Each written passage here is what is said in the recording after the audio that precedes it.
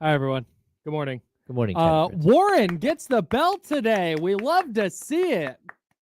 Great work by Warren hopping in early. Michigan's in the building early.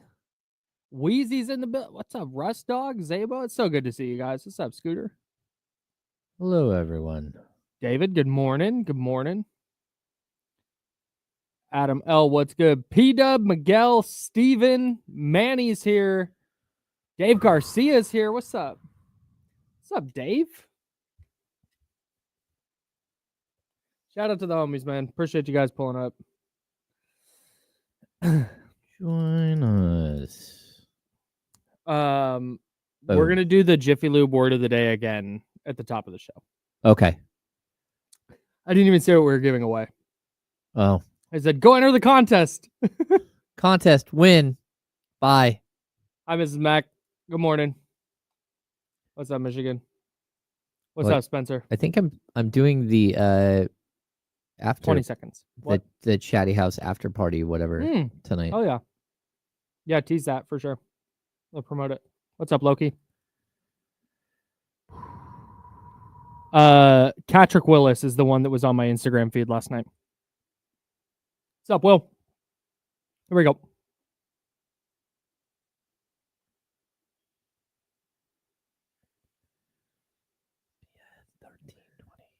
Oops!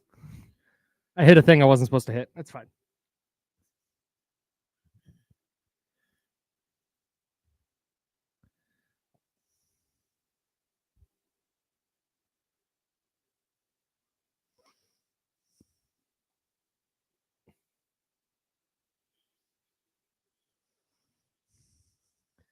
Oh, good morning. A very happy Wednesday to you all. James Ham is over there. I'm Kyle Madsen. Jiffy Lube sponsors the program. We have a ton to dive into today. There's no NBA tonight because why would there be? Of course not, Kyle. The league is trying very hard to make November and December basketball matter, and they do it by not having games on. Brilliant. Smooth. Well done, NBA. Just brutal. We have some Kings trade stuff to dive into, which we will do. We have the NBA Cup finale last night that we will dive into as well. But before we do that, I want to remind everybody that we are giving away, after every Kings game, a $50 Jiffy Lube gift certificate on Fridays. We're giving you a chance to enter after every Kings game. We're going to give you a keyword. The keyword yesterday was wing, W-I-N-G. Because on Monday, it was really clear how badly the Kings needed wing help with Keegan Murray out. So enter the code WING, W-I-N-G, at ESPN1320.com. There's a Jiffy Lube contest page. You can't miss it. You will be entered to win, and we'll draw a winner on Friday. You'll be entered to win a $50 Jiffy Lube gift certificate and an exclusive Insider's hoodie. Not this hoodie, not the one I'm wearing today, if you're watching on YouTube and Twitch. But the one that James and I were wearing yesterday. We were twinsies. We were twins yesterday. If you didn't check yesterday's show, you can go back and watch that on YouTube, or at least just check the thumbnail, and you'll see the hoodies we're wearing. Those you can only get through this giveaway. That's right. So go enter to win at ESPN1320.com. Again, the code word is WING, and that's from Monday's Kings game. Yeah, and then I think the previous two winners were Tyler J. and Iggy. And Iggy. Shout out to Tyler J. and Iggy. Salute. Yeah, so they won. Hopefully you guys have checked your email and have found the email from our promotions team, who are amazing. And you guys are getting hooked up with your sweatshirts and $50 gift certificates. Our guy Soren in the chat said, bad Christmas movies it is tonight, I guess, because there's no NBA games. Well, I think Cal UNLV play a bowl game. Okay, so I do have a bone pick with you about this Lindsay Lohan movie you made. Oh, no. Okay. Okay, so we'll get to NBA Cup in a second, because the joke I was going to make was you could have done it last night because the NBA Cup game stunk. But you watched the Lindsay Lohan movie. Go on. I did. I watched the Lindsay Lohan movie. Our little secret. And our little secret is that everybody in the entire movie is a cheating. Oh, everyone in the movie is deplorable. They're absolutely nobody not to good root people at all. No one to root for in the movie. No one to root for. And I got to be honest, it just happens to be a movie with a bunch of bad people that happens to be around Christmas, this is like, it's the Lindsay Lohan version of Die Hard. It is. It's like I'm waiting for this to be like, I'm waiting for it to be like centered around Christmas. They go get a Christmas tree. Okay, they didn't like even the Christmas tree scene. I think they clip most of the cutting of the tree. It's like they come back and it's like, oh, you got such a beautiful tree. Well, and they go to mass and then they're together because it is Christmas. And that's a big deal in the family. I just think like everyone in the movie is sort of creepy. Oh, everyone sucks. It's just not There's nice. not a single person to root for in the movie. No. Even Lindsay Lohan's character, I mean, like she just gets caught in such a web of lies the whole time. Yeah, right. Yeah, that's the thing is the movie. I don't want to spoil this Christmas movie. If you've ever seen a Christmas movie, it ends how you think it would end. So, that's the thing. That's the thing that frustrates me a little bit with movies. Like they're suspending disbelief, right? Of course, which you have to do. But at the same time, one of the things that frustrates me with a movie is when people don't act how a person would just act. Like I don't mind superhero movies or like Star Wars, like the physics in space don't work, right? But I don't give a damn. Okay. But when somebody, what her reaction to that, her meeting up, and this is not a spoiler, it's in the trailer. Lindsay Lohan's new boyfriend takes her home for Christmas, and her new boyfriend's sister is dating Lindsay Lohan's ex-boyfriend. Yeah. In this movie. From like a decade earlier. Right. And the breakup was bad, and they show that at the beginning of the movie. Breakup was bad, it's a whole thing. And instead of being like, oh my gosh, like, this is wild, we used to date, and just putting it all out there like, hey, this is kind of awkward. Good to see you. We used to date. I haven't seen you in a decade. Oh, this is weird. And just like make it weird. Let it be weird. Oh, yeah. Instead, she's like, oh, hey, we've never met. Like, you really thought you were going to be able to play that ruse the entire weekend? Yeah. No chance. No chance. And a real person is not in that situation is not going to be like, oh, yeah, nice to meet you. Like, I don't know. I didn't like that. It bugged me. But at the same time, if she doesn't do that, there's no movie. So I get why they had to script it that way. But oof, it was, like you said, impossible to root for anybody. I rooted for the dog. The dog. That Salute was it. to the dog. The dog got thrown under the bus a couple of times. Just brutal. Yes. Anyways, did you enjoy it? It was fine. Like, it's background noise. That's what they all are. It is. All right. Yeah. Anyways, speaking of background noise, the Bucks beat the Oklahoma City Thunder 97-81 last night in the NBA Cup final. Giannis had 26, 19, and 10.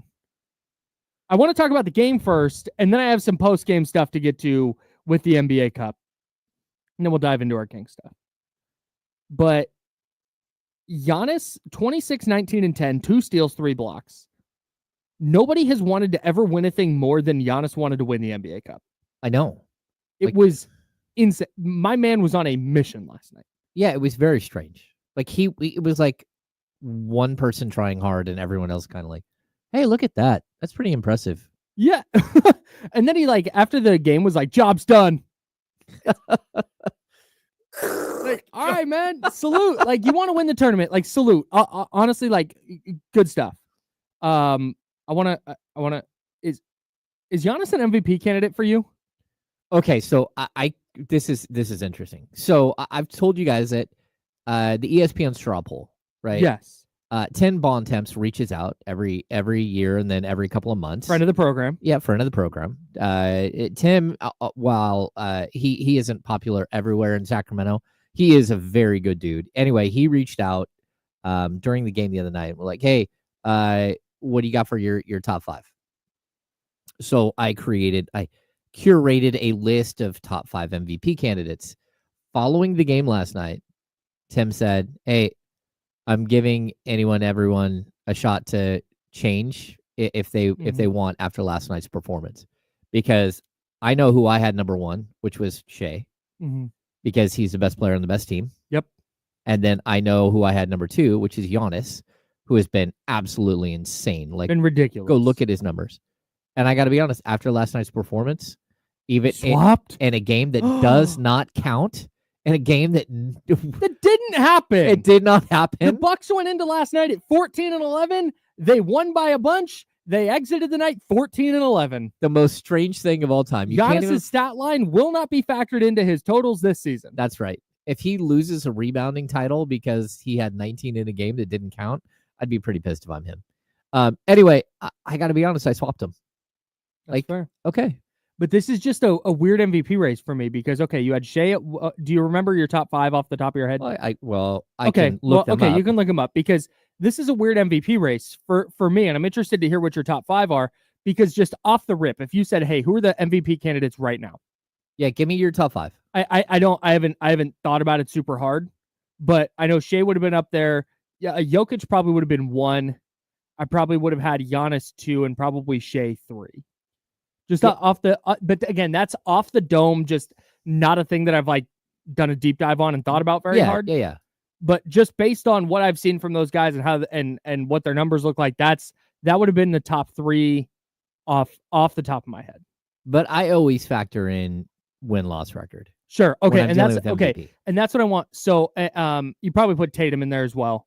No, Jason, he is not in your top 5. Okay, so tell me your top 5 because I want to try and make a point. Okay, so number 1 now is Giannis. Okay. Number 2 is Shea. Okay. Number 3 is Jokic. I think that's all fair. Okay. Number 4 is Luka. Okay. And number 5 is kind of a stunner, but if you look at it, he deserves to be there, and it's Cat.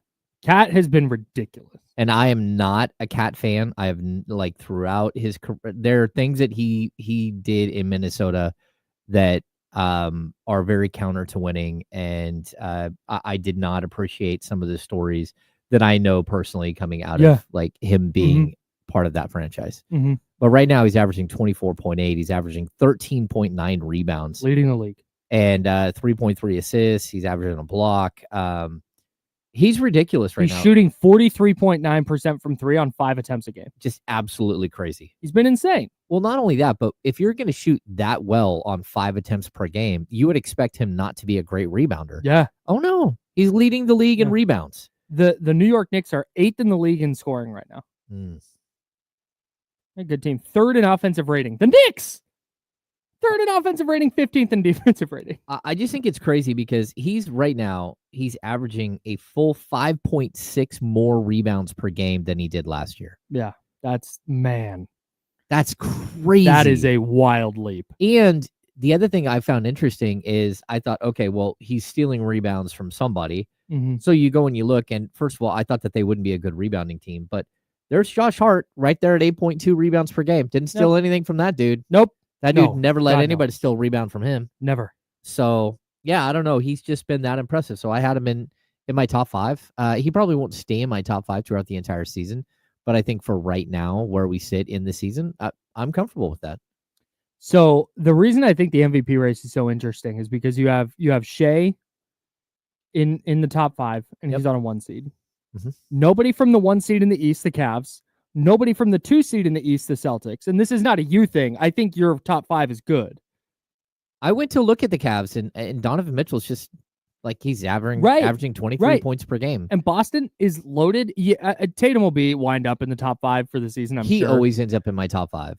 Yeah. And he's averaging like 28.2 a game or something. But it's where the race stands right now. Cat is on the 3 seed in the East. The Magic are the 4 seed. They have no candidates, but mostly because the 2 guys are hurt who would be candidates. The Bucks are the 5 seed. You have Giannis as 1 from the number 5 seed. Jokic is the 5 seed. Luka's the 4 seed. Like I just the MVP performances are not necessarily coming from the best teams in each conference right now. And that's what's so interesting to me. And I'm interested to see how this shakes out. If the Bucks finish with 50 wins and they're a 4 seed or 5 seed, does that outweigh it if the Mavericks wind up as the 2 seed? Well, it's going to be interesting.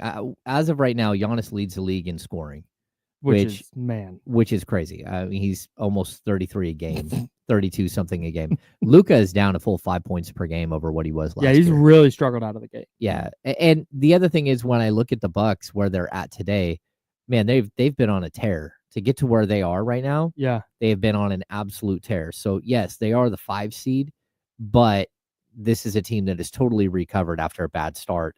And a lot of that is because Giannis has just willed them into this race. He is averaging 33 a night, making less than 1 3 a game. That's insane. Like, absolutely, that is wild. 33, 11 and a half, and 6 with 1.6 blocks. He's the best player crazy in the sport right now. So the Bucks started the season 2-8. Yeah. And since that moment, they are 12-3. Technically 13-3.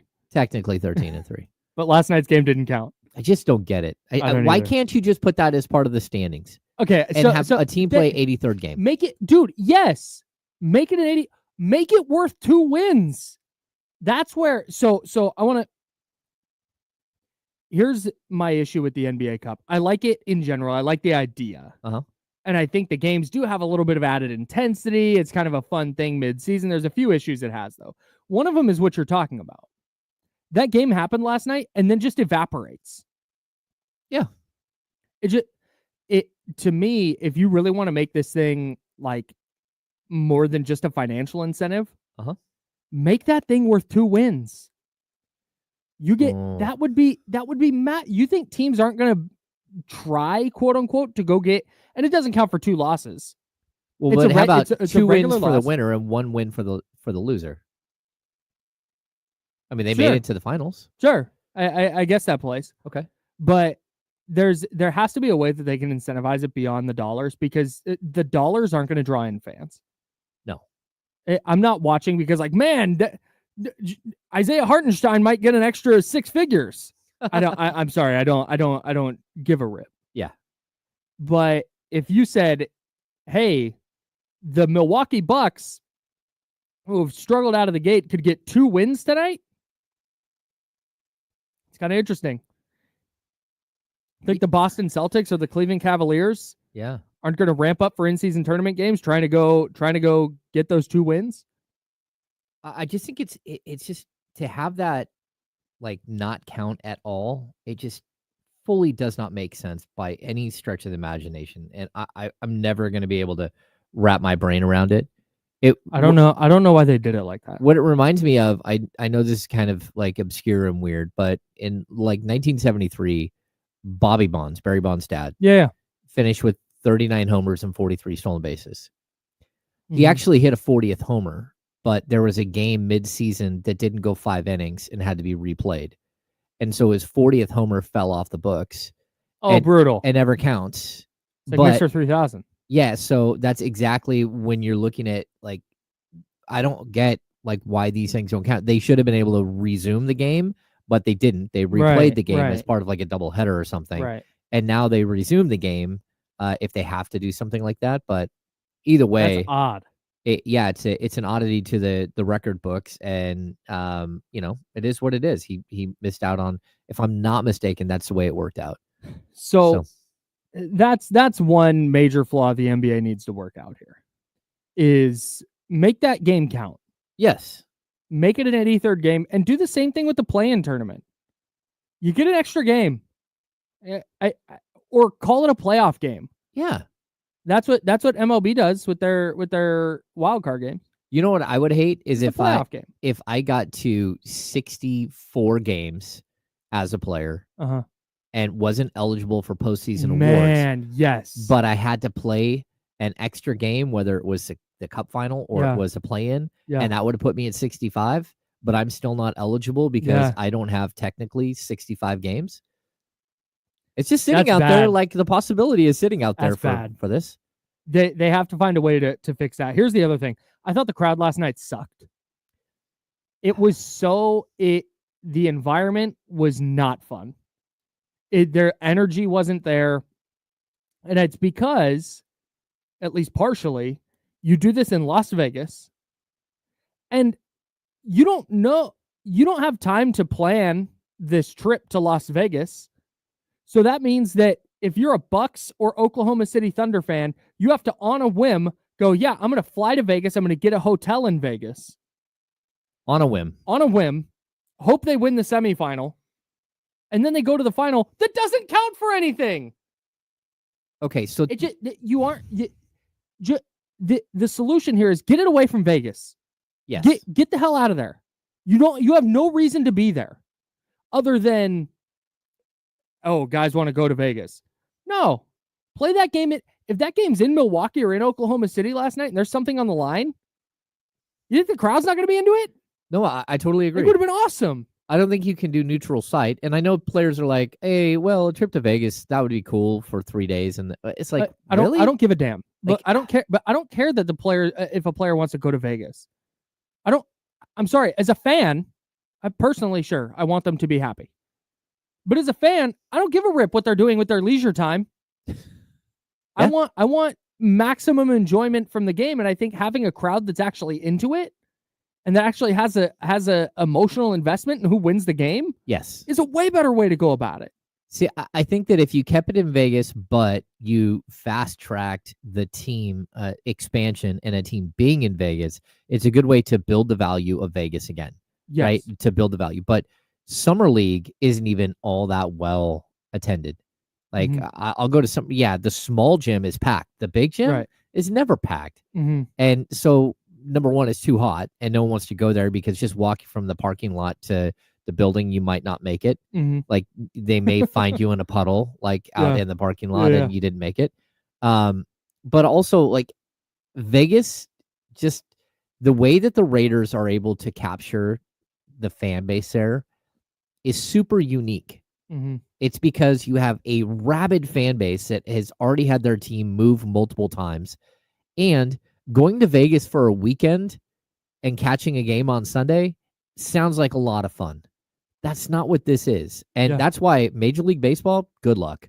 Because it's not going to work. You are not going to draw 30,000 fans a night, which is what they need in order to pay off their debt to the city. You will not be able to do any of that. It just won't happen. That, like, Vegas is a great town, really hardworking people, but most people in Vegas can't afford anything, and they work multiple jobs. They're not going to go sit there and buy season tickets and go to 162 games. And fans aren't just going to fly into Vegas. That's the bigger thing. Like, that's the bigger deal. Yeah. With baseball and clearly with the NBA Cup. It worked a little with the Lakers because you can drive to Vegas from LA. Yeah. Honestly, for the day. But no substantial amount of people are in Oklahoma City and Milwaukee going, hey, we need to fly to Vegas for the NBA Cup. Oh, no. They tried to make it matter. They put out ski goggles. And they did the drape. The Bisqueen drape. Yeah, the Bisqueen. Thank you. Yes, that's the plastic sheeting. Yep. They had the champagne out there. They were ready to go. And then shout out to the Bucks for being like, we're not doing all that. We're not doing all that. Like, seriously. They're trying so hard to make this matter, and it's like, hey, NBA, it doesn't matter because you get to spray your teammates with champagne. It doesn't matter because of the celebration. You know, like, the worst job in the NBA, just like every time, locker room attendant. Every time, no, because those guys, like, there's some perks to that job. Sure. I thought you were talking about cleaning up. Go ahead. Well, yes, but cleaning up the Warriors arena after every game that they win when they drop confetti from the ceiling. Just think if every single game you had to sit, and it's a brand new arena, you know that, like, they want it pristine, and you got to find these little tiny pieces of confetti that are all over the place. Every single home game that they win, is that right? Yes, I have been at multiple wins and I have not seen confetti. You've never seen confetti? Yeah. Well, every time I've been to a game, there's confetti, and certainly in the playoffs, every single game in the playoffs, there's confetti. Yes. In the playoffs, they do. Yeah, that's a lot. Either way, I mean, that's a bad job to have to, because it's not like those things just like they're everywhere and it sticks to the floor and it's just like a mess. It's not fun to get rid of. No. I still, from the last parade, because we broadcasted at 95.7, the Warriors flagship, we broadcasted like from the parade route. I still have confetti like in my backpack. Oh yeah. It's just impossible to find it. I can't imagine trying to pick it up off a floor. Yeah, I have a shadow box at home with corks from the locker room, from champagne corks, which is great. I've got pictures of the champagne. I've got pictures of from that I took, whether from the locker room or from the floor that night. But I also have confetti inside from the night. Sick. So here's the other issue I have with the NBA Cup. Aside from the fact that the game last night was ass.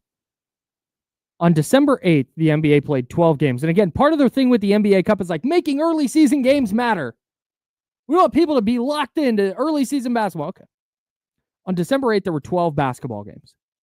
24 of the 30 teams played. Okay. Okay. On December 9th, there was one game. On December 10th, there were 2 games. On December 11th, there were 2 games. So since December 8th, where they played 12 games, they played 5 NBA games. December 12th, 3 games. December 13th, we had 8 games. Okay, that's good. December 14th, back to 2. December 15th, we had 7. Okay.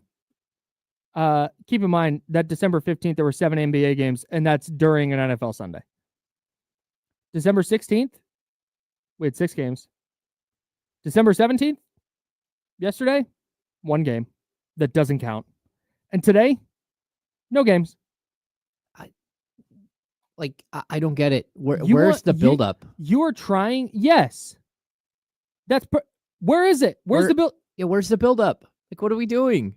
Just coasting into Christmas? You killed the buildup to put a tournament in before Christmas. Yes. You did.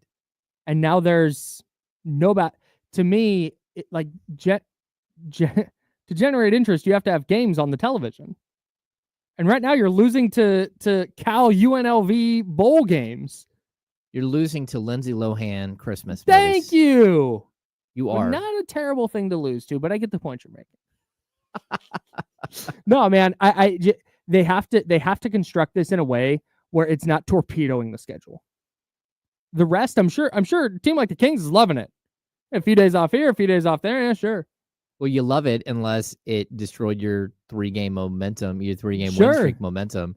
And if you lose a couple of games out of this, you're going to be like, I don't want to do that again. Yeah, man. I just I don't know where the upside is for the NBA to be like, yeah, we're gonna have all these days where there's only 1 or 2 games. Well, that and on top of that, what? We talk about this all the time, how we don't really care about the ratings and we don't really care about like the matchups. Yeah, I don't give a damn about ratings. It was Milwaukee versus OKC. Those fans tuned in. Everybody else, meh. You're not right. You're not getting the casual NBA fan. Yeah. You'll get people like us, and anybody tapped into sports talk radio at 10:30 on a Wednesday is probably at least checking it out. And frankly, like, that's a good matchup. I don't mind the Bucks versus Thunder as a basketball matchup. Mm-hmm. The game didn't go great. The Thunder shot 33.7% from the field and 15.6% from 3. Ugh. 1 for 17 from 3 in the first half. But the matchup is like, okay, but to your point, NBA wise, I promise it's not what they wanted. No. But no. It's what they got. Because it's what it is. Sorry about that. This is I don't know, man. They've got I like this idea. I like that the NBA is willing to think outside the box to drum up the intensity and the urgency and the popularity of the league. That's fine. They've still got some major things to iron out with the NBA Cup. Anyways. The Falcons also made a move at quarterback yesterday. How does that affect the 49ers? We'll talk about it. And is it the time for the Sacramento Kings to hit the big red button in the trade market? We're going to talk about that next because James built a trade this morning. We were playing around with the trade machine. James built a trade that we got to talk about. He's James. I'm Kyle. We're the Insiders. We're sponsored by Jiffy Lube. We're hanging out with you till noon on ESPN 1320 and Sacramento Sports Leader.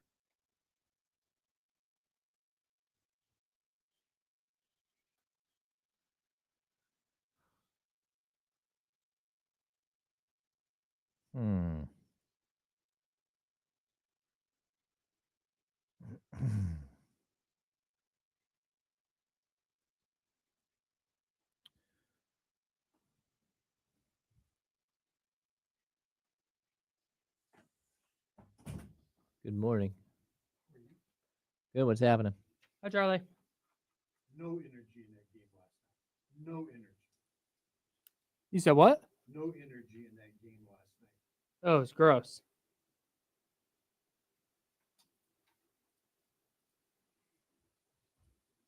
Everything all right?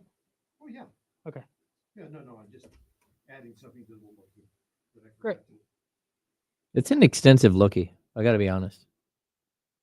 It's a lot of looking going on. Hello, Russ Dog. It's the holidays.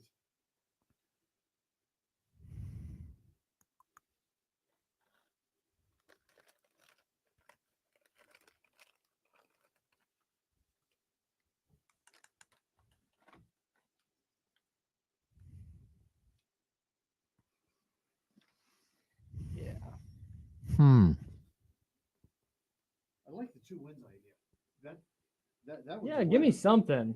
2 wins and a 1 win for the loser. That way it's got something. It's got something there. Yeah. The tournament has to have value, or Okay, so Loki, Fox is under contract this season. He's under contract next season. This coming summer is a year that you hope that he signs a massive extension. Hi, Charlie. If he says no to a massive extension, but tells you that, hey, look, I'm here for it, and I'm ready to play. I'm ready to give you guys one more year to show me that like this is where I want to be.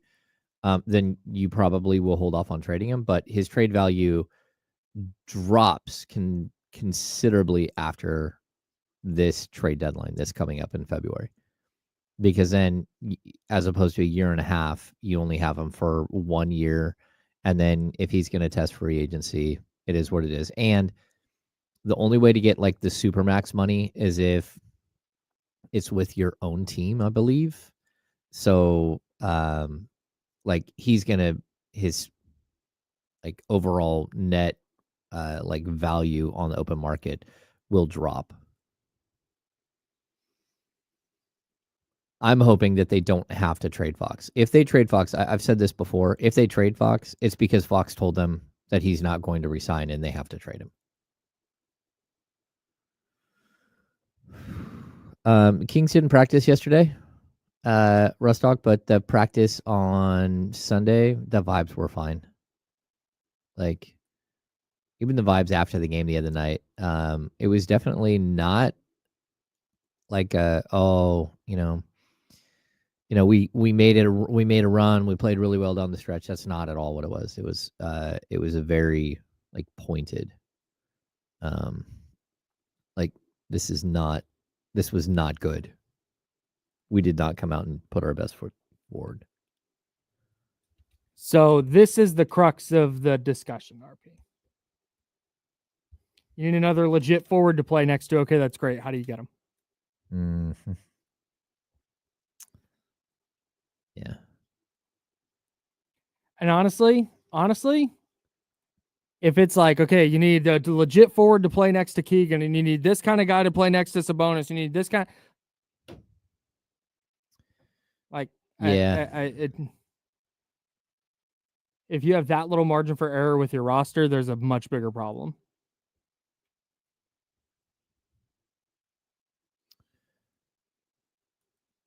Yeah, I don't fully believe that, Alex, just so you know.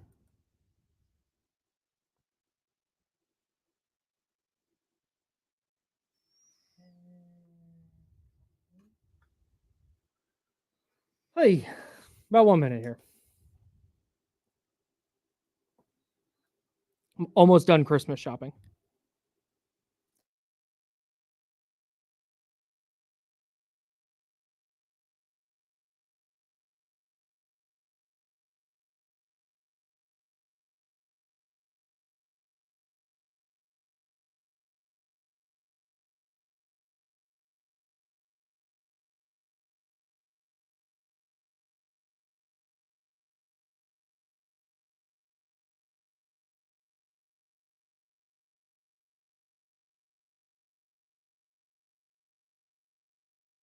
Yeah, almost done Christmas shopping. I did some damage yesterday on yeah. the Love Christmas shopping front. Loki Trickster, yes, it should make you nervous.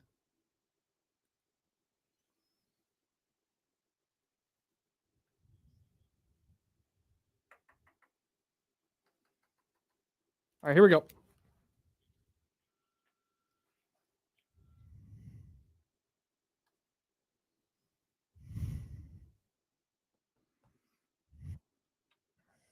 Now, back to the Insiders with James Ham and Kyle Madsen, brought to you by Jiffy Lube on ESPN 1320. James Ham and Kyle Madsen, that's us. It is us, Kyle. That's James there. I'm Kyle.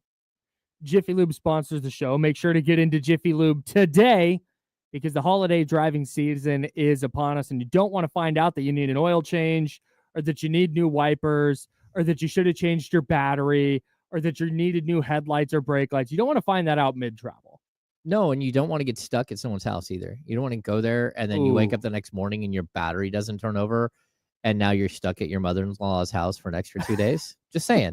Like I'd started at someone's house. It's just like, hey, the car won't start. What do we do now? Yeah, not great. Yeah, it's a good way to ruin the holiday. Like, how was you don't want to get back to how was your, oh, it was fine, except for Jiffy Lube and no other auto parts store is open on Christmas Day and I can't get a new battery. Yep. Just saying. The good news is there's likely a Jiffy Lube location near you. You can find it at jiffylube.com. Mm-hmm. And while you're at jiffylube.com, download that holiday special $33 off oil change coupon. There you go. It's a great deal. Go get all that done today at Jiffy Lube. All right. So we're talking this morning, as we are wont to do. And as we got into the Kings trade discussion yesterday, and I think the big thing for me, the word that keeps clanging around in my head as we discuss this is urgency. And what does the urgency look like for the Kings? Because in 22-23, it was the rise. It was like, oh my God, hey, there's a good team here. Then last year it was run it back. Didn't make any major moves. Okay, gave it a shot, didn't work. This offseason, you add DeMar DeRozan. They still had the same kind of roster shortcomings that we'd mostly talked about, the size and athleticism, particularly on the wings. But yeah, DeMar DeRozan, okay, this is good. That's improvement. Roster looks a little better. Let's see what it looks like. But you got smaller. You definitely lost some size. So now they're 13-14. And trade season is nigh, if not upon us. And the thing I keep coming back to when we talk about urgency is everybody goes, you got to make a trade. They got to make a trade now. But if the assets are Devin Carter and maybe Devin Carter, they may not even want to trade him. Right. But realistic assets that could be on the table. We've talked about first round picks, but you don't want to give up. It might not be a guy worth giving up a first round pick for. All right. Well, Kyle, go ahead. I'm going to keep pointing to the problem with giving up first round picks. The problem is if right now, if you trade a first round pick, you're looking at 2027 and possibly 28. You might not be able to trade until 28, right? Right. Because of the pick that goes to the Hawks. Because of the pick that goes to the Hawks and the step-in rule. Boy, right? they need that to convey this year. Okay. So we said that last year too, and it didn't convey. Okay, but here's the problem, Kyle. The problem is that your 27 pick coincides with DeMar DeRozan's final year. He already would be at the end of his final year. And that's, he's under contract for this year. He's under contract for 25. Sure. And 26, 27, right? Like, that's it. Like, if you're going to lose, that's not a good idea, because at that point you could have a steep drop off in production at a major position. Sure. And not have any assets to go address that with. Okay. Or even to trade with. But go ahead. Understood. Yep. And I get all of that. But I guess my contention is, if your concern is, we might be bad in 2027, then what are we doing here? To me, like, we said it when they got DeMar DeRozan, like, all right, here's the window. No, I agree. And that's why, to me, it's the F them picks thing. If they stink in 2027 and they don't have a first, so freaking be it. Yeah. But if you have that first and it's like, yeah, we had that first, but also it meant not making the playoffs or not making any kind of real substantial run in the 3 years prior, why does it matter? What are we doing this for then? I totally agree. So that's why, to me, you can and again, this is not give up a first round pick just to do it. But if you need to give up a first round pick to go get a player that you think upgrades your roster even a little bit right now, I think you have to do it. And the other question that comes up is when we talk about assets, are we at the point yet where we're putting Keegan Murray on the table? He might not be in the center of the table. He might not be up there with Kevin Huerter's contract and Trey Lyles' contract and all that. But is he on the table more than he was this time last year? I would say, like, up until this point, he's been off the table. Yeah. Right? Completely. Yes. Unless, like, there's always that crazy deal out there that will never happen, that you say, like, GMs will always tell you, oh, we never say never. We never say that that every player on our team is untouchable. If Jaylen Brown asked out and Boston said, we want Keegan Murray for Jaylen Brown, you would do it. Yeah, Keegan Murray, salary filler, and a couple of firsts. Sure. Yeah. Right, you're doing that. You have to do it. Realistically, the realistic moves that were going to be out there, he was not on the table. No, he wasn't. And even, like, for the last couple of years, like the Lauri Markkanen deal, like, I believe that there were times that they could have had Lauri Markkanen if they were willing to include Keegan Murray. And they weren't. They weren't willing to include him, and they haven't been. You know, they've always held that he is off the table. That if they're going to make a move, they're going to look at all of these other assets that they might have before they actually go to the Keegan Murray card. And that, like, rightfully so. I mean, he was a 4th pick in the draft. You still have him under contract for this year, next year, and then even if he doesn't sign an extension, you can still do a qualifying offer and get a 5th year, but more likely you're going to sign him to an extension next summer. And that's where, like, this becomes really, really complicated. I don't know, Kyle, when you go out and you sign a guy like DeMar DeRozan, we all knew what that meant. That meant that Keegan Murray was likely going to have to take a little bit of a lesser role on the offensive side of the ball, right? And a much bigger role on the defensive side of the ball, because DeMar DeRozan, for all that he does do, he is not a great defender, and, like, he's limited at age 35 and who he can defend and where he can defend.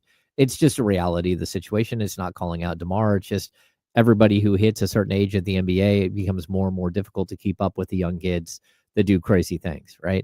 So you're going to keep asking more of Keegan Murray, but I kind of figured that what we would have is Keegan Murray take a little bit lesser of a role, but still get enough shots where he was around the same, maybe a little bit more points per game, and develop more, be able to develop at maybe what would be a proper pace, right?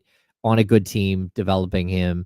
But that's not kind of what we've seen. What we've seen is a young player who, for whatever reason, has not been able to, I mean, on the defensive end, he lives up to it.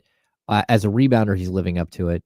But everything else in his game just feels like he doesn't really know what his identity is at this point. And it's like he doesn't just want to be a set shooter. You know, he can go to the rim and just hammer down on guys. That's fine. He can do that.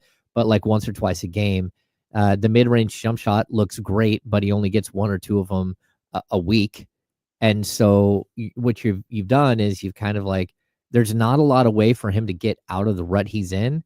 Because realistically, especially when you put Malik Monk in the lineup, he's your 5th guy in the starting lineup. He is your 5th option in the starting. And there's no question about that. He's a 5th option. It is not even close. You have 2 excellent playmaking guards. You have a very good playmaking small forward, and you have one of the best playmaking centers in the game. And then you have Keegan Murray. And Keegan's not the playmaker that any of the other guys are. So what that does is he becomes a secondary option. And he's not, and just real quick, and he's not the type of player who's going to go, I'm going to go create chances for myself. No. He's going to take that back seat, and he's going to do it willingly. Even when he goes up and gets offensive rebounds, which he's done so much better this season, he's kicking them out. He's not going back up with the ball. He's not creating his own shot, which is, again, he's being a good teammate, and there's nothing wrong with what he's doing there. It's just the reality of the situation. And so what you don't want to see is him to continue to decline as an overall scorer, because I thought what we would see is him and DeRozan sort of on equal footing. And then as DeRozan starts to decline, Keegan would go up. That's not at all what we've seen. We've seen DeMar DeRozan weight the scale so heavily, and Keegan Murray is just not part of any game plan. And if he's which not is kind of hitting, surprising to me. it is. And if he's not hitting his first 3-point shot, then it's not coming back around to him nearly enough.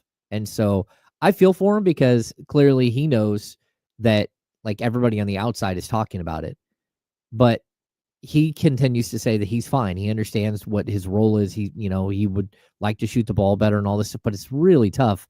Just look at how Doug McDermott got into a game late and just said, like, look, I don't care. And he hit a whole bunch, 6 threes, but he hoisted 9, right? He's like, okay, Yeah. I'm just going to go for it. He needed that to get himself in rhythm, to find himself on the court again. We're waiting for those moments from Keegan, and unfortunately, it's just few and far between. And he's been great as a rebounder. He's been great defensively, but it just puts him at a disadvantage as far as, like, I mean, if you want to get paid in the NBA, you score points. Yes. How are you supposed to score points when you're in a starting lineup with 4 really, really, really, really, really good scorers? Mm-hmm. Like really top end NBA talent scorers. Yes. 3 of the guys average well over 20 points per game. One of them is, as a starter, has got to be close to 20 points a game, and Malik Monk. Mm-hmm. How are you supposed to find your shots? And that's where I wonder, because look, this isn't, I want to make sure that I'm conveying this thought properly. This isn't a Keegan is bad now, get rid of him idea or thought. Mm-hmm. This is is he going to grow into the player that they were hoping he was going to grow into? Because this is not a 20-year-old. No. He is 24. Mm-hmm. He's in his age 24 season.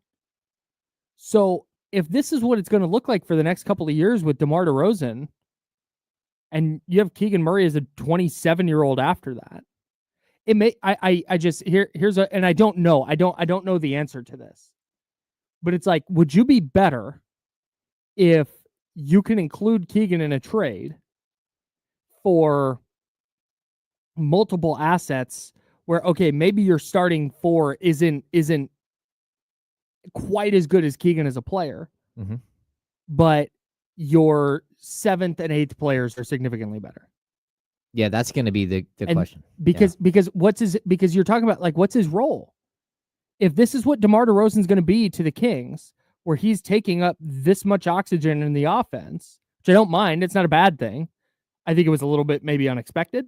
Mm-hmm. But if he's going to take up this much oxygen, then you don't need a player as high level as Keegan hanging out over there if it means that you can get multiple rotation pieces. No, I get it. I'm going to make the, like, potential is such a bad thing in the NBA. I know it sounds like potential is great. You need productivity. Especially with where the Kings are now, you need productivity. Yeah, potential is fine, right? But you only have potential for so long. And if you can't convert that potential into productivity, and I would make the argument that Keegan throughout his first 3 seasons has been extremely productive, just not as productive as maybe you would think. But I think this is, like, it's fully situational. Like, I don't know that, again, everyone out there, we're looking at, like, the Nets. We keep bringing up the Nets because, like, number one, I know that they're open for business. I know that they've had conversations, and they literally are open for business. Yeah. Like, they've already done a trade. Yeah, they have a giant sale sign sitting above their franchise. They're ready to make deals, and they're looking for young players. They're looking for draft assets. They're looking to reset their roster.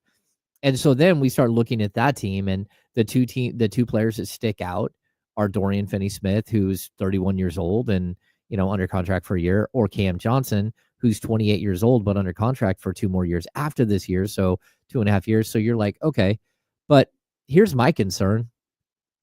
The player that I'm looking at, Keegan Murray right now, and if I'm comparing him around the league, you were hoping you were getting Chris Middleton, but it's looking more and more like you're getting Cam Johnson. Not Cam Johnson, who's got inflated scoring stats right now, but Cam Johnson throughout his career.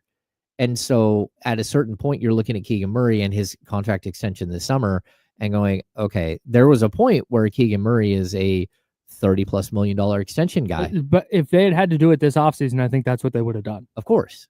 But that he doesn't get the opportunity until after this season. Right. And now if you're the Kings, are you going to pay $30-something million a year for a player who's averaging 12 points and shooting, even if he has a revitalization here, but finish the season 35% from three, yeah, he's a great defender, but a great defender, not an all NBA defender, but a really, really good defender.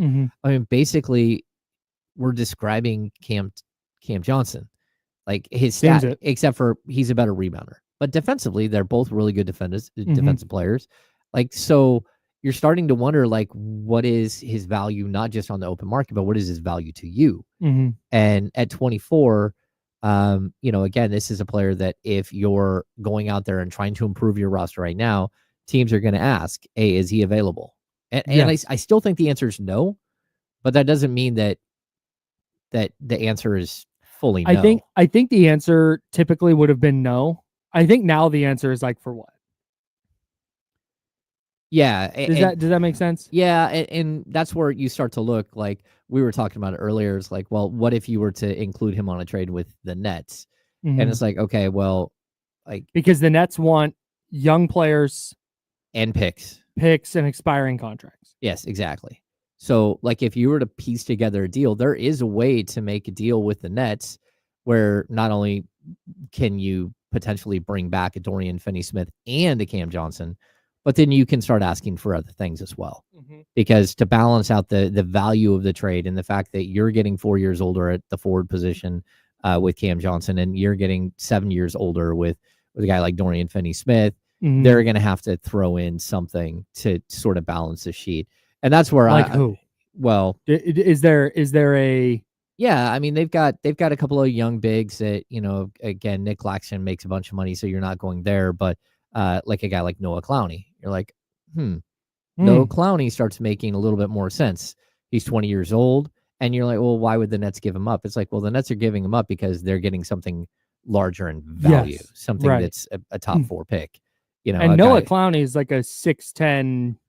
He's a legit 4 who can shoot it. Yeah, he's a legit 4-5 who is shooting tons of threes. And so you're like, okay, can you create a deal? And I'm not advocating for this. I'm not reporting that something like this could happen. No, this was literally just us playing around with the trade machine today. Yeah, but at some point you do have to look at everything, right? You have to look at why are you not succeeding right now? Yeah, and that's what. So here's why this even comes to mind. Because it is, to me, the urgency is as high as it's ever been for Sacramento. And we've talked about Kevin Huerter, and we've talked about Trey Lyles, and we've talked about Devin Carter, and okay, do you give up first? Whatever this is. I wonder if the move is out there. Maybe it's not a move at the Nets. Maybe it's some other team that is not being talked about that we don't know yet. Of course. But if you think that you can get, okay, a player to effectively replace Keegan, and then also 2 more rotation players. Yeah, one for the future and one for the now. Yeah, and Noah Clowney could play too. Like, it's not like he's going to play no minutes. Yeah.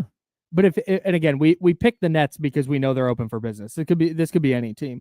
I think you have to at least consider it when you talk about the depth on this team and the assets they have.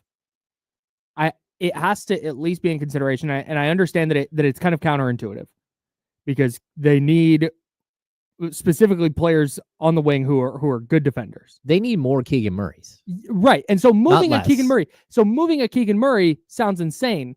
But if you're getting a effective Keegan replacement, but then also another wing like that, like Cam Johnson and Dorian Finney-Smith, and a 6'10" 4 who can play next to Sabonis. Now it gets not saying I would do it today. Yeah. Well, and I'm giving deal. I'm giving that way more thought now. And again, like you said, it's not like it's on the table. This is Kyle and James playing with the trade machine today. Yeah. But if that deal was on the table in this hypothetical world, I'm considering that today way more than I would have considered it this time last year. No, totally. And like in any deal that you're gonna create with those 2 teams, you have to understand that it would not just be a player like Keegan Murray. In addition to that, it would be Kevin Huerter, it would be Trey Lyles, and it would be a Colby Jones. It would be like contract filler. And you would also have to go to your owner and say, hey, it's going to put us like $4 million over the luxury tax. You're going to have to pay. But that's my concern here, and the reason I'm willing to go down the Keegan Murray path, because I don't think he's going to get traded. For what it's worth, if I had $1,000 to bet, I would bet he's not moved. I would agree with and you. I would comfortably do that. Yeah, I would agree with you. And I would also say that like any trade that we just like create, it's not going to be that. They're not trading him for Kyle Kuzma. No. They're not trading him for an expiring contract that is Brandon Ingram. No. Like, that's not what we're talking about, unless you're getting an extension with Ingram that makes sense to you. But even still, like, you're going to have to piece this thing together in some weird way if you're going to make any move. Mm-hmm. And I don't even know. Like, my concern that most of these moves that we're talking about, it doesn't matter who you bring in. They're going to look very similar to Keegan Murray's offensive stats because you still have the same starting four. And it's just whether or not you can collect the other assets that make more sense, where all of a sudden you can build out your bench in a different way. But what you can't do is expect that, like, moving a Keegan Murray for Cam Johnson would be in the same exact situation where he is the fifth player. Right. You know, the only way you maybe take a step up there is if you were to go get a Brandon Ingram. And I'm still confused at where Brandon Ingram wouldn't be the fifth option in your offense. Yeah, I think he absolutely would. I mean, he would be fighting. It would be a fourth and fifth option with DeMar DeRozan. I don't think he fits Brandon Ingram specifically. Just while we're on that specific topic. But, yeah, and he's injured, and like you need help now, and he's going to be out for weeks with an ankle. Yeah. But yeah, I mean, I think the discussion at least has to be started. My concern here is that we get to the day after the deadline, and a couple of second round picks for a Kessler Edwards type is their move. Yeah. And we're sitting here going into mid-February into March and going, when is De'Aaron Fox's agent going to come out and say that it's time? And that's the problem. You got, a GM who has to be feeling the heat right now. Mm-hmm. You have a coach that clearly I would hope so. If he doesn't, we got a bigger problem. Yeah, you got a coach that's clearly felt the heat. Like, at what point do you have to make moves? And again, you don't want to make moves out of desperation. And somebody asked the other day, are every team in the league looking at the Kings as like the desperate team that has to make a move? It's like that. Okay, sure. But like, look, every team in the league has to make a move for one reason or another, either to get better or get worse. Yeah. That's just the way the league is. And everybody is always looking to get better or get worse. Yeah. And so, the Kings, if they're making a move right now, it's because things have not gone the way that anyone expected them to go so far this season. Yeah. At all. We'll continue talking about this. There's a couple more layers that we need to dive into. And in the second hour, I am going to tell you how the 49ers can still win the NFC West. Yes. We should get Kenny in here for this. Oh, it's the dumbest thing. We'll do that. We'll keep talking Kings. Plenty more coming up in the second hour. He's James. I'm Kyle. We're the Insiders, and we're sponsored by Jiffy Lube. It's ESPN 1320, and we're on Sacramento Sports Leader. Clear.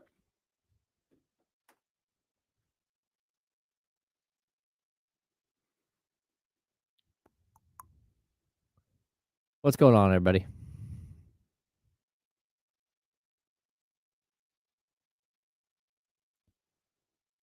I'm not advocating for trading Keegan Murray, and I would not trade Keegan Murray. I will make that very clear.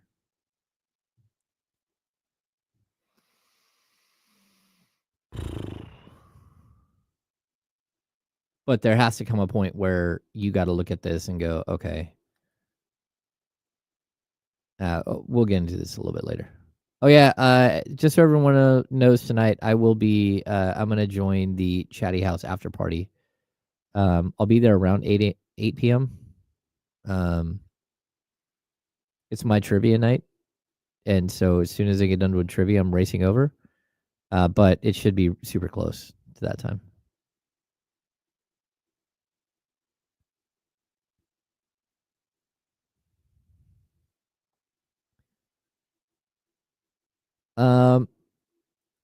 This is a good point, David, but not every team that has their own assets and has capital is in the mood to trade.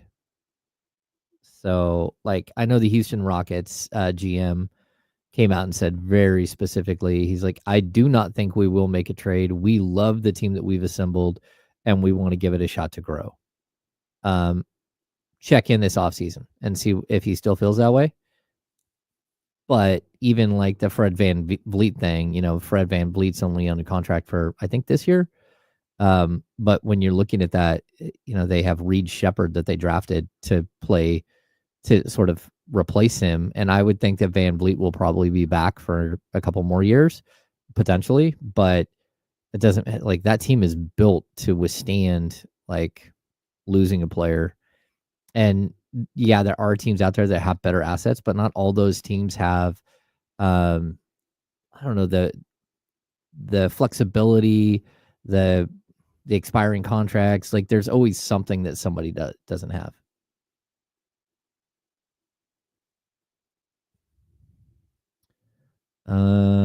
Kings literally have all their first round picks from 2027. I don't know what that.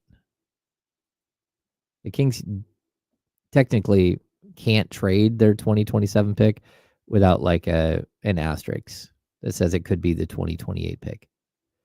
And they have the pick swap from 2030 or 2031. And then they barely have any seconds. That's another problem the Kings have.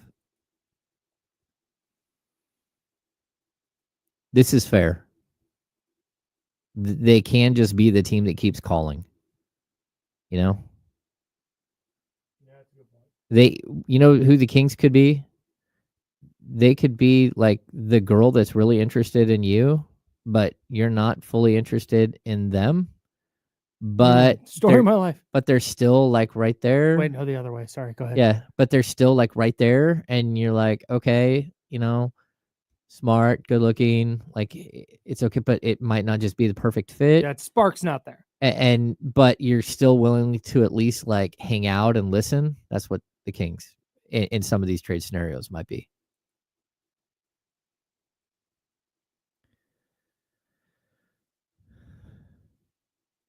Manny bullied somebody, Zabo? I don't know what's going on here. Manny being a bully, typical. I don't think that, no. I don't think there's any chance the Kings are getting Kuminga. Getting Kuminga is really, really difficult because the Kings aren't at a point where they're waiting for somebody. Again, the reason why they would trade for Cam Johnson is not because Cam Johnson has better potential at 28 than Kuminga does at 21, 22. It's because you're not going to wait for Kuminga and the mistakes that Kuminga makes if you're a team that's already like looking for upgrades. Like physically, like athletically, he's an upgrade, but there's still plenty of holes in Kuminga's game. And I don't think the Kings are looking for someone that they have to wait around for. You kind of want to get a player that you know what you're getting.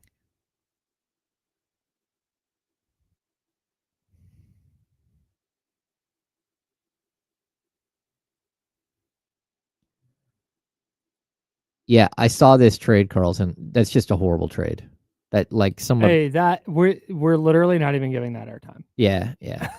that like, why would the Kings take that deal? Like, why would you give up a star level player for? I like Jaime Jaquez. I do, but everybody in that trade is a role player, and on top of being a role player, a 2030 first round pick. And that's for Fox, right? Yeah. Why would the Kings even listen? Here's the thing real quick. We have 10 seconds. If the Kings are trading De'Aaron Fox, it's for like a, pardon the pun, Kings ransom. Yeah. It's not a bunch of randos from the Heat. It's for 3 really, really, really good players from the Houston Rockets. Yeah. Yes. That's what it would be. Young players. Here we go.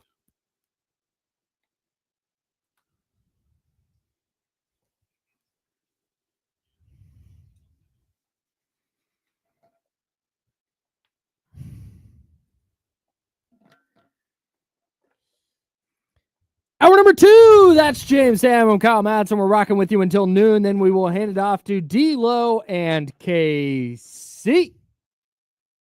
A little bonus NFL content for you. Coming up here on 102.5 FM HD2 The Bet. 1 o'clock p.m. on Saturday. We're carrying the Steelers at the Ravens. That'll be a fun one. Also want to remind everybody, that we're your exclusive home for the college football playoffs. And on Friday, Friday, we will have number 10 Indiana at number 7 Notre Dame. That should be a ton of fun. And then on Saturday, we will have a triple header of college football playoff action that begins at 9 a.m. So if you're driving around and you're looking for play-by-play, we got it for you here on ESPN 1320. Speaking of the Kings, we've been talking about a lot today. We've been talking about it a lot every day, but we have a couple of tickets to give away. Oh, in fact, we have 5 pairs of tickets to give away. You can win a pair of tickets to the Miami Heat against the Sacramento Kings at Golden One Center on January 6th. It's this easy to enter. You want some free Kings tickets? Here's how you enter. Go to ESPN1320.com. You'll see the entry form. You're going to fill that out. And then you're entered. That's all. That's all you have to do. You don't have to leave a voicemail. You don't have to call the show. You don't have to do anything like that. You can just enter online, ESPN1320.com. I'm giving away 5 pairs of tickets to the Heat and Kings game on January 6th at Golden One Center. 916-909-1320. 916-909-1320. That's the Elk Grove Kia talk line.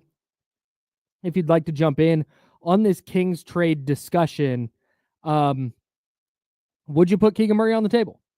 I don't think I would right now. I'm not either. I think for me, it's something that they should be considering more than they probably would have or should have at this point last year, if the right move is out there. But I'll go back to what I said at the end of the last segment. What I don't want to see is more inaction. That would be frustrating for me. Okay. And I have concerns that Kevin Huerter and Trey Lyles and a future protected first are going to move the needle much in what looks to be a busy trade market. Yeah, I mean, I think that's the disadvantage the Kings are in. I don't think that like Huerter or Lyles have negative trade value. Again, Herter's under contract for $16.9 million this year, and I think it's like 18 next year. Trey Lyles is an expiring contract at $8 million. Like, they're not negative value players, but that's the deal. Like, when you're trading those guys, it's not with the expectation that you're going to get a bunch of value for them as much as it is you're going to be able to match salary, and then whatever you're giving is on top of that. Yeah. And that's a tough thing. What is on top? What is the real crux of the deal? What is it that would make a team that is either starting over or trying to get better right now? What would make them take on those players? Yeah. And, again, it's not like if you were to make a deal, those players would go and play for that team. And that's totally fine. I mean, Kevin Huerter could even be moved again down the road for another pick situation. But that's it. What the Kings are offering, it has to come with something else. And that's what people should know. Like the 2027, 2028, 2029, 2030. Yeah. And you know what? Chris Ochoa brings up this, but I also saw in the chat, somebody else brought up, hey, just go get Bam. Yeah, just do that. Yeah. Yeah. And, that was Chris Ochoa again. I think he was making fun of that trade that Heat fans put out that was like De'Aaron Fox for a bunch of randos on the Heat. Yes. Like, come on. Now, cool. Look, we'll just do the Heat best player for a bunch of randos on the Kings. There you go. Exactly. And easy work. I don't know that, again, that if the Miami Heat decide to blow it up, which is always a possibility because they've been good, but they're not great. And, they always have something up their sleeves. They're a quality franchise, one of the best franchises. But if they were to ever put Bam Adebayo, that's where you're like, okay, I'm definitely looking at Keegan Murray. I'm definitely looking matching salaries plus Keegan Murray plus whatever first round picks at 27 and 29 and 31. Okay, 3 first round picks. That's what I got. It's going to you. That's what I got. Yeah. So if Bam ever became available, because that would do a couple of things. Number one, it would give you a Twin Tower situation. and a great defender to go alongside Sabonis. But it would also give you the passing big when he steps off the court. It would also give you the tie with Monk and with Fox, because they all played together at Kentucky for one season. It would be like, if you could go get a player out there, it might be the perfect player to go get to make sure that you kept your core in place for the next 5 years or 7 years. Is Keegan Murray still part of the core? He is. Like, I fully think he is. And I always, like, we bring this up a little bit. I do worry a little bit about the ramifications if you were to trade Keegan Murray, because Keegan it's a risk for sure. Well, it's a risk because he could go be a great player somewhere else, but it's also a risk because he's very, very close to De'Aaron Fox. And like, this is like upsetting the apple cart. Fox has always been someone who sort of compartmentalizes these things, at least like in public. Like, if you talk to him about it, when it came to Malik Monk, it's like, how much you want Monk back? Oh, I want him back a bunch, but I also want my buddy to go get as much money as possible. If that's what happens, if he goes and makes a bunch of money somewhere, then I'm happy for him, and I'm not going to take away from, him. I want him to go be happy. And so Fox has always been able to like compartmentalize, even like the Harrison Barnes, like how much you really wish that he was here. Yeah, love Harrison Barnes. He's a big culture piece. But Harrison Barnes and I are going to be friends the rest of our lives. Just because he's not here in the locker room doesn't mean he's not going to be. I think Keegan might be a little bit different because of like how they've brought him into their family. Yeah.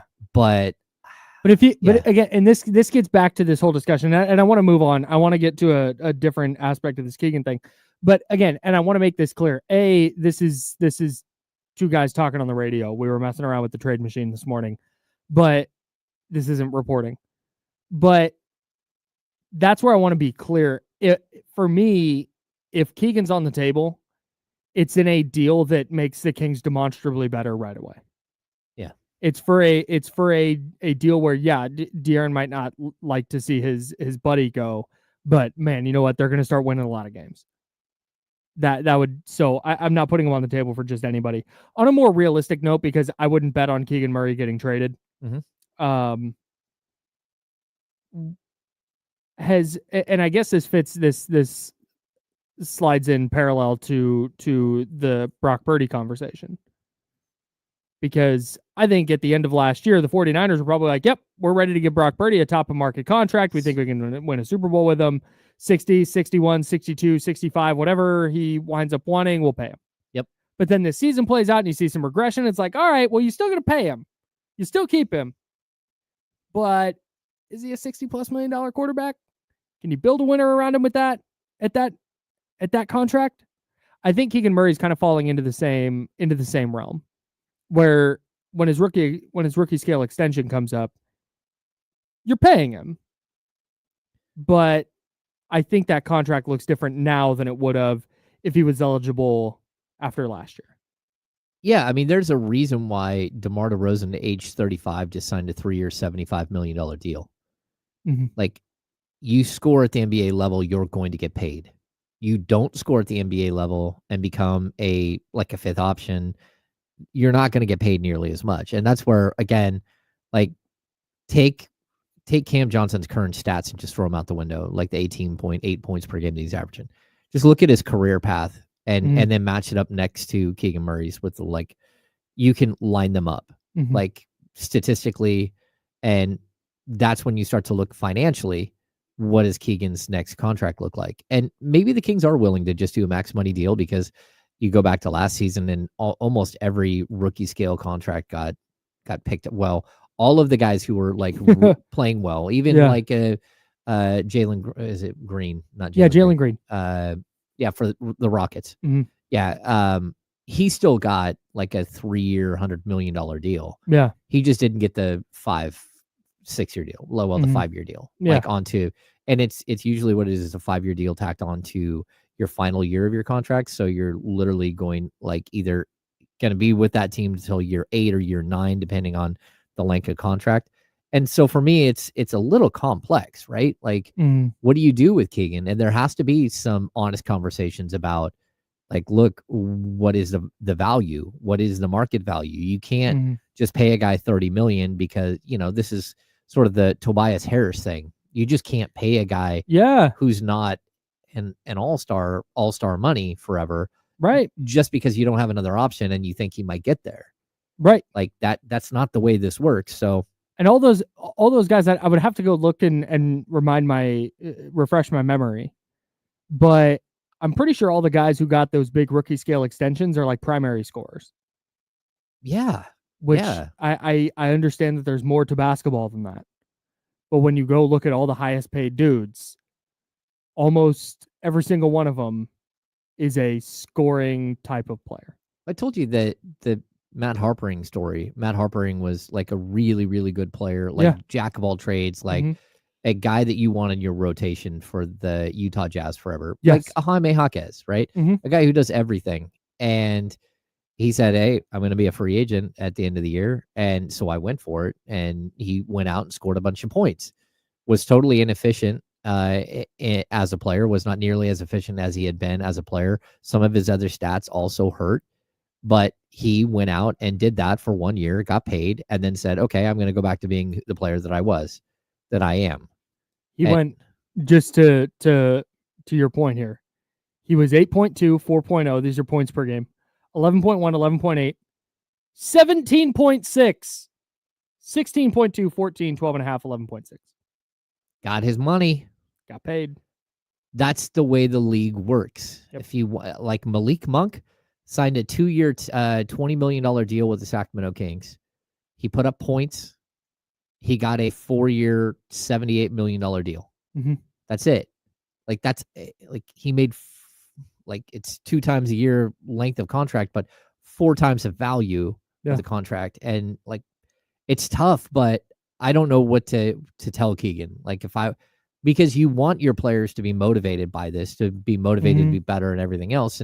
And Keegan's not someone who's going to be like, he's not chasing the money, right? He's not that guy, but you also have to like, where do I fit into this world with the Kings? Sure. And it's not easy because for the next 2 years, you're fitting in as like, maybe your best role is to come off the bench. Maybe, but they can't afford that. A fifth option on offense who's good at defense doesn't make $30+ million. No. And it appears that's going to be his role on the team moving forward. Yeah. So I'm really interested to see how the Kings handle that, because if that's what he's going to be, and it looks like that's what he is, that's fine. This is not an insult. That's not a bad thing. Yeah. But that means his contract is going to fall into a different tier, because when it was $30+ million, that's when we all looked at Keegan Murray and went, oh man, if he's going to develop as their number 2 scorer, and it's going to be Fox, and it's going to be Murray with Monk off the bench and Sabonis distributing, and oh my God, everybody watch out. And as he gets into his 3rd year, and it looks like that's not really going to be there, that contract number changes. Yeah, the ramifications of Malik Monk moving into the starting lineup, I mean, it basically doubled down on the addition of DeMar DeRozan. It's like, hey, DeMar is going to take away from what Keegan Murray does offensively. And it doesn't have to. Like, if Keegan's hitting his 3-point shots, he's still averaging 15 points per game. Sure. Like, it's not even and this is a question we may not ever know the answer to this. Yeah. But is there a correlation with he doesn't handle the ball as much, the way the offense moves, where he's getting his shots, how he's getting his shots? Is that changing? Is that playing a role in the fact that he's shooting a career worst? I'm sorry, I was on the wrong thing. That he's shooting a career worst 3-point percentage and having his worst offensive season. Yeah. Well, it's a chicken or the egg, because I can tell you if he was hitting his threes early in the season, there probably wouldn't have been a move to Malik Monk going into the starting lineup. And so, like, look, I'm more mean with DeRozan. Oh, well, yeah. I mean, the stats say that Keegan's missed wide open shots. Sure. Like wide open shots, he's not hitting. But to me, my question is that a product of, hey, it went from this, he was shooting on the move and he was getting dribble handoffs and he was doing all this other stuff, to, okay, you go hang out in the corner and you watch the game, and when it comes to you, you got to shoot it. And you may not touch the ball for 3, 4, 5, 6, 7 possessions. Or you may not get a shot for 3, 4, 5, 6, 7 possessions. And you're like, oh wait, no, it's your turn. You hoist. Yeah, that's the problem that That's I've what I. seen. And again, we may not ever know, but it seems to me that would have a larger impact than anything else. Well, I mean, he's expending a ton of energy as a rebounder and a ton of energy as a defensive player. And so it kind of makes him into a 3-point set shooter. And you got to hit the shots. Like, again, I would like to tell you, like, if he just look at the shot attempts he takes per game, and if you added 10% to his shooting percentage, what would he be averaging points per game? Probably 2.9 or 3.3 points per game. I mean, I don't think that the mathematical equation is sitting there. And This is go ahead. No, go ahead. This is kind of interesting. His 3-point attempt rate is down. It's 49%. Less than half of his shots are threes. Okay. His usage rate is also a career low right now. Of course. And that's what I was kind of getting at. Mm-hmm. Is I wonder if that's having an adverse impact on when he does get the ball, which again calls into question what is his role on this team. Yeah. No, it's tough, man. I don't know like how you assess this if you're a GM. No clue. Like I don't know. And that's what's really tough. Are you surprised at all by DeMar DeRozan's role, by the way? You brought that up. You brought up his role earlier, and I just kind of shifting gears. I'm a little bit surprised he's as involved as he is. Yeah, I mean, I think that this is like he's not ready to give up the ghost yet. Like this is, I don't know. Am I shocked? No, because this is who he's been throughout his career. Yeah. But at 35, like there almost has to be a changing of mentality here at some point, especially if you're not successful this season. If you continue to not be successful, if they continue to lose like this, then yeah, you need to rebalance this thing and you need to actively do it. Like, hey, look, this is what we're doing. I need you to drop in shot attempts per game and I need him to raise up, because what we can't do is just stop developing a player. Mm-hmm. Yeah. So it's tough. 16.7 shots per game for DeMar DeRozan. Half less than he was taking last year. He's at 17.2 last season. Okay. But in 2.3 more minutes per game. Yeah, but I'd also look like Sabonis's shot attempts per game are up. Like there's a reason why. And again, if Keegan Murray was knocking down 42% from three, then he's getting way more looks than he is right now. Yeah. Like you're going to be looking for him all the time. But you know, again, all of a sudden Sabonis is at 13.2. I think last year he finished at 12.9 shot attempts per game.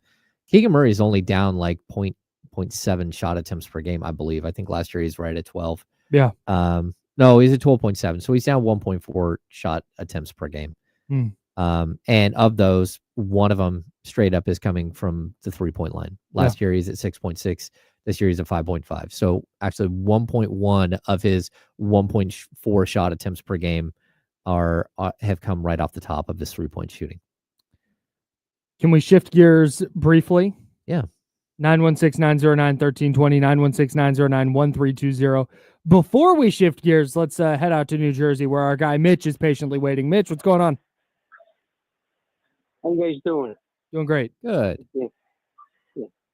So the trade that the Golden State made, you could trade a guy I wanted, since last year, D'Anthony Melton. He's out for a year, but they traded him they got a starter, I think, in Schrader. I wish we could do that. Maybe we can give them a player, somebody's on injured reserve, like Carter, and get Cam Johnson, and 3 2s and 4 3s and 5 4s. We got to do something. We got to do something pretty quick. Yeah, no doubt. Thanks, Mitch. Appreciate you. Yeah, I think Devin Carter is going to be a topic of discussion more as the trade deadline draws closer. And again, that's not till February. The D'Anthony Melton trade worked because he's an expiring. That's why they were interested. Yeah, and D'Anthony Melton's out for the year, like Mitch said. But I mean, that's just straight up. It's like almost like the Trey Lyles contract. Like there's not much difference between I think Melton was at like 10 million. Lyles they wanted the expiring money. Yeah, they wanted the expiring money, and more importantly, they wanted the 2 extra second round picks they got out of that deal. Yeah, and they looked at Schroeder and said, "Can we get more for him?" I had some conversations around with other people around the league, and they're like, "Look, there just wasn't a huge, robust market for him. There was no first round pick for Dennis Schroeder, so trading 2 seconds for him made sense for them." Sure. And it's the same thing. What was it? Trey Jones last year. Washington tried to trade him in the second, leading up to Tyus Jones. Yeah. Leading up to the trade deadline, they tried to trade him, and the best they could get was a second. They weren't even getting 2 seconds or a late first. They thought they would probably be able to get a first for him. Which is shocking. Shocking. It's so weird how the league views players versus how we view players. Yes. And they're like, look, he's a nice guard, but we don't think he's a starter. And are we going to pay him $10 million a year moving forward? I don't think so. Man, I just feel like he could have helped some teams last year. No, I think he could have totally helped some teams. I think he could have helped the Sacramento Kings last year. Yeah. It's just a very, very good player. But sometimes you need to assess the market and you look and you shop it as much as you can and you go, okay, this is what we're going to get for him. Yeah. And that's where I think the Nets are at a very close point where they're like, okay, look, Cam Johnson might not average 18.8 points per game for the rest of the season. He might drop right back down to 14, 15 points per game. We might want to sell high. Yeah. And hope that it makes sense for some other team. But even if the Kings were going to go get him, I don't expect Cam Johnson to average 18.8 points per game. I'd be shocked. I'd be shocked if he averaged more than 13 or 14. Yeah, right. He'd be coming off the bench. His role's going to be different. Yeah, his role would be different. He would be coming off the bench. Cam Johnson coming off the bench would be great. Yeah. That would just, man. It would be. I would feel so much differently about the Kings if they had Cam Johnson coming off the bench. I agree, but the cost is going to be Kevin Huerter. And if Kevin Huerter is playing like he was a week ago, then at the same time, you're like, okay, well, you're losing basically the same type of productivity. I think you can make up for it. You have the offensive firepower to make up for it. I think what he adds defensively, I agree, would be extremely helpful. Let's get back out to the Elk Grove Kia talk line, 916-909-1320, 916-909-1320, and it's Don. Don, you are on the Insiders with Kyle and James. What's up? Hey, Don. If you're on the phone right now, I'm talking to you. What's up? Oh, that's my bad. Go ahead, Don. Can you guys hear me? Yep, I got you. I had the wrong thing turned on. We're good. I was over here talking to myself. Anyway, my bad. The ongoing joke with Monty McNair has always been, what guard is he going to draft? And it's not really a joke anymore now that we've needed wing depth for I don't know how long. And so if he doesn't make a move and Kings kind of just keep going at the rate they're going and end up in the play-in, do you think his feet warms up at all or just kind of see what he does this offseason? Talking about Monty? Yes, Monty McNair. Perfect. Thanks for the call, Don. Appreciate you. Yes. I think every seat heats up in the building if they are a play-in exit again. Or if they don't make the playoffs, I think every seat right now is already feeling it. Yep. I think every seat is already yep. Maybe not the seat, but you certainly your feet, you're starting to feel it. Okay, it's getting a little warm up in here. Yeah. Yep. Yeah. So losing a game to Denver where you could have gone over 500, and that's a big game. It's a big loss, and it's a big missed shot, and all of it, it doesn't feel good for anybody. But specifically the guys who have built this team, the guys who are coaching this team, who are trying to piece this thing together and make something positive. It's a very, very that one hurt. Difficult situation. That one hurt bad. Yeah. Luckily, got more winnable games. That's right. He's got to go get them. All right. We were going to shift gears, but now we got to shift to pay some bills. We will do that. And when we get back, I'll tell you how the 49ers can still win the NFC West. Plus, it's an insane scenario. I'm excited to tell you all about it. Plus, my favorite NBA stat that I've been keeping track of. We'll get into that as well. With the handoff, I believe Kenny Caraway going to be in for the handoff today, coming up in about 20 minutes. That's James. I'm Kyle. We'll be back in a second here on ESPN 1320, Sacramento Sports Leader.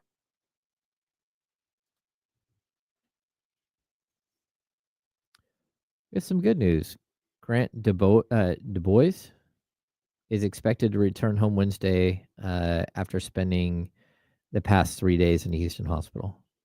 You cool if I run out real quick? Yeah. Thanks. Oh, that's fine. Oh. I will eat this tiny chocolate muffin. Oh, yeah. Shout out to Little Bites. Little Bites for Bomb. I think that might have been the last one. Although there could be something hiding in the fortress of Snackitude. I'm so excited about this. I can't wait till we have a producer. What's happening, everybody? Tyler, did you get your sweatshirt?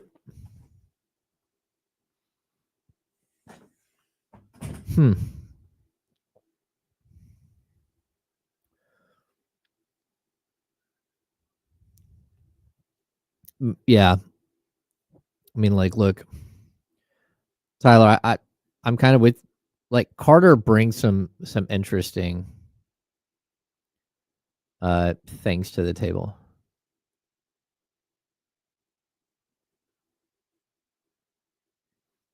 Aaron, I think all caps, like, whatever. Stop screaming. Why won't the Kings trade for Kuzma and Valanciunas? First of all, that's like $35 million in contracts, so you're going to have to give up a whole bunch to go get those two. Secondly, Kyle Kuzma is a very inefficient player. He also plays for a team that is horrific. Like, there is not a worse basketball team than the Washington Wizards, and they've been that way. They are 3-21 on the season. I think they've won one of their last 18 games. Like, they're not good. And so anything that I look at with Kyle Kuzma's stat-wise, I'm just not sure that any of it translates to winning. And, it's not that I think he's a bad player, but he chose to go back to that situation. And he chose to sign for the money because he could have been a Sacramento King before. So, look, it's possible that he would work as a bench scorer, but would he accept that role? At this point, if I'm him, I would take any role to get me the hell out of Washington. But the only reason I would really consider Kyle Kuzma at this point is because, number one, I think the Kings need scoring. Number two, I think you could probably get the deal done without Kevin Huerter being involved, although it would cost you the luxury tax. And number three, he's under contract at 23.5, 21.5, and 19.4 over the next 3 years. I think you could move his contract if you went and traded for him. He's a better scorer than Cam Johnson, more consistent scorer, but he is an inefficient scorer, and he's also not nearly the defensive player that Cam Johnson is. He's a better rebounder, though. I'll give him that. And his contract is very, very comparable. As far as Valanciunas, I dig Valanciunas, and I think that I think he signed a 3-year, $30 million deal. I would take him for 2 more years at $10 million apiece. Because he adds toughness, he adds rebounding. During the playoffs, it's going to be tough to play him because you can't really play him alongside Sabonis. But that doesn't mean that I wouldn't at least consider that. But tough. I don't know. I'd have to figure out a deal with Kuzma. I haven't gone through and figured out I haven't done math on the Kuzma trade. But if they want a first-round pick for Kyle Kuzma, I'm not giving it to him. It just straight up at this point. Kyle Kuzma is not worth a first-round pick anymore. I'd give him a second or 2 seconds and matching salary.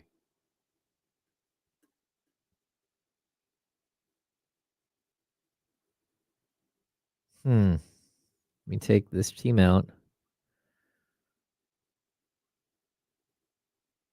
Again, scoring-wise, the Kings could really use a Kyle Kuzma off the bench. Let me see if I could come up with a deal that would make sense.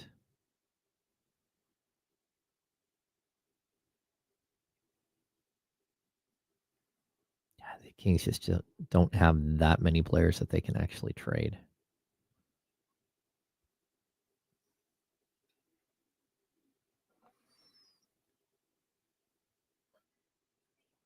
No. Sean Mahler brings up a great point. If the Kings had a guy like Giannis, they would be better off. I couldn't agree more. Yeah. It's a great take. I would agree. Yeah. Without this is a good one.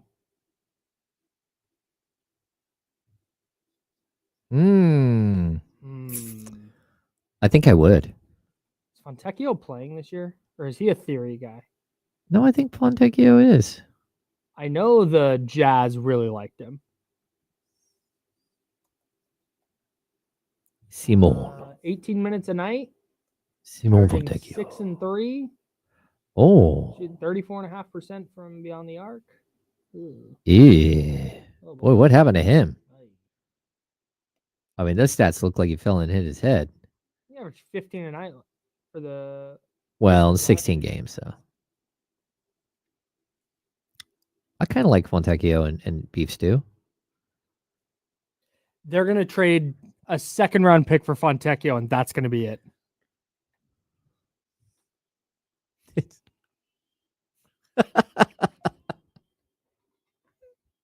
Now, back to the Insiders with James Ham and Kyle Madsen, brought to you by Jiffy Lube on ESPN 1320. Somebody said they saw a Kings trade idea where it was Herter and Lyles for Simone Fontecchio and Isaiah Stewart from the Pistons. And so we were looking at Fontecchio, who's struggling this season, shooting 39.2% from the field, averaging 6 points, 3 boards. He's shooting 34.5% from 3. Shot 40% from 3 on 5 attempts a game last year. But he's also 29 years old and going backwards, which isn't great. He's 29? Yeah, 29. The thing that bothers me with him, and the thing I can't get out of my head, is that he's the exact type of player the Kings would trade like a 2nd-round pick for. Just hoping And to call see if it good. works. Yeah. Like, yeah, we just threw this guy at the end of the bench. See how it goes. Love the Isaiah Stewart idea, though. I don't think you want to be a poor man's Nemanja Bjelica. Boy, you sure don't. I mean, I wouldn't hate to be Nemanja Bjelica, I like Nemanja Bjelica. but the off-brand Nemanja sounds tough. But that's kind of what it is, right? It sounds like it. Like the generic version of. Yeah. Yeah, 6'8", 210, just turned 29. Like, I don't, no. I'm out. Yeah, that's I'm tough. Oh, no. And he makes 7.7 this year and 8.3 next year. Yuck. I'm out. I'm done with that Oh. trade. I don't want it anymore. I don't want that trade anymore. Would you do Isaiah Stewart and Malik Beasley on a 1-year deal? Oh, my God, yes. Okay. I love Malik Beasley, though. I think he's a little odd. Like I don't know. How so? I don't know if he's a like he's bounced around the league enough that you have to worry about like locker room type stuff. Okay. But I don't know. He can score. Yeah, you can shoot the hell out of it. Yeah. And And you can Isaiah do that. Stewart and Malik Beasley, for those two guys, I would do that. Yeah, I mean, you're just gonna have to give them something, and I don't know. Like, I'm not giving up a 1st-round pick in that deal. No, I'm not either. I've been on the like F them picks train. I'm not doing it in that deal. No, especially for a team that isn't like looking to get way better. They're looking to balance, and I don't know. That's The other player we were talking about at the break, Kyle Kuzma has come up a couple of times. Somebody in the chat, I think it's our guy Aaron, in the chat wanted Jonas Valanciunas and Kyle Kuzma. Get him in here, and we can talk about the merits of that. But it leads me to my favorite NBA stat of the year. Okay. The Washington Wizards, your Washington Wizards, are 3-21. And they started the season 2-2. Yeah, they just don't care. They're 1-19 since starting the season 2-2. Yeah. Here's my single favorite thing about their 21 losses. Of their 21 losses, their lowest margin of defeat, their closest loss of the year was 9 points. Oh. They lost to the Spurs 139-130 back on November 13th. That was their closest loss of the year. They just lost to the Celtics by 14. Before that, they lost to the Cavs by 10. Memphis by 28. They beat the Nuggets somehow. Jordan Poole went off in that game. That's what happened. They lost to the Mavs by 36. They lost to the Cavs by 31. It's just night in, night out. They're just getting mollywopped. Oh, man. Yeah, but go ahead and trade for some of their players. 28-point loss, 20-point loss to the Pistons. It's funny how you view players, though, right? Because if you take Cam Johnson stats, you take Kyle Kuzma stats, you put them side by side, you put their contracts side by side, all of it side by side. You feel so much better about Cam Johnson Not even close. playing for the Nets and fighting than you do Kyle Kuzma playing for the Wizards and being like part of the stink of that franchise on you. Yes. Like I don't want this. That's part of it. Like Mm-hmm. even Valanciunas going there, man, that's a risk. Yeah, you're getting the 3-year $30, but that's a risk because now you have the stink of that franchise on you. And like, what does that mean? Can you get another job? And I don't know. My question with Kuzma specifically, I think Valanciunas would be fine. I think he'd be a really nice backup big. Yeah, You can start him. You can mess around starting him with Sabonis. That's fine. My issue with Kuzma is about whether he would be able to accept his role. And his role on this team would be probably a bench guy. Mhm. He's very likely coming off your bench. Not going to play a ton of defense. A good scorer. You can put the ball in the hoop. Mhm. But is he going to be willing to do that coming off the bench 20 minutes a night? And if he's not, is it more of a detriment than a help? That would be my, if I was going to trade, if the Wizards call and say, hey, we have this great deal for you. You take Kyle Kuzma and Jonas Valanciunas and your Monty McNair, and it's a couple of second-round picks and the salary stuff that you need to match. Carter Lyles, Colby Jones, Jordan McLaughlin, and you're right there. Right, and let's say no picks, and you're like, hey, you know what? This makes us better. Maybe a second or two. I would need to sit down with Kyle Kuzma and like figure out, hey, this is your role. How do you feel about this? Okay. Because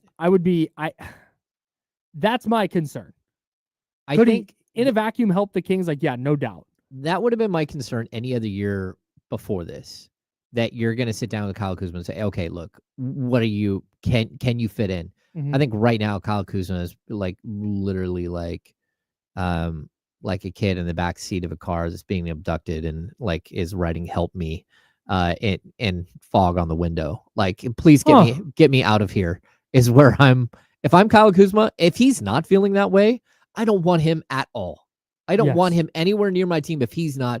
Please get me. I will take whatever role now. to get out of Washington. I promise I'll be good. Please get me out of here. Like, and not only that, but the other thing I'd say about Kyle Kuzma is because of his declining scale contract and the fact that he can score, I think you're always going to be able to trade him afterwards. Like, if we're looking at Kevin Huerter's value, like he's got one more year on his contract than Kevin Huerter does, but the last year of his contract is $19 million. Like, you're seeing like a very good declining scale contract that teams will go, okay, I would take 2 years of Kyle Kuzma in a trade that may or may not make me better. And I think he could come in and be like a very, very good super sub. Like, be that guy that, I mean, you'd play big minutes at the 3 and the 4. He can play both. Like, so I don't want to get talked back into Kyle Kuzma because I don't know. I think you're doing it right now. But like the Valanciunas saying, I'm like, okay, go get me with Valanciunas. I'm in because the athleticism, the strength, the just like he's a mean dude in the middle. Yeah, it gives you a little nastiness. He does, and Valanciunas, again, I don't think he's the player he was before, but he's also very close to Domantas Sabonis. They play for the Lithuanian national team together. Sure. Like, these are dudes that know each other very well, that have played together before. I don't think you can steal more than like 2 or 3 minutes a half with both of them on the court. But maybe, especially if you needed Sabonis, to try a 2 big lineup, I would way rather try Sabonis with Valanciunas than Sabonis with Len. Yeah. I totally agree with that. Yeah. Well, that, and I think that you can have Sabonis shooting threes, like from the perimeter. And Valanciunas will put him up too. Yeah. Yeah. I like the idea, but again, I would really need to make sure that Kyle Kuzma wants to take a bench role. Yeah. That would be my my greatest concern. But do we be a 6-man? Do we have that concern with Cam Johnson? I don't. Not as much. I think Cam Johnson has been. See, the thing is for me, like, Cam Johnson has been in the role that he's been in, and he's been a role player his entire career. Kyle Kuzma has been this like, oh man, he could be. He's won a title, but B, he's been this kind of mythical, not mythical, but this, could he be the number one guy on a team? Yeah. Could he take on this bigger role? And that would be my concern there. But Okay. anyways, real quick, Kenny Caraway coming in for the handoff. I will get to that in just a moment. Matt Barrows from The Athletic tweeted this out today. And the 49ers odds, or chances, I should say, to win the NFC West aren't dead just yet. Here's all they need to win the NFC West. Ready? Not quite dead yet. First, they need to win out, which means you got to go to Miami and win. Then you have to host the Detroit Lions and win. And then you have to go to Arizona and win a game that Arizona might need to win the division. Okay. That's all you have to do. That's step one. Step two, you need the Seahawks and Rams to lose their next two games. The Seahawks play the Vikings and then the Bears. The Rams play, stand by. The Rams play The Cardinals. the Jets and the Cardinals. Yeah. Perfect. And then you got No and then. no, and then there's one more and then. The Cardinals have to, oh no, I'm sorry. The Seahawks and Rams have to lose their next two games and then tie each other in their season finale. And then the Cardinals have to lose or tie against the 3-11 Panthers at home on Sunday. That's all you need. Kenny Caraway here for the handoff. You're telling me there's a chance. I'm telling you there's a chance. Let's get all right. Kenny's You had me until the Rams played the Jets. Then I was like, it ain't happening. Because to be honest with you, the tying each other in the last game didn't. no, that was after. That was after. Oh, got it. Okay. But everything you said before that, that could probably happen. Well, that's why the Niners could win out. The Seahawks could lose. Well, the Seahawks could lose out, but that wouldn't help. But yeah. And then you were like, oh, the Rams got to lose out, but they play the Jets, and I said, oh, damn. That's why when going into Thursday's game, the Niners had like a 4% chance or whatever it was. Mm-hmm. And when you started looking at it, you go, okay, the Seahawks need to lose to the Vikings, and then they can beat the Bears. Mm-hmm. The Cardinals can beat the Panthers, and who'd they play last week? The Patriots. Yeah. They can win those two games. Man, the Rams can beat the Jets. Like, hey, this isn't way out of the realm. And then Niners can lose one to the Dolphins or the Lions. Okay. And then they just 6 points. The biggest, the story of the 49ers season, like, they haven't been great. Injuries, all this other stuff. But it really did come down to those three conference games or division games. Yep, that's it. They should have won. Yep. They should have beat the Rams. They should have beat the Cardinals, and they should have beat the Seahawks again. Yep. And even then, like, you can make the argument they should have won on Thursday, but I won't even say that. I'm just saying the one at LA that they were up 10 in the fourth quarter. Yep. Not Moody. Well, he did miss a field goal. That's what Ronnie Bell drop. Ronnie Bell drop that would have gave you a game-winning field goal opportunity. The Cardinals game where you're ahead. Then wasn't it like you fell apart? You fumbled. Mason fumbled at the 10, at the Cardinal 10. Late in that game. Yep. And then wasn't it like 4th and 8, and Kyler is like backpedaling, turns without throwing, and it just you could talk about how not their year, man. Yeah, you could talk about how bad they are, but there's so many signs where it's just like, hey, I don't want to say it's out of your control, but some of these things are just like, damn, like, what are you going to do? Yeah. So, the NFL's hard. Yeah. It is. It's a difficult sport. It's kind of what it comes down to. Big conversation. Chiefs. Yeah. Then you cannot be that good and still be 13-1. I can't decide if I think they're going to lose in the first round or win the Super Bowl because of that. Like, are they going to get to the playoffs and play a bunch of playoff teams and it's like, all right, the luck has run out. The real Chiefs are here. They lost by 17 to the Bills. Or is it like, yeah, hey, the Chiefs stumbled and fell and fumbled and their way to another championship? And they're getting healthy right now. You're watching. Yeah. The left tackle thing is a problem. And the Mahomes thing might be a problem too. Yeah, but the running back situation's gotten better. The wide receiver situation keeps getting better. And they can get stopped straight up. Soren Smith said Chiefs defense legit. They can get stopped. Defense is legit. But ironically, like, teams have kind of moved on them a little bit. A little bit. like the Broncos game, the Chargers game, like Panthers. the Panthers game. Like I think the Chiefs defense is still one of the tops in the NFL, Yeah. but even that is like, I want to say it's leaking oil, but you know what I'm saying. Yeah. Like it's not as what it was in the first 3 weeks. Old E talks about Ronnie Bell dropping the ball, and I just think about Kyle Shanahan's reaction to that play. Yeah. Kyle couldn't believe. Kyle was all of us. He was right there in the TV screen, and he couldn't believe it. I think it's because Kyle Shanahan knew that Ronnie Bell isn't very good at football. He knew before we He did. was only up that day because Debo wasn't. Damn. Like that's Yeah. Kittle didn't play that game either, did he? correct. Damn. Yeah, man. And Yeah. Juwan Jennings had a career day. Had a great day. Oh, boy. Thing we've been talking about a lot today, and we have like 5 minutes I here. was listening. You putting Keegan Murray on the table for the right deal? For the right deal, yeah. Does it have to be? Because I used to say not on the table unless Jaylen Brown says I want out, and the Celtics say, okay, great, we want Keegan, or Jaylen Brown or somebody like that.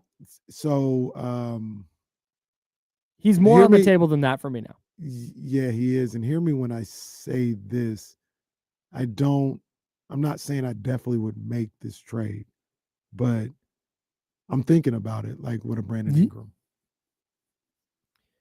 I'm thinking about Trista had a proposed trade yesterday, and it was like too much. Like the totality of the trade was too much, but it really centered around Jeremy Grant and Keegan Murray. Nah, And I'm not touching that. thinking I'm about it. Why not? Today is Jeremy Grant a better player than Keegan Murray? Yes, today, yeah. Do you think he's going to be a better player next year? I think, and It's- I it's- like Keegan. I think he is personally. Okay, so first of all, he's almost 31. Secondly, he makes so much money, it's ridiculous. Third, he doesn't rebound at all. And like he's an inefficient scorer, shooting less than 40% from the field. Sure, he's shooting 38.4% from three. Like he knows his job. I get that, but he's a huge defensive downgrade over Keegan. I'm not making Is that he? deal. That's what I'm. I don't know if he's a huge downgrade. I think he's a little better defender than people give him credit for. Maybe.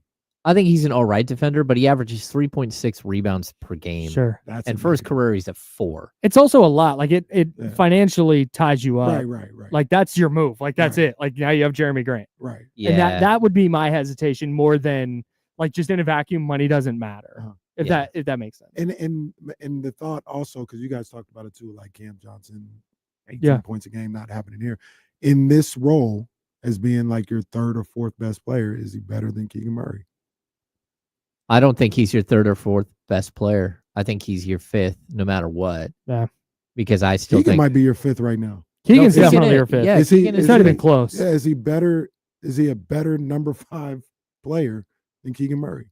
I don't think so because he's not as versatile. He's not getting you the rebounds that you have to have because you have DeMar DeRozan as your small forward. Yeah. He's not as good a defender. He's not as strong a defender. I would have a tough time. And at $35 million a year, whatever it is, I'm not doing it. I wouldn't. Well, Jeremy Grant or Cam Johnson? What Jeremy Grant. I agree. the thing about that though is like we talking about right now, like you about to pay Keegan Murray a lot of money. Like he about to Maybe. get priced. Well, that's on the table, right? But like he about to get. It's cool right now when he's making X amount of dollars, Right. but you're a year away from saying the same thing. Like you giving me this for what I'm paying you.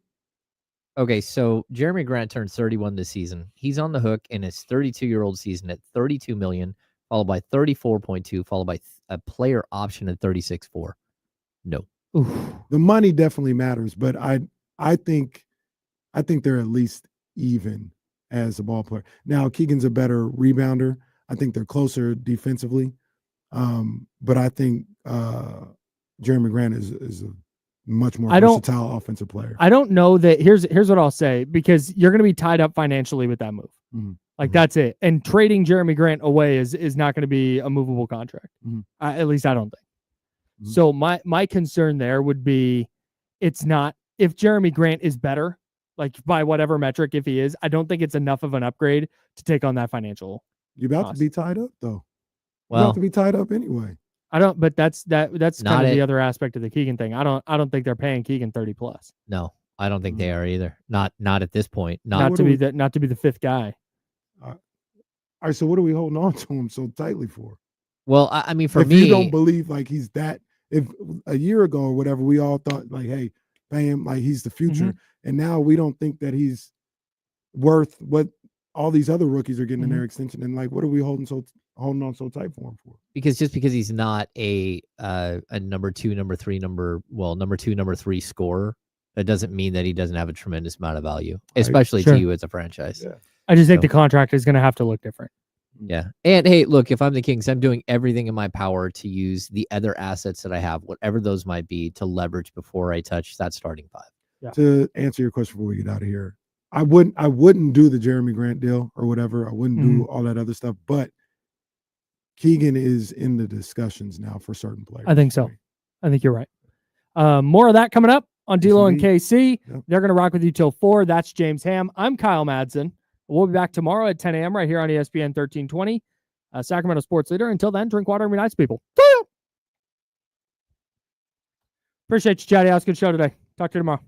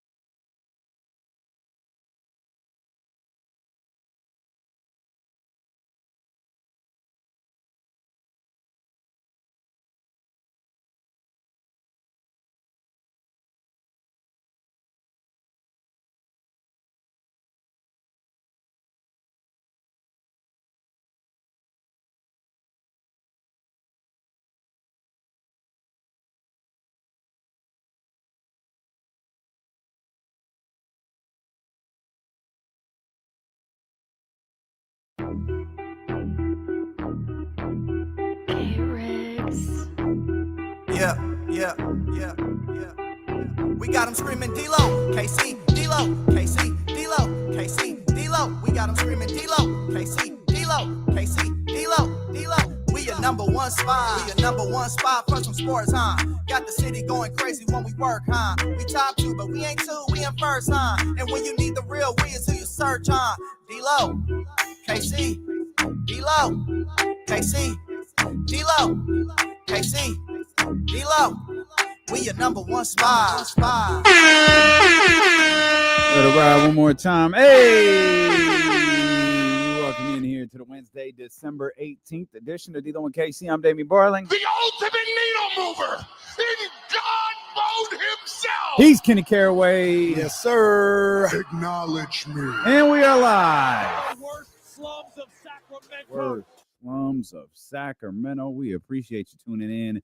Wherever you at, you can connect with us on the Elk Grove Kid Talk line, 916-909-1320. Of course, you can jump in the chatty house on twitch.tv/ESPN1320, youtube.com/ESPN1320. We're available on Twitter as well at ESPN1320. As we get closer and closer to the holidays, we thank you for spending some of your day here with us. What do we got today? James Ham will be with us in the final hour of the show. Starting to work on some things later in the week. Deuce Mason returns to the show tomorrow. Hey, couldn't afford Morgan. Morgan's busy. She's big time. Actually, I think just putting a couple of text messages Deuce sent me together. I think Morgan is traveling. So Deuce will be with us tomorrow. Kind enough to join us. I was trying to stay away from tomorrow because it's a game day. Yeah. But Deuce kind enough to be with us. But that's tomorrow. Today, got plenty to talk about, including the Milwaukee Bucks. Your Emeritus NBA Cup champions? Yeah. Air horns for 'em, man. Air horns for 'em. Oh, this is air horn worthy. Yeah, well, they're champions, and we like them.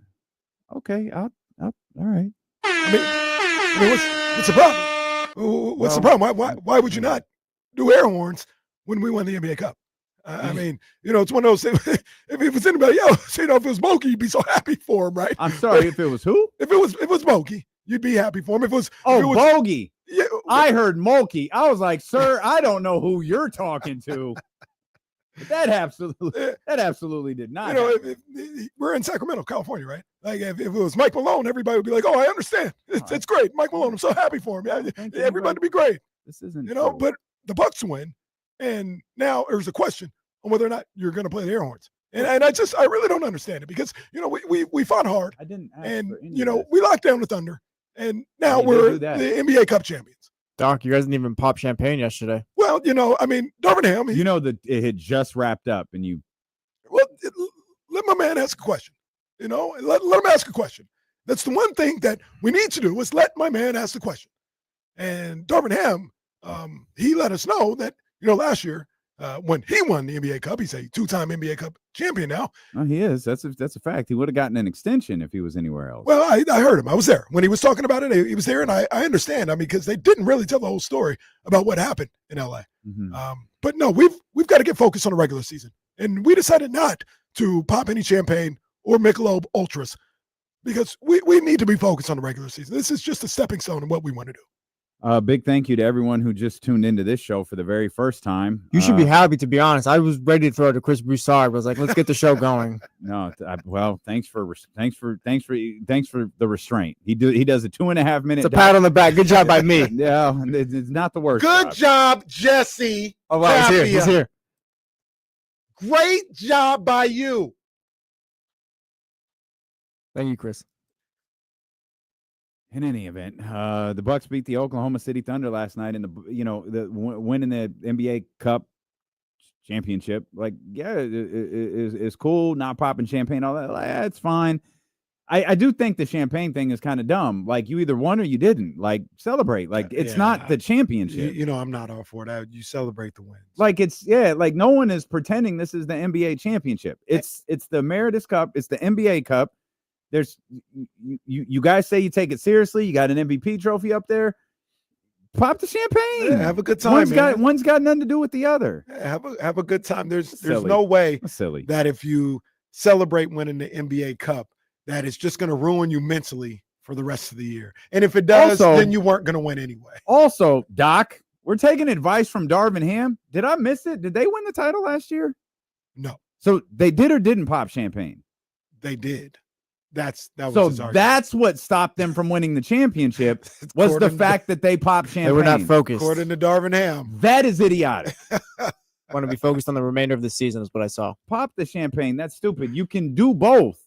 You What? can celebrate that you won this mini tournament, and you can still be ready for the season. There shouldn't be a. I mean, man, I don't know that there's very many teams in the league that should be more excited than the Milwaukee Bucks. Yeah, this like was an achievement for their first team quarter of was the season. 2-8. Yeah, The team was 2-8. Quick math, 12-3 since then. sounds right. Yeah, Man, that's what you celebrate. yeah. Your focus is perfectly intact. You come out here and lose. Oh man, shouldn't have had that champagne. Damn it, pal. Get out of here with that. That stuff is And once goofy. again, if you believe that that's what's going to affect you from winning an NBA championship or competing from NBA, you're not going to do it anyway. That's right. Like, so, yeah. Taking advice from Darvin Ham. Will you stop? I would have told Darvin, hey, bro, Austin Reeves isn't here. We're going to be fine. You think Darvin is right? He'd be getting a contract extension if he was anywhere but Los Angeles. Went to the Western Conference Finals. Yeah, he would. Won the NBA Cup. He would. He's right. Wait, Darvin Ham said he would get a contract extension? Mm-hmm. No, he lost the locker room. I thought it seemed like Darvin Ham said if he was anywhere but Los Angeles, he would have. I think he'd be getting a contract extension. No disrespect. I'm not trying to shade anybody or anything. He'd be getting a contract extension here in Sacramento. He went to the playoffs twice, Western Conference Finals. Mm-hmm. Second round. Oh no, first round last year. They got swept. Yeah. Yeah, he would. I feel like he lost that team though last year, or his last season coaching them. He lost LeBron. And that's all that matters. Yeah. That's for sure. That's all that matters. You can't lose the king. No. Or maybe the king just. It's amazing. LeBron and Savannah have been married for as long as they have. Like, that is a happy couple. Like, because LeBron's eyes be wandering when it comes to his coaches. That man is locked in on his wife, but boy, he will cheat on his coach quick. He's over there. Darvin Ham is his coach, and he's hosting a coaching podcast with JJ Redick. David Blatt was pretty bad.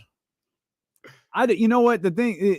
Darvin, I let the Jason Joneses and the Kenny Caraways, the Laker fans, talk about what the Darvin hell Ham. are you talking about? The David Blatt thing, though, like David Blatt came across so odd to me. Like, I don't know how you was. By all accounts, is a good coach. Mm-hmm. I just don't know how you establish a relationship with that guy. Like, his demeanor was very odd, and even after he was fired, in the years after he was fired, like, people didn't bury him, but a lot of the Cavs all kind of said a version of the same thing. We didn't know the guy.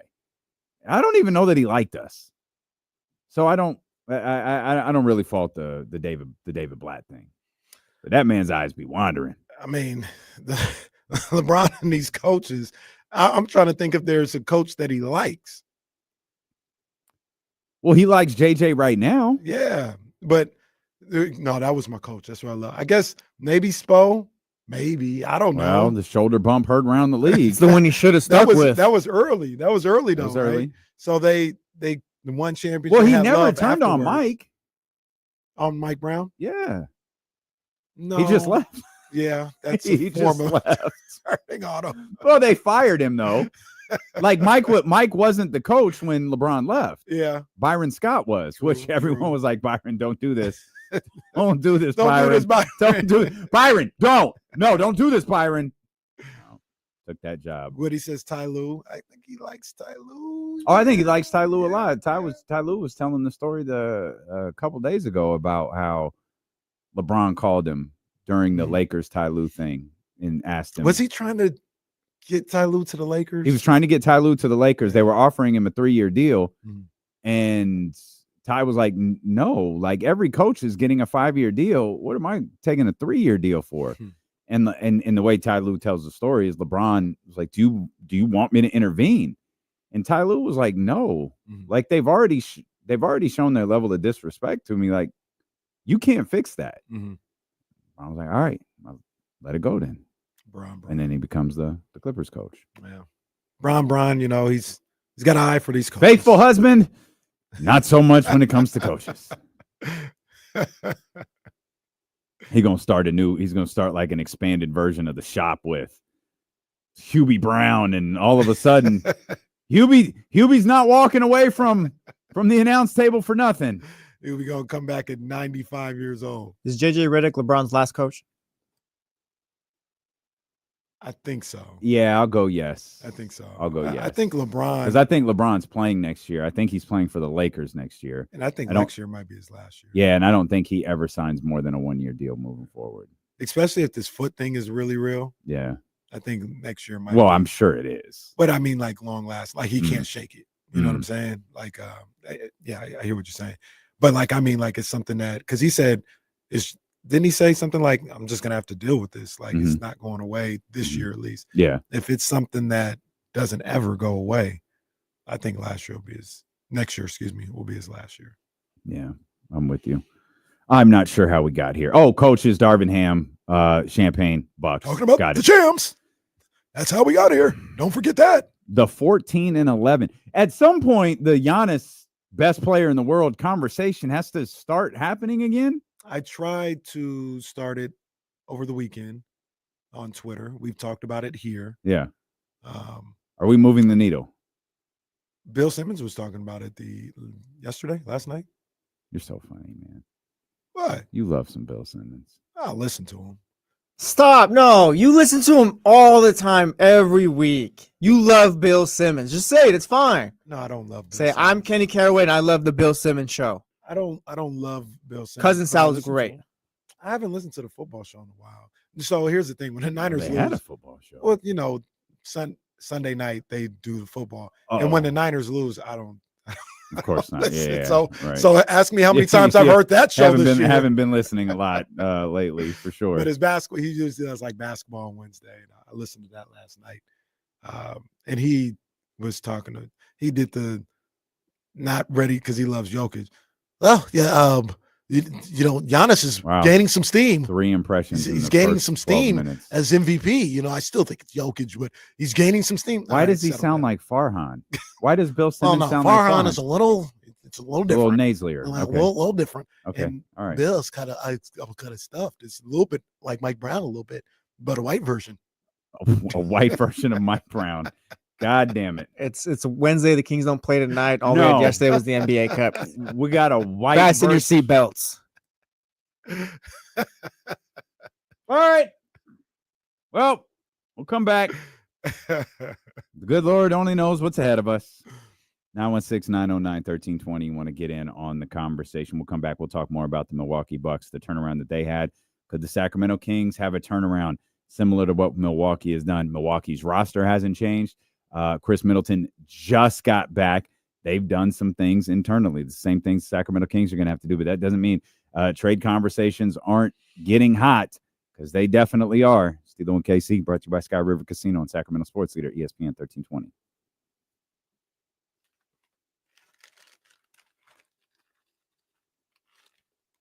Zabe, I'll be a little disappointed if Dame I've doesn't heard hop in the that, brown yeah. truck at least once today. You're doing his thing. Yeah, I've heard.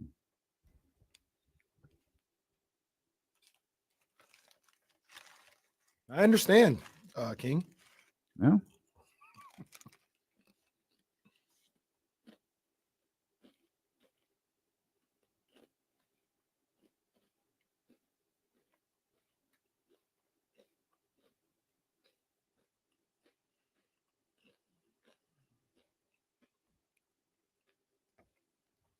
People always talk about how comfortable these Skechers are. Are they that comfortable? Are shoes that comfortable? I do want some Yeezys. They're good enough for Joe Montana. The check is good enough for Joe Montana. Snoop wears them.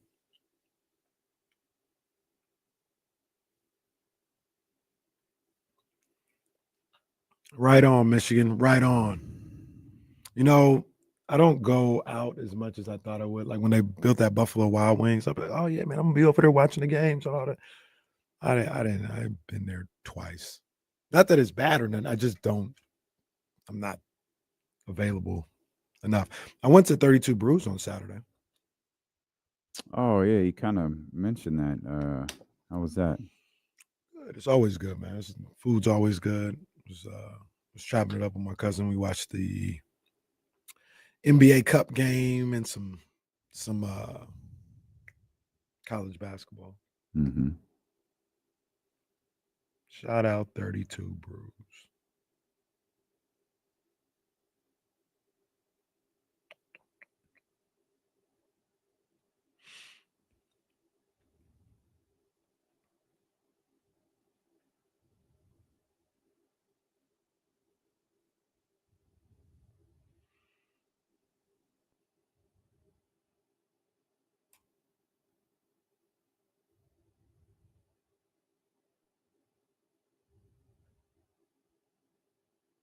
You ever make it over to that Chinese food spot? I haven't yet. I haven't. There's a couple times when I they were like, I was saying, oh man, maybe I could get it to go, but I don't want it. I don't want it to go. I want to sit down there and eat. Mm-hmm.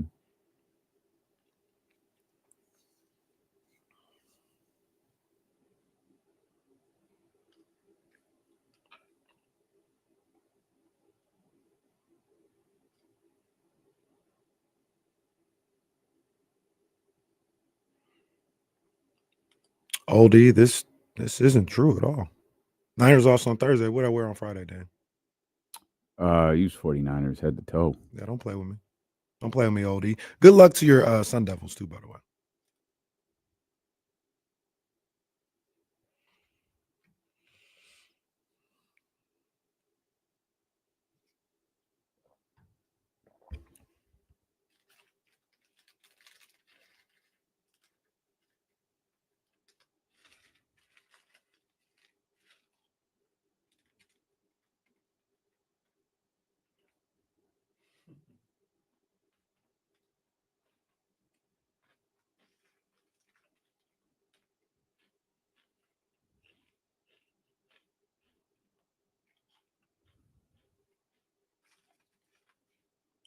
Oldie, I'm not you.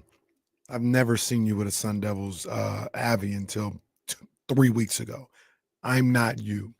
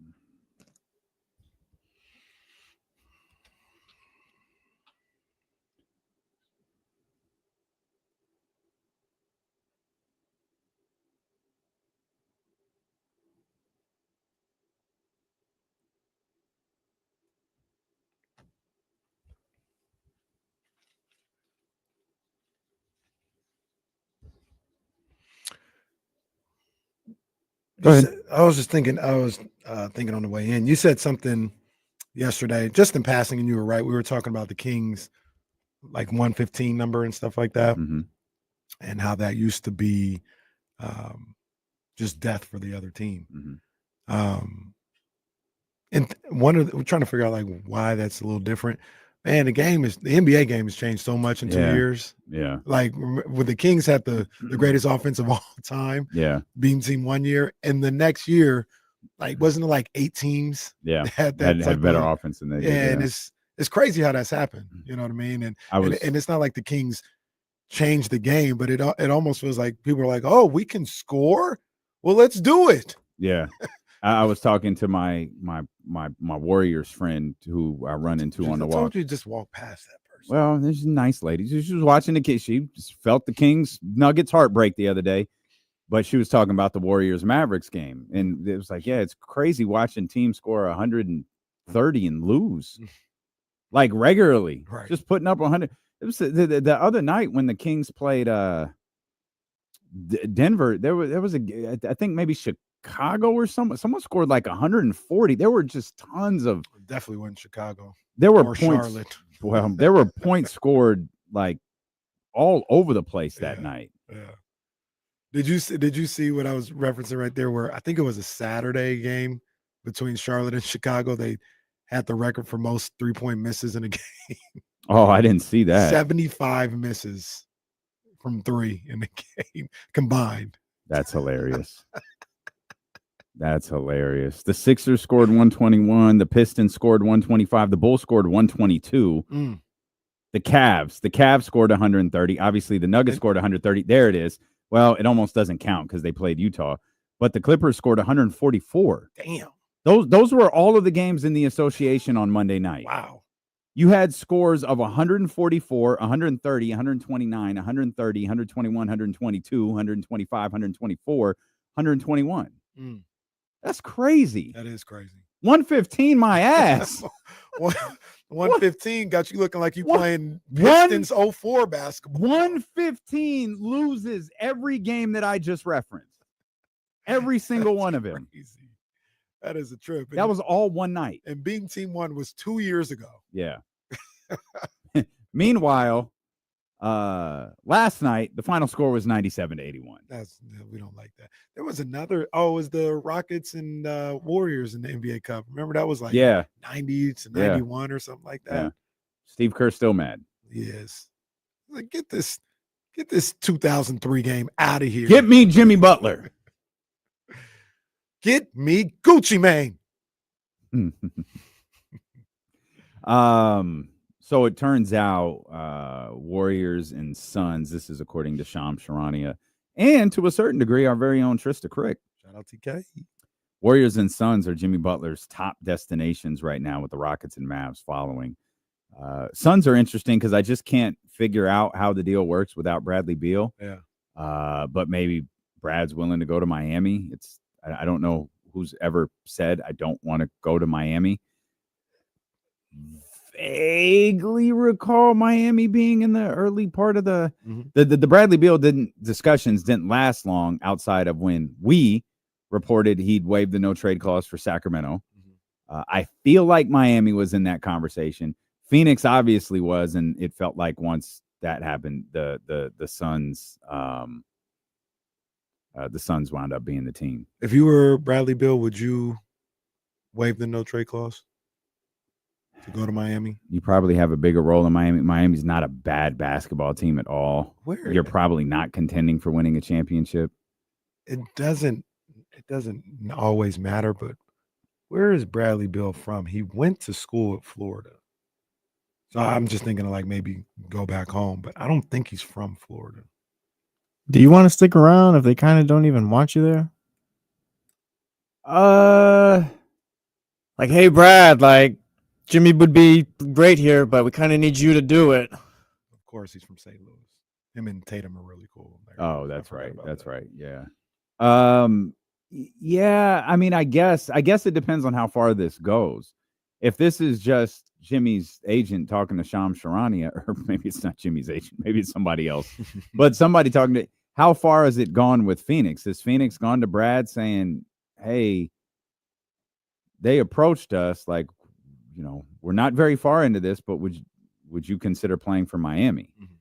If it's gone that far, then yeah, it's kind of tough, because I don't think they even present that to you if they have no interest in trading you. Right.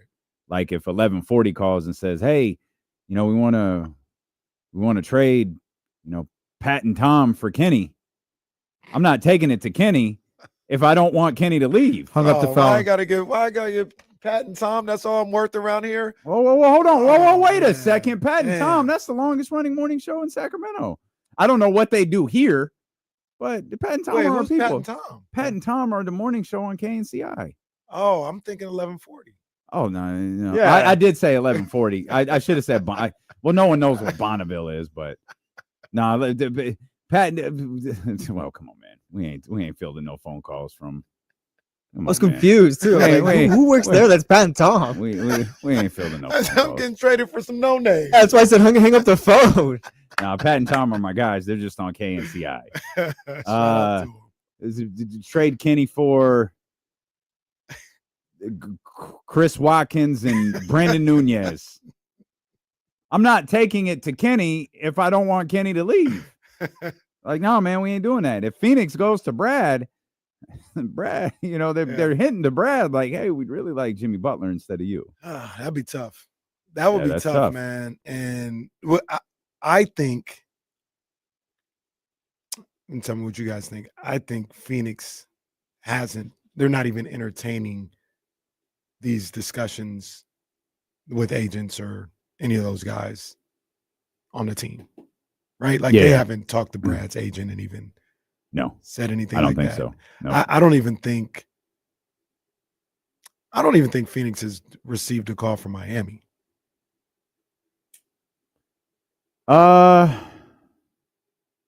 Yeah, I don't know. That's just a guess. How much do agents spearhead trade talks? A lot.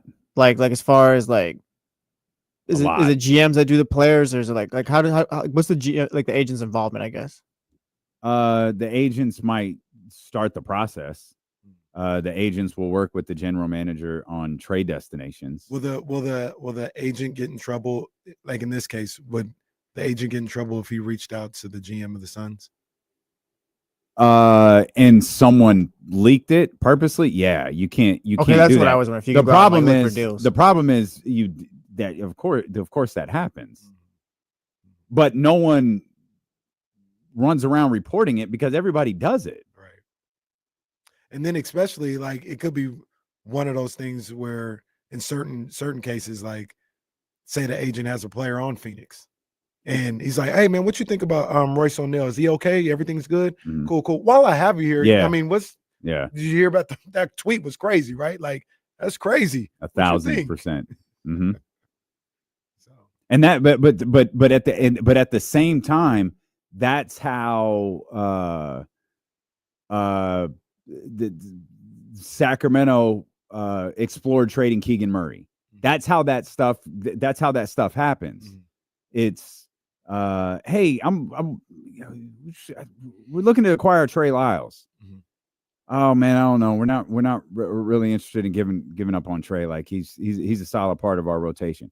Oh yeah, cool. Hey, man, we got our eyes on Keegan Murray. Yeah, so do we. Bye. Sacramento discuss trading Keegan Murray with X team. Like that's how that stuff happens. When you hear that two teams talked about a player, it honest to God could be as simple as that. Right. Hey, are you guys interested in trading Sabonis and Fox for our second round pick? No. Oh, cool. While we're here, what about Keegan Murray for Jimmy Butler? Mm-hmm. Like, wait a minute. That wasn't what this phone call was about. Yeah. Sneaking that conversation in. Yeah. Hey, come on, man. Yeah. Come on, Randy. Chill out. The Caraway files from number 3.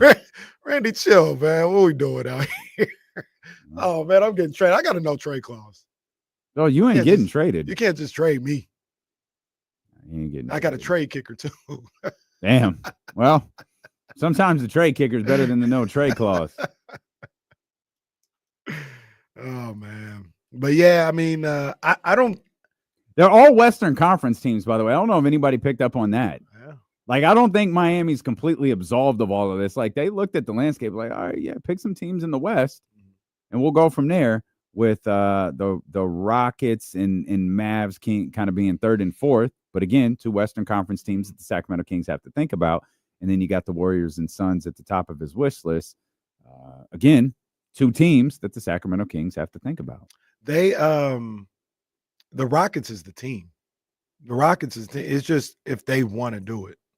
And by all indications, they don't want to make no moves right now. Mm-hmm. But that's the one that works. We talked ad nauseum about all the assets they have or whatever, but that's the easiest trade. Like, because they can just go make a trade. the Warriors and Phoenix, they got to, oh man, let's check. Oh man, there's guys like Kuminga we don't want to get rid of. Like, does it match up? Does Miami want this? Houston has it all. It's a good fit for Jimmy. He's going back to Texas and all this other stuff. That's the one. It's just on whether or not the Rockets want to do it. If you're Golden State, there's probably contracts you want to get off of too, like the Andrew Wiggins thing. And Miami's like, at this point, we're helping you. And then that's where you get into a real fight about draft picks, future compensation, all different things like that, is when you get one, okay, yeah, we're helping you out by giving you Jimmy Butler for sure, but we're also helping you out by taking that we know we've been trying to get rid of that contract for 2 years. Right. We know what this is. Right. And that's where things can get a little difficult. That's why the Rockets really is the smoothest transition, probably for both sides. Everybody involved, yep.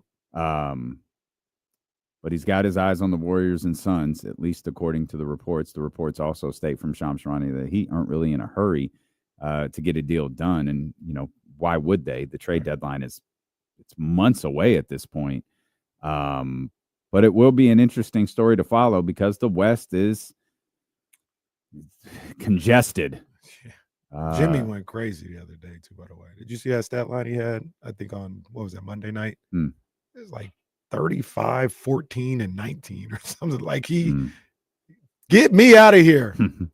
You guys trade for me, somebody. Yeah, 35 points, 19 rebounds, 10 assists. Jeez. They lost that game by 1. Cade Cunningham had 20, 11, and 18 assists in that one. Ooh. Goodness gracious. What's Miami's record? Miami is currently 13 and 11. Your Detroit Pistons currently 11 and 16. Damn, they didn't won some games lately because they were at 4 or 5. Yeah, like they were 2 rough. weeks ago. Yeah, they've started to claw their way out of it a little bit. They're in the playoff picture or play-in picture. This is a good thing because now they're not going to be so terrible when they come into Sacramento next Thursday, and Kings might win. No, if they had 4 wins, if they were the Kings Wizards losing that game. Yeah, if they were the Wizards, it'd be tough. Yeah, Kings losing that game if they stink, but they're competent, so Kings got a chance now. Utah 5-20, New Orleans 5-22, worst team in the league. The Washington Wizards at 3-21. Did you see that report also with the Pelicans? I think it was over the weekend where they said the belief is they're open to trading anybody on the roster except for Herb Jones and Trey Murphy. So Herb Jones is actually interesting. Saw the yesterday reports about Ingram and Denver. Yeah, Denver is like open for all borderline superstar. There was like 7 people. What's that look like? Like I can't process what that would look like. Marco Porter Jr. is probably in the deal. Oh, I guess they want. He's probably in any of those deals. Yeah, that makes sense. So yeah, I'm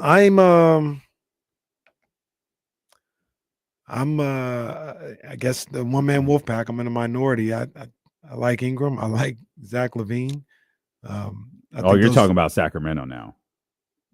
Just as players. Are you just talking like about just as trade asset? Because Zach LaVine had also kind of been linked to Denver as well. And I think those are two good ball players. And yeah, speaking about Sacramento, if you got either one of those 2 teams or 2 guys here on this team, I think it would help out. I do. I feel like Zach LaVine, even though I think people kind of do a little too much with Zach LaVine. Well, I think correct me if I'm wrong, walk me through it. Like when you can move off a Michael Porter Jr. contract, I don't know why I said it that way. When you can move off a contract like Michael Porter Jr.'s, it makes it a little bit easier to facilitate a deal like this. With the Kings, you don't have that deal. Like even like Herter's that's not a $30 million deal. Right. Like you're on a team that's weak on depth, you're giving up players.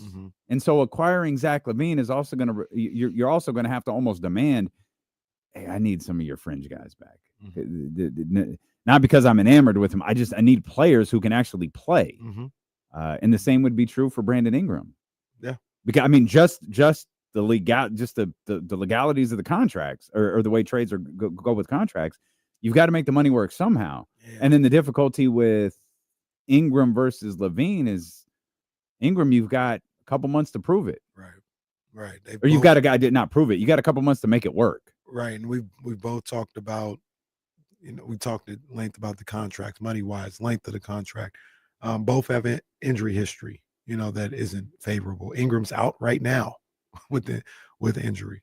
So it's when you talk about what the Nuggets could give up to get one of those guys compared to the Kings making that type of trade. Like you mentioned, the matching up the contracts is kind of difficult here in Sacramento because you don't have that 30 million guy. We were talking about it last year because you had a guy like Harrison and you can combine that with Herter and that got you to like 32 million or something like that. Because wasn't Harrison like 18 million a year or something like that? Yeah. And Herter's 14. Like you could do it then, but you moved on from one of those guys, and that was the DeRozan move was your big move. That was your move. We talked about that a number of different times. Like that was your move of getting, a top flight guy. Anything else you could do at this point seems to be, rotational guys and depth pieces. But that was your move, and you gotta work with what you got now. Yeah, they just don't have and I guess it's not necessarily a bad thing. They don't have an albatross contract that they can move. And that's kind of what, Andrew Wiggins is not an albatross, but his time there has probably run its course. Right. They don't have that. The Michael Porter Jr. contract is crazy. They don't have that. Even to experiment with the Zach LaVine or Brandon Ingram or whatever, they don't have any of that. So how the Sacramento Kings navigate this trade deadline is going to be a lot.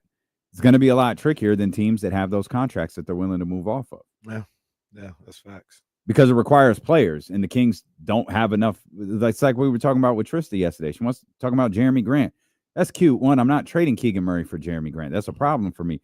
But two, you're giving up depth on this team, on a team that desperately needs depth. Right. The lack of depth that the Kings have, you're gonna make worse, and that's why those types of trades. And you said for a while now, this team needs to acquire depth pieces.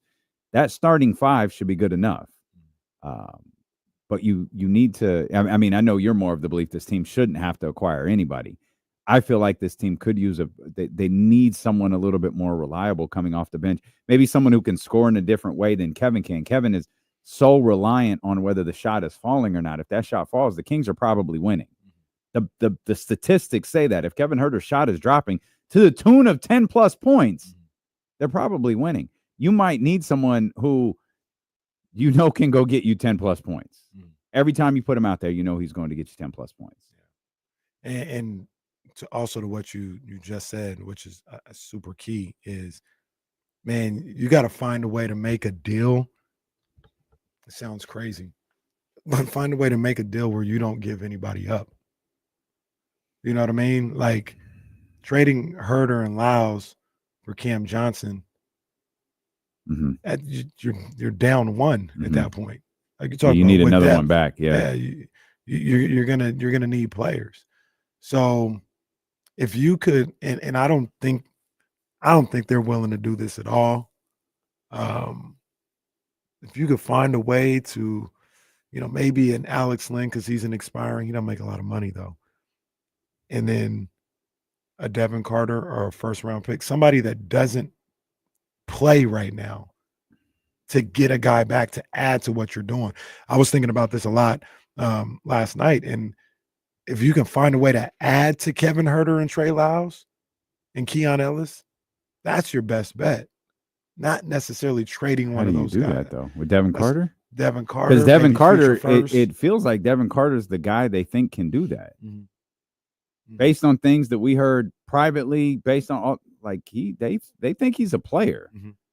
I'm sure they hear all of the noise about Dalton. I'm sure they hear all of the noise about healthy rookies who are playing basketball, much less the two that came directly from Sacramento.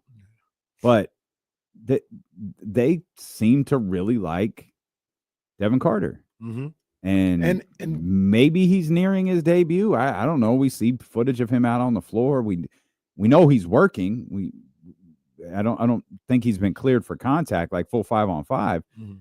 But as outlined during the Kevin Huerter saga, I have no idea what that means anymore. And to be completely fair, to Devin Carter, like, yeah, he might be what the team is looking for. Yeah. He might be that depth piece. Everything that I've seen from him in college, I like. I like his game. I like his toughness that he showed, his intensity.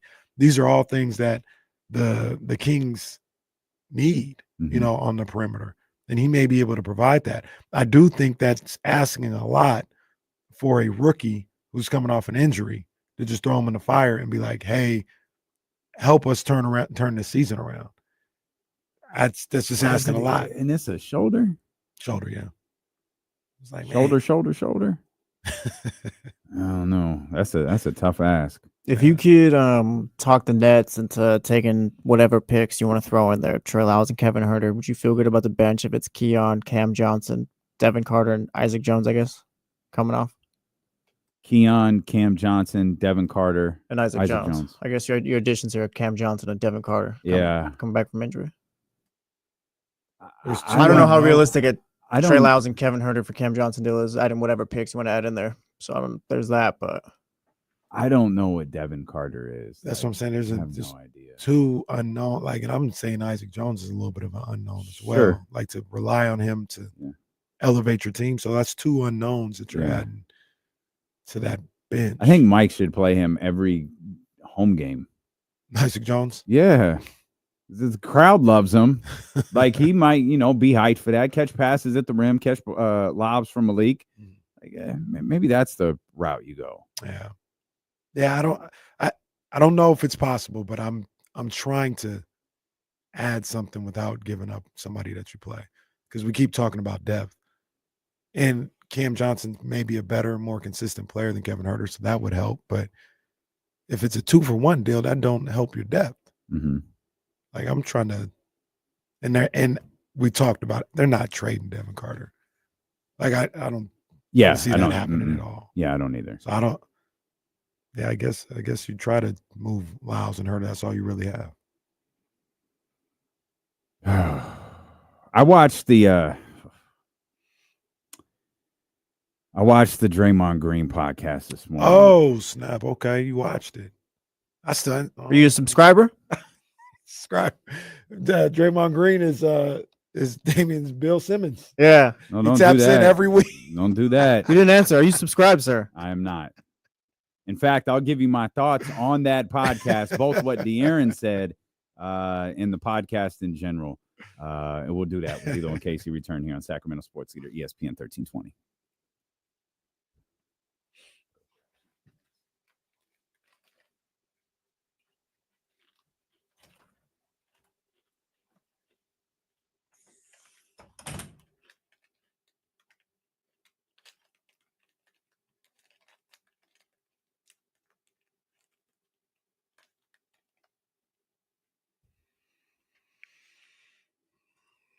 Man, I don't know how you swing that. I don't know how you trade for somebody and not give the rotational guy up.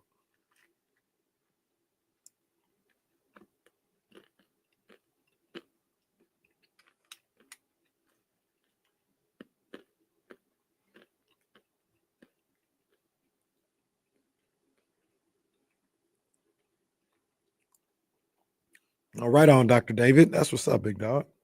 Yes, sir. Is this weekend? Yeah. That is. Is it at 1:30? Yeah, it's in. I'll miss it somehow. Red high. Somehow, some way. I'll probably be walking my dog at the time. I mean, it's something they'd have to deal with all day, so it's not something you could avoid. But it's goddamn round one of college football all day on Saturday. Oh yeah. Yeah, maybe I'll catch the third one.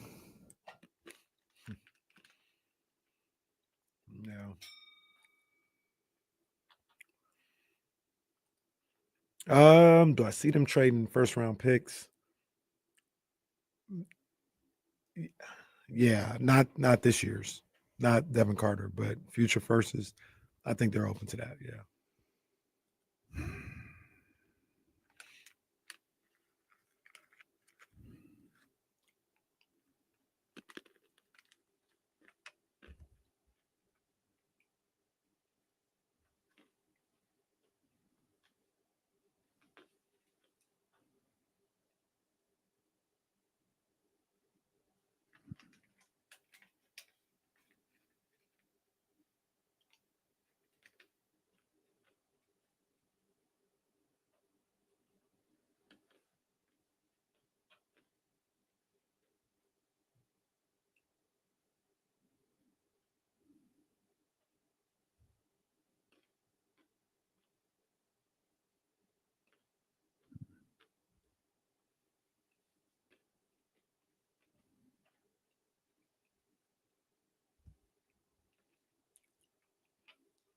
Aldrin, he may have some metrics, and I think they have a broader.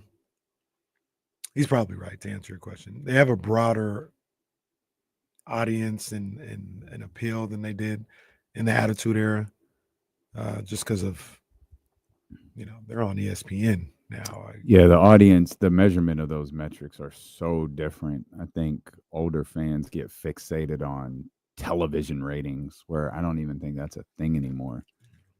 They get like millions of views on YouTube and social media engagement. Every pay-per-view or premium live event, shit's trending on socials. With now they have the metrics, but when you talk about, they got the finances too.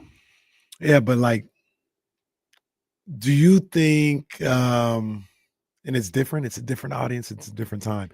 You think the kids at Reese's school are? I don't even know what you would talk about right now. Throwing up the one for the bloodline, the way we were saying, suck it. Well, that's not okay. You are better suited to answer that than me. I don't know. I don't think they are. Like, I go to a school every now and then. I don't see wrestling shirts. But what about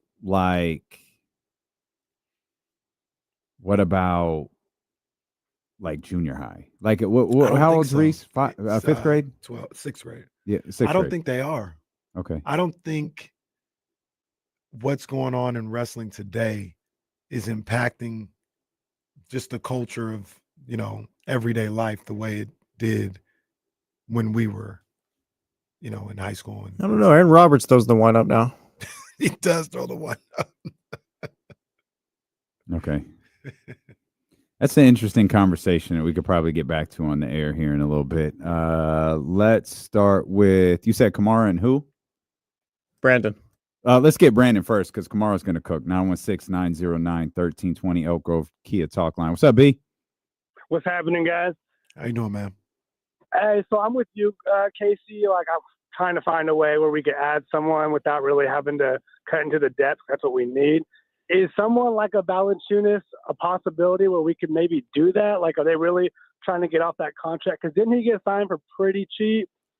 Yeah, he didn't get his normal 15. He didn't get it. Yeah, he did sign below the 15, which is, he's probably, if they're interested in moving off of him, it's probably one that you could do. Yeah, that's somebody that maybe for some picks, you would like to be able to absorb the salary, but I don't think they can do that, or they'd have to. I don't think they can. Yeah, you'd like to do that, like Kobe Jones. Go ahead, Kobe Jones. They've been showcasing him. That's right, showcasing.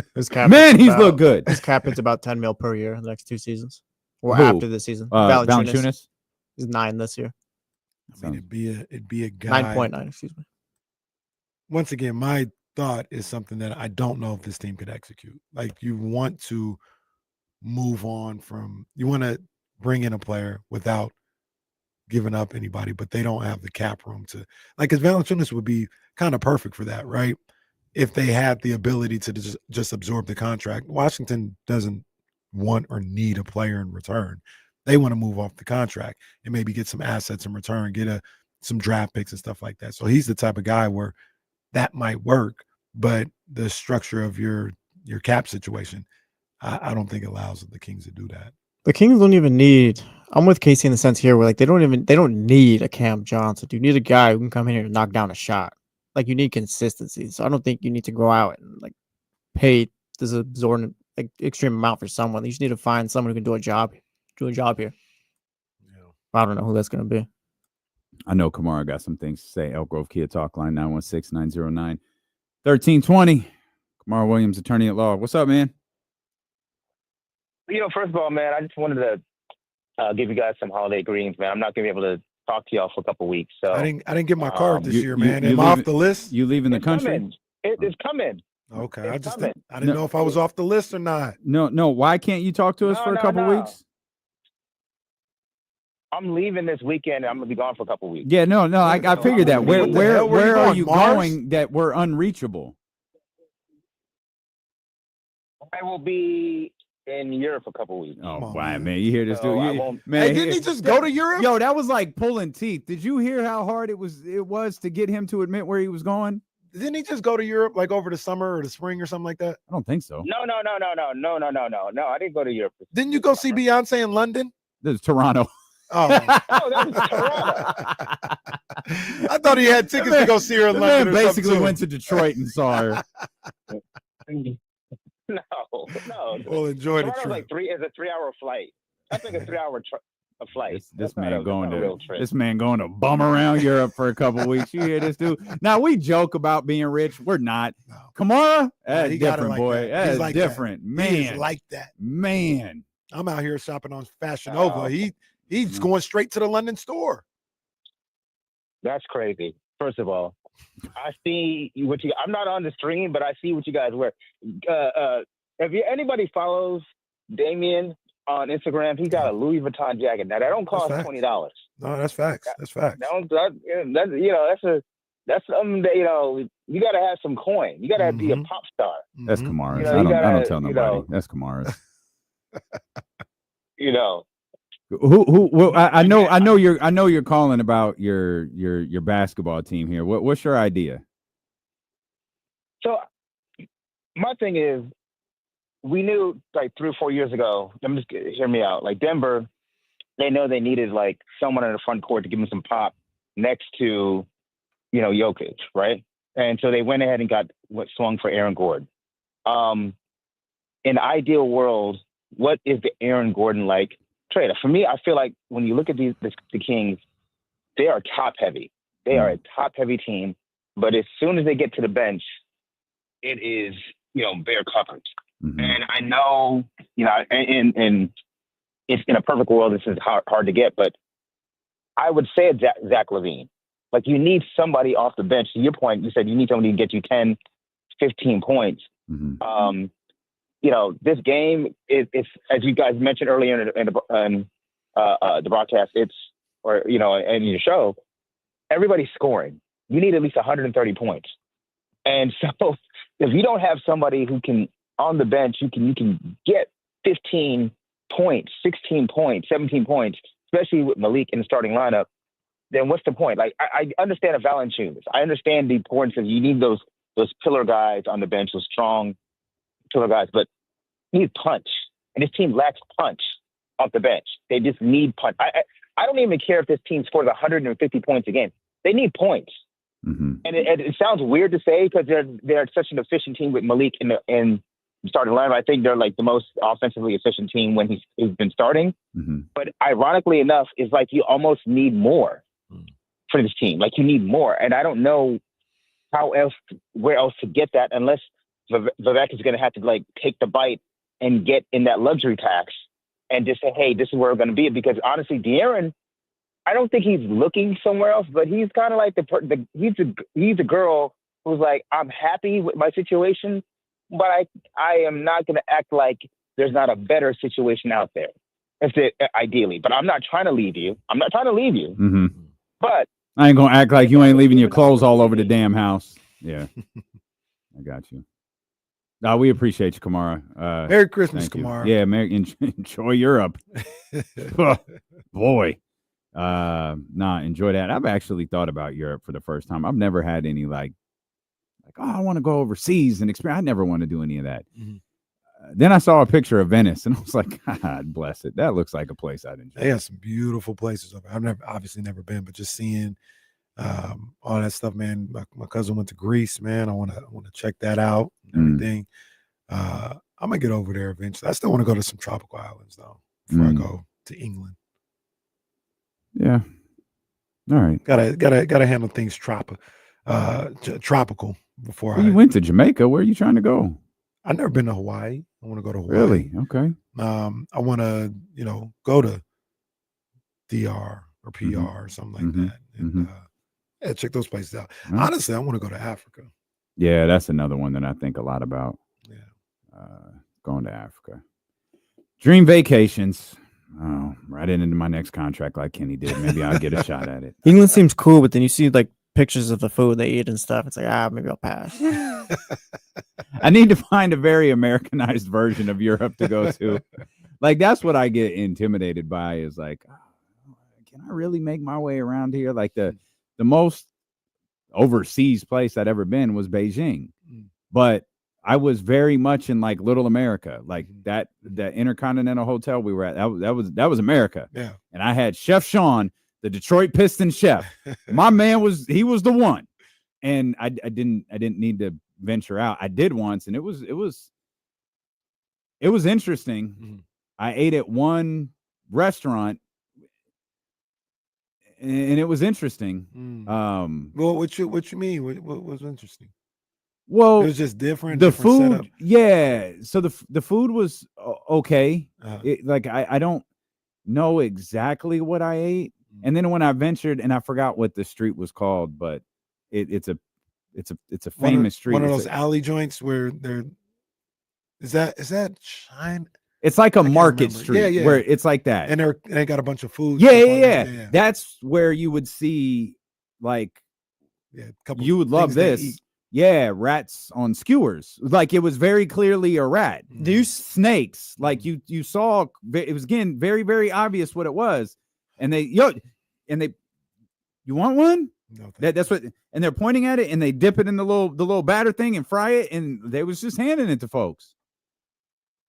It's a shoe. I don't want no rat. I was like, I don't. They send us to Beijing. I'll eat a fried rat. Odyssey pays for it. I'm not eating the fire. Do you hear what you just said? No, I'm trying to get us to Beijing. Why? So look, why? You can eat it. Fine. You can eat it. Why we can all go. Why are you trying to get us to Beijing? I don't know. Content. COE. Trying to produce, bro. Well, look, D'Lo and KC take Beijing.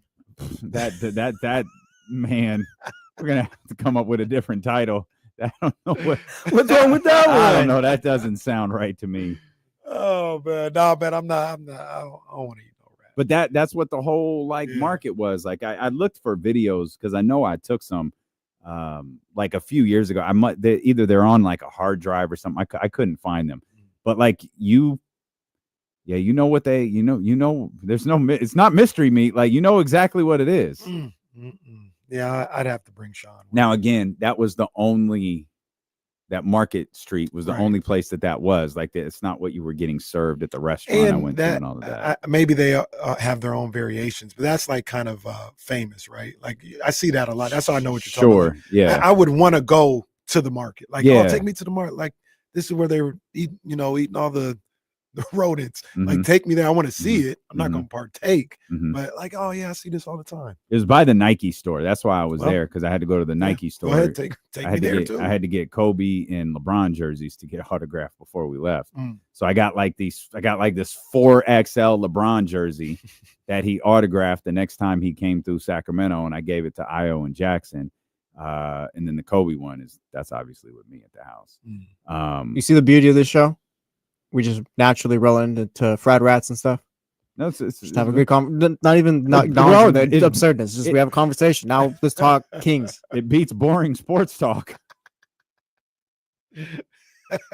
Happy Wednesday. Boring ass sports talk. What about boring ass podcasts? Bruh. It's so I have never sat down to watch a Draymond Green show in its entirety. Like, I've found the clips. I haven't either. I have skimmed through it before.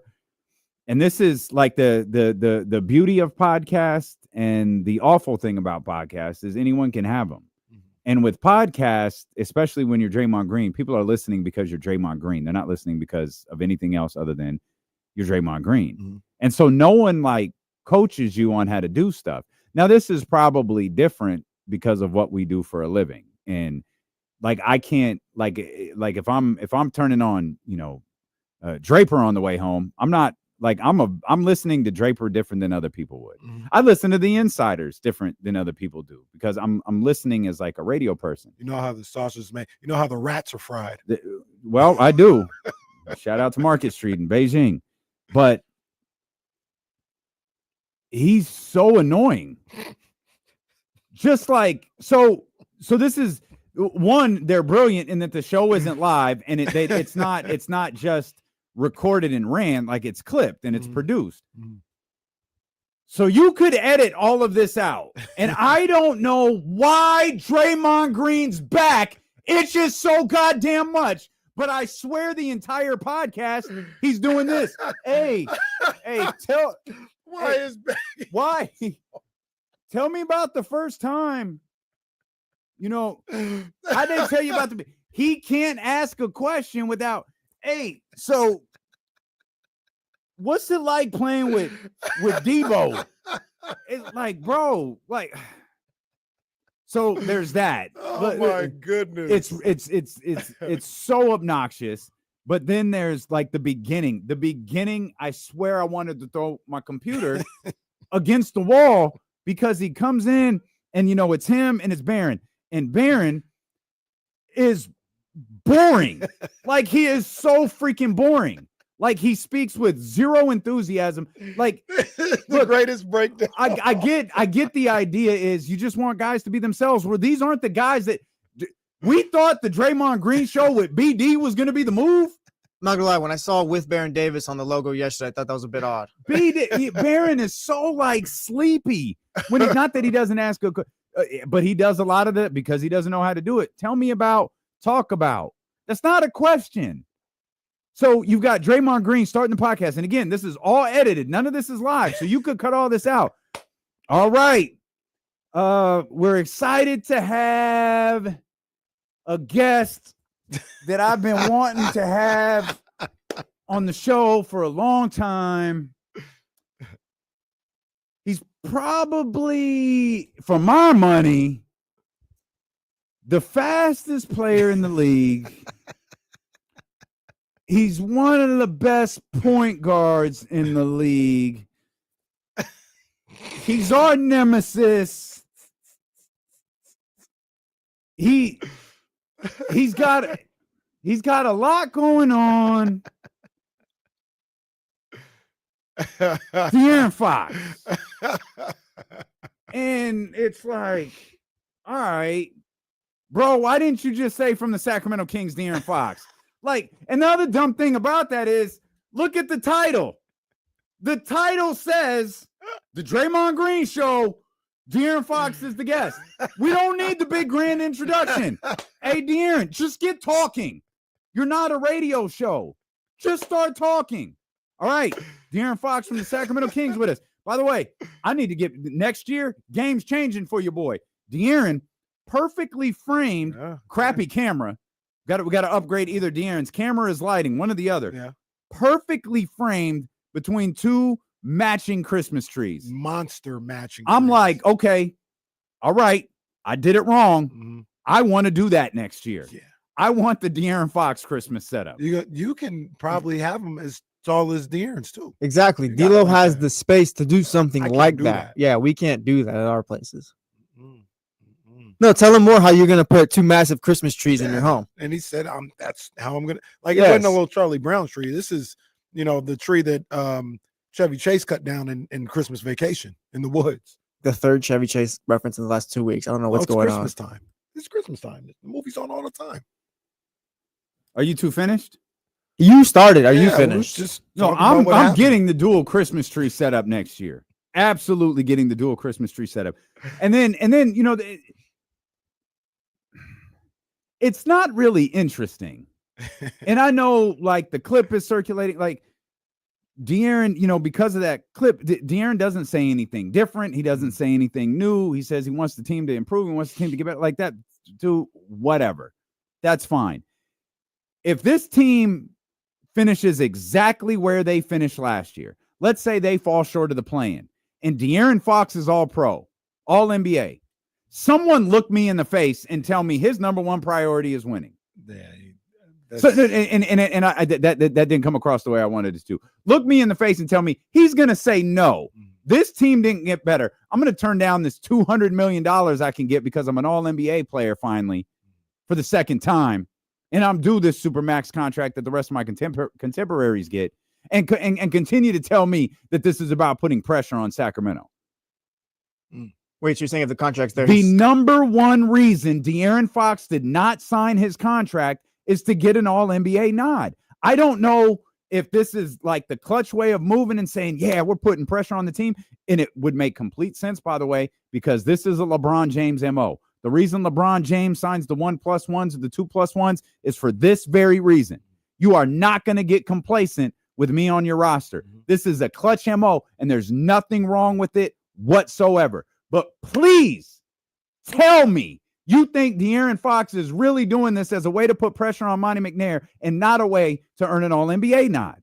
So his family fortunes change forever. I feel like you can't do for one. generations upon generations. It becomes an All-NBA player. I feel like he can't do one without the other. He needs the winning in order to get the All-NBA. Domas did it. Domas did do it, but I don't think De'Aaron Fox can do it. I said if he does if this team does the exact same thing that they did last year and he gets the All-NBA nod, tell me with a straight face you think he's leaving. Tell me he says, no, we didn't get better. I'm not signing that contract. So real quick before I answer that, because I'll answer it. I don't think he's turning down if he's in that situation. Same, yeah. If he gets that, yeah, he's signing. But this is the last year for him to get that, or can he get it? So he has to be with the team, right? So if he gets it next year, he has to play next year on an expiring contract, right? Which sucks for him, and it sucks, but not so much for him. But it sucks a lot for Sacramento. Well, so this is my thing though, and this is where I think the idea of putting pressure on the Kings does have a little validity, because if he can still get that super max, with the new team the following year on the last year of his deal, this summer, if it happens the same way, man, it ain't happening here. I'm not winning. I can't get All-NBA. Send me to Houston, because I can still get that money, the super max money, by going to play with a winning team and making All-NBA, and I'm eligible for the super max. Like if it happens, this is where I think the putting pressure has the validity. Because if he looks at it and he's like, man, I'm not going to win or get All-NBA here, like, then he going in. I'm not saying it doesn't have validity. I'm saying it's not the number one reason. I think it's half and half. I really don't think he can get All-NBA without the Kings winning. Like, I don't think that's realistic. I'll say it again. Domantas Sabonis did it. He got less competition though at that position, like with the guys there. I know they're positionless now, but it was a little bit more than undeniable with Domas, because it's like, all right, he is the second or third best center in the league. We're going to keep the second or third best center in the league off the All-NBA. I don't know if we could do that. I don't think we're in a position where we're saying De'Aaron Fox is the second or third best guard in the league. Like he's not going to be Steph Curry, right? Steph Curry made All-NBA last year, and they same scenario. I don't think Fox has that cachet. I think he has to win. He does. Maybe Sabonis doesn't, and maybe this year, if the same thing happens, Sabonis wouldn't make it. They'd be like, Sabonis. If things continue and Sabonis doesn't make All-NBA, that's insane. I think so. Okay. Are we saying that about De'Aaron Fox right now? You think the league is saying that about De'Aaron Fox right now? That if De'Aaron continues doing what he's doing and doesn't make All-NBA, I haven't looked at De'Aaron's numbers as compared to the rest of I think they're better. Well, not better, because he didn't have rebounds and assists, but he's top 10 in scoring. And he's top 10 in scoring last year. I know. And my point is, I think Sabonis has that. What you just said, people feel that way about Sabonis. I don't think people feel that way about De'Aaron Fox around the league, where it's like, yo, if he just keeps doing this, he's a lock for All-NBA. Last year, too, Sabonis was putting up numbers. It's like we're reading stats where it's like Jokic, Wilt, and Sabonis, as far as the totals and all that he achieved. Right, and double streak and all that other stuff. So that I think that's kind of the question, right? Like, because right now we all believe De'Aaron Fox is having an All-NBA season, regardless of what the final record says. He has been an All-NBA level guard this year. Mm-hmm. Do we think the voters feel that way? He's 25 or 20, 26, 5 and 6. 26, 5 and 6. What was he last year? 27 or maybe 26. I feel like the 6 is up. I think he was 5 and 5, or maybe that sounds like 4. a Drake song. His assists and rebounds were a little bit less, but his points was 26.6. He's closer to 26.2 this year. Like right now, you said it was 26.6 last year. I don't know what the numbers are. Maybe they're better, but I'm gonna just guess that they're not. I bet you they'd put Dame Lillard all NBA ahead of him. Yeah. What's Dame's numbers, Jesse? If you got him, nearly 26 points. He's got 4.5 rebounds, 7.5 assists. Yeah, he's all NBA. About the same. SGA's all NBA. So his Ja, I got to look at Ja's numbers, but Ja's top 3 seed right now. SGA is like 30 points a game though. They probably put Ja top ahead seed of in the him. conference. Well, they might with the winning. They might. Donovan Mitchell. So so the Kings get to Grizzlies level winning. Do you think De'Aaron makes it over Ja? Yes. Yeah. I think literally De'Aaron Fox can walk into All NBA. They need to win.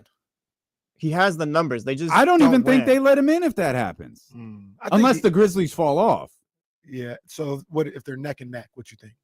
Like I don't, 4th and 5th seed. Ja is 22 points, 4.7 rebounds, 8 assists. Oh, the Ja, what a story. What a story for Ja. Like that they you know why? Because these are the hosts that have to write about the story. So they'll create it. They'll create their own story because they're the ones that have to write about it. I think Fox gets in over it. If these are Ja's numbers the rest of the way, and but the Kings are able to go on a run, it's like, all right, they're here. They're going to point Fox to a gets in. 30-game turnaround and they're going to point to Ja Morant and Ja Morant only. I think remember, this team was ass last year. The Grizzlies were terrible. Mm-hmm. I think if you might be right, but I do think if they were the 4th and 5th seed and De'Aaron's numbers are De'Aaron's numbers and Ja's are Ja's, that De'Aaron would get over. But you know what they'd also do is they would write. You know, nobody's talking about the season that De'Aaron Fox had. Jesus Christ, bro, it's you. That cracks me up every time. Moral of the story is Draymond's podcast sucks. No, His back is constantly itching, and De'Aaron Fox has a fire Christmas setup. Oh, and we also learned something from that podcast that, yeah, we just gonna set the groundwork for it right now. We'll talk about it. We're gonna lay the groundwork for it right now, and this is a fact. What I'm about to say. Oh, you're not going to say it? No, because we got to go to commercial. Oh, I thought you said lay the groundwork, but was that the groundwork? Well, that was the tease. He hasn't put the food on the table yet. Oh, okay. So it's just, hey, dinner's ready. Everybody come sit down. Yeah, table's ready. Right, come get ready. Yeah, go wash your hand. Okay, go. All right. We'll come back and well, I guess Kenny lays the. I'm not sure. Steelo and Casey on ESPN 1320. I don't know. Usually when Kenny serves these meals, it's a little underwhelming. We'll see.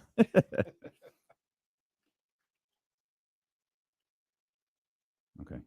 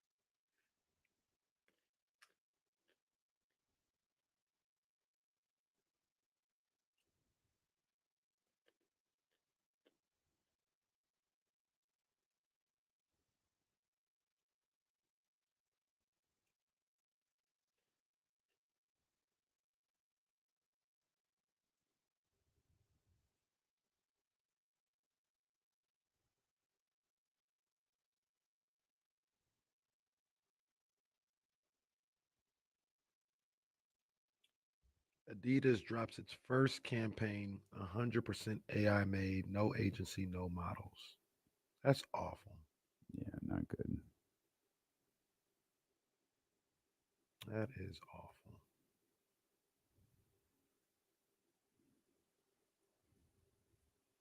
I blame the stupid scientists.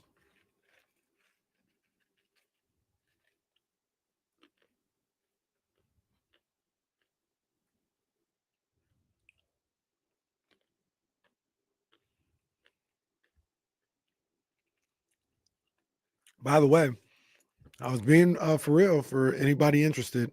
Fashion Nova's going crazy with this holiday sale today. I don't know if it's a one-day thing or what, but they going crazy. Shout out Fashion Nova. They got shirts and stuff for like $3. You know, the only thing that made me a little out on Fashion Nova is I ordered a sweatsuit that didn't actually match. That happens. It was a black like velour joint. We had talked about bringing velour back forever. And I put the bottoms on, put the top on. I was like, woo, boy. Went outside and the natural light hit it. And I was like, is this shirt blue? Oh, my brand dropped a new my brand dropped a new watch today. Oh, I gotta show it to you. I was hello. I can't have it right now, but goodness gracious, it was nasty. Oh, God bless it. Woo! Fire. You got it. I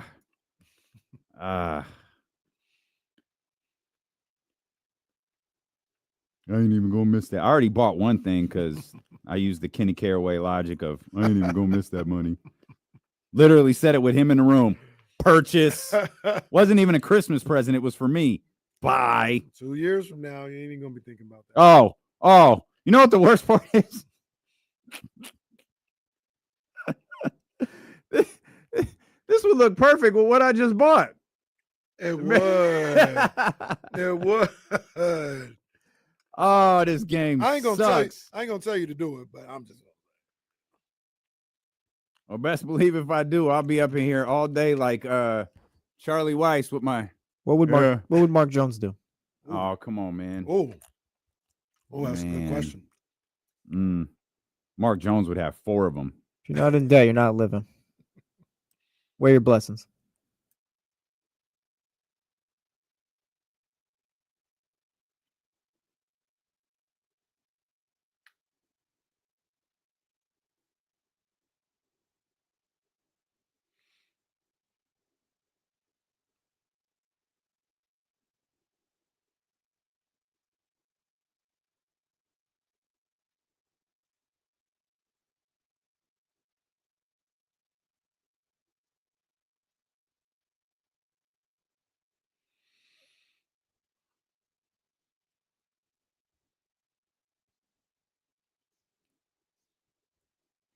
Let's get our Manny in here. 916-909-1320. Manny, it's Wednesday. Oh, yeah. Okay, Manny, get your stuff off. Well, I like what you were saying, and I'm on the 50-50 thing with Fox and the things that were said, and I think some of it is because with Sabonis last year, like he almost had to do outworldly things and break records for people to like I almost felt like the National Media had to begrudgingly give him that getting him on that list. And I think with Fox, if the team's not playing well and he's neck and neck with Ja, like it would not surprise me to see them give it to Ja, even if he didn't deserve it, right? And in that instance, I think that's a lot of where that comes back on Monty having to make a move and get this team right, where you're going to roll with what it is. And for somebody, it gets that close in the race for De'Aaron to make the team, that All-NBA team, and he doesn't get it because the team nothing was done with the construction of the team. I think that's where you get maybe bad feelings from Fox, where like he missed out on the money, missed out on the playoffs, or if that's what happens, or doesn't get the high enough seed where they give him his due. That's where you start seeing some of the crumbling maybe of what Fox was saying, and not necessarily. So I think it's 50-50 with that, right? But I think you bring up a good point with that. So I'd be glad. I would like to hear what James Ham has to say tonight at 8 p.m. when he is on the Chatty House after party on YouTube, Twitch, and Twitter. He delivered that with as much excitement as Baron Davis. Kind of a sad promo there. A little bit. He sounded like he was sad to do the show with James. Is the grind getting to Manny? Is Manny wearing down? Also, I 1,000% believe that De'Aaron does have motivation in keeping the pressure on the front office. 100%. And I don't begrudge that idea. I don't begrudge that thought. I don't begrudge Clutch for taking that approach. Like, it is the right approach. You want your clients, and in De'Aaron's case, you want the individual to be on a winning team. You want that franchise not getting complacent and continuing to work to get better. I have no issue with that thought, with that logic, with that mindset, or with that descriptor on a podcast. It's just not his only motivation, nor should it be. Right. The difference between De'Aaron making All-NBA and not making All-NBA in terms of his next contract is monumental. It is not a couple of dollars. It's not a cost of living increase. It is, you are one of a very few in this league. Damn near a whole nother contract. It's facts. It absolutely is. And I don't fault him for that. Right now. In either instance. Right now, I don't either, by the way. Right now, I'm looking at it. I think right now he's in there. I'm projecting him to be an All-NBA guy. It's a little touch and go, a little tight, but I'm just doing obviously an unofficial. I'm looking at the points per game and just going down that list and trying to figure out where we're at. He's got to be a top 15 player now, right? Like no position, so top 15 player. We got Giannis, Jokic. Wait. So sorry. 20. Don't read them yet. You're reading what you think this year's are, right? Yep. Okay, hang on. What year? Sorry, you're good. I want last year's. That's Okay. what I'm pulling up right now. I want last year's All NBA teams. Okay, go ahead. All right. This is your projection for this year. Yep. Okay. On December 18th, Giannis. It's not too early to do this at all. Not even a little bit. Giannis. Yep. Jokic, SGA, Luka, Tatum, Anthony Davis, and Edwards. I think Dame gets there. I think Brunson gets there. I think Cat gets there. Here's where it starts to open up a little bit because Wembanyama, Donovan, Trae Young. I'm at 13. Man. And there's some maybes in there. Steph is a maybe. I didn't put Jaylen Brown on there, which is a maybe. But I think that's 13. And I didn't mention Fox. I think right now he's in there. So let's try this exercise a different way. Steph and Jalen, like they're 14 and 15, if you were to count them. Potentially. Steph. I don't see how Fox gets those spots. Like if they don't make right now, they're not a playing team. So let's look at this a different way. SGA in. SGA's in. Jokic. Yes. Luka. Yes. Giannis. Yes. Tatum. Yes. Okay. Brunson. Yes. Ant-Man. Yes. KD. No. We'll monitor games. That'll be important. Kawhi. No. Ant. Ant who? Sorry. AD. Anthony Davis. Yes. Sorry. LeBron James. No. Steph. Sake of argument, I'll say no. DeMontis Sabonis. Yeah. Okay. Yes. He's in. Okay. He should be in. Tyrese Halliburton. No. And Devin Booker. No. So those are 5 All-NBA guys who made the team last year. That was the 3 teams? Those were the 3 All-NBA teams. So now we're gonna take some off those. Keep those. Well, five wait, off. no. We got 5 off. Oh, we got 5 off. We got 5 off. Yeah, we got 5 off. So Donovan's on there. So Donovan. off. Maybe it's closer than I give it credit for. I think Trae Young might be an All-NBA guy. Boy, you love you some Trae Young, but does Atlanta have to win? You didn't name Ja either. One question at a time. Does Atlanta have to win? Yeah. Man, boy, are we moving the goalpost. I'm trying Atlanta has to win, but Sacramento doesn't. I'm trying to think like them. Not what I think. Look at you over here trying to think like Bontemps. Goddamn, what a world. Man. Not like I would. Trae Young is I don't know, because Trae Young is like 21 and he's gonna lead the league in assists. So he's 21. That's what Tyrese did last year. The 7th seed out or East. something like that. So yeah, and they're gonna be in the postseason. Okay, I see what you did there. And what was your? Yeah, we didn't name Ja. Ja's not All-NBA. You don't have Ja. Okay, we got 3 spots left. You know, somebody else that they may give it to this year is Jalen Williams.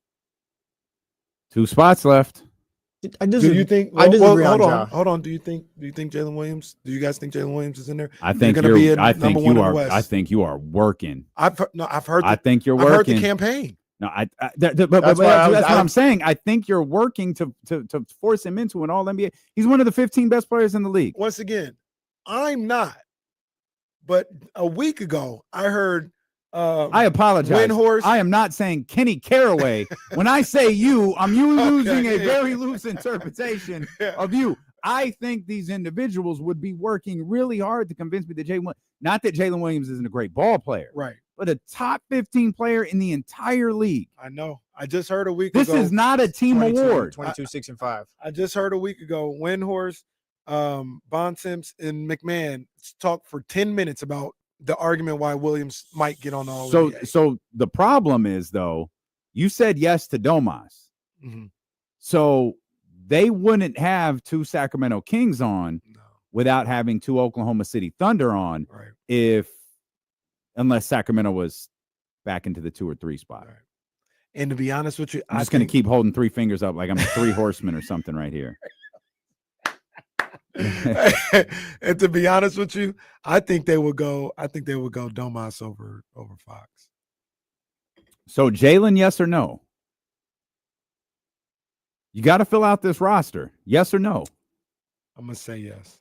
You got 2 left. We're sure a top 3 seed, John Morant. He's 22, about 5 rebounds and 8 assists. Jesse's like, working. Come on, no. Jesse's working. Let's be realistic about this. Let's be realistic about this. He's not going to get in with those numbers or over De'Aaron Fox, who's not even slated to make the play-in. No, he's not. I got to be honest. I got to make the move for you, Kenny. You got to be honest. I think I'm Team Tappy on this. Yeah, you got we know how they vote. Vote. They're not going to leave him off. Well, we're talking a 30-game turnaround that they're going to point to Ja Morant as the reason. Fox isn't getting that over Ja. I'll say that. I'll tell you right now, and I could agree with that. If they're going to do that for Ja, then Steph's on. I agree with that too, though. Then we ain't now got we're no down slots. to 0. Yeah.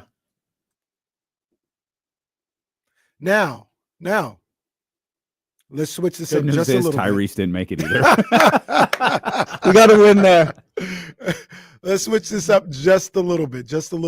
And this could be the frustrating thing. This could be the kind of scary thing. Does that change if they're a top 6 team? The Kings? Yes. Who's coming off though? He can get. I'll give him Ja. Well, where's Gold? Well, wait a minute. Where's Golden State? Let's say they're top. Let's say Ja and Memphis. They hang in the top 6. Oh, Memphis and Golden State. They hang in the top 6. Then I'm asking questions about your boy in Atlanta, Trae. Okay. And I'll be back on Jalen. If you're a top 6 team, like I think you have a perfectly fair argument to have 2 All-NBA players if you're a top 6 team. What if you're the number 1 seed? Y'all don't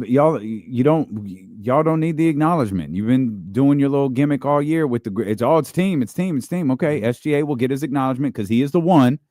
You got some good ball players there, but Jalen is not better than De'Aaron Fox. I think if they finish, I don't think Jalen Brunson's better than De'Aaron Fox, to be clear. And you put him on this list too. Oh, yeah, I can't remember. I did. He's about as much of a lock as you can get. If they finish top 6 and he's able to maintain these averages, then yeah, I think like you can't keep him off at that point. I would, but I understand. I would keep him off in favor of De'Aaron Fox. And if De'Aaron Fox is still a top 10 scorer, I mean, damn, that'd be kind of crazy for the second year in a row to be top 10 in the league in scoring and not make the All-NBA team. Right now, De'Aaron's at 26-2. They don't really value De'Aaron's scoring like everyone else in the league. Whether it be all-star voting, like because we saw the stats, like, oh yeah, De'Aaron Fox is the only top 10 or top whatever guy not to make the all-star team last year and all that. Or he doesn't make the MVP ladders that the NBA puts out. You know who shouldn't probably be up there or who shouldn't be on the All-NBA? And salute to this guy. You know I like him. It's my guy. It's probably Dame Lillard. Like if the Bucks finish like the 4th seed in the East, like what are we putting $2 on the All-NBA for? Yeah, and that 4th seed probably would be what you are in the 6th seed, record-wise in the conference. But once again, kind of like Steph Curry, I think if they do that and he continues to have the season he's having, he'll probably make All-NBA. Dame. This is crazy. Tyler Hero's averaging 24 points a night. But Dame, man, I'm trying to be thorough here.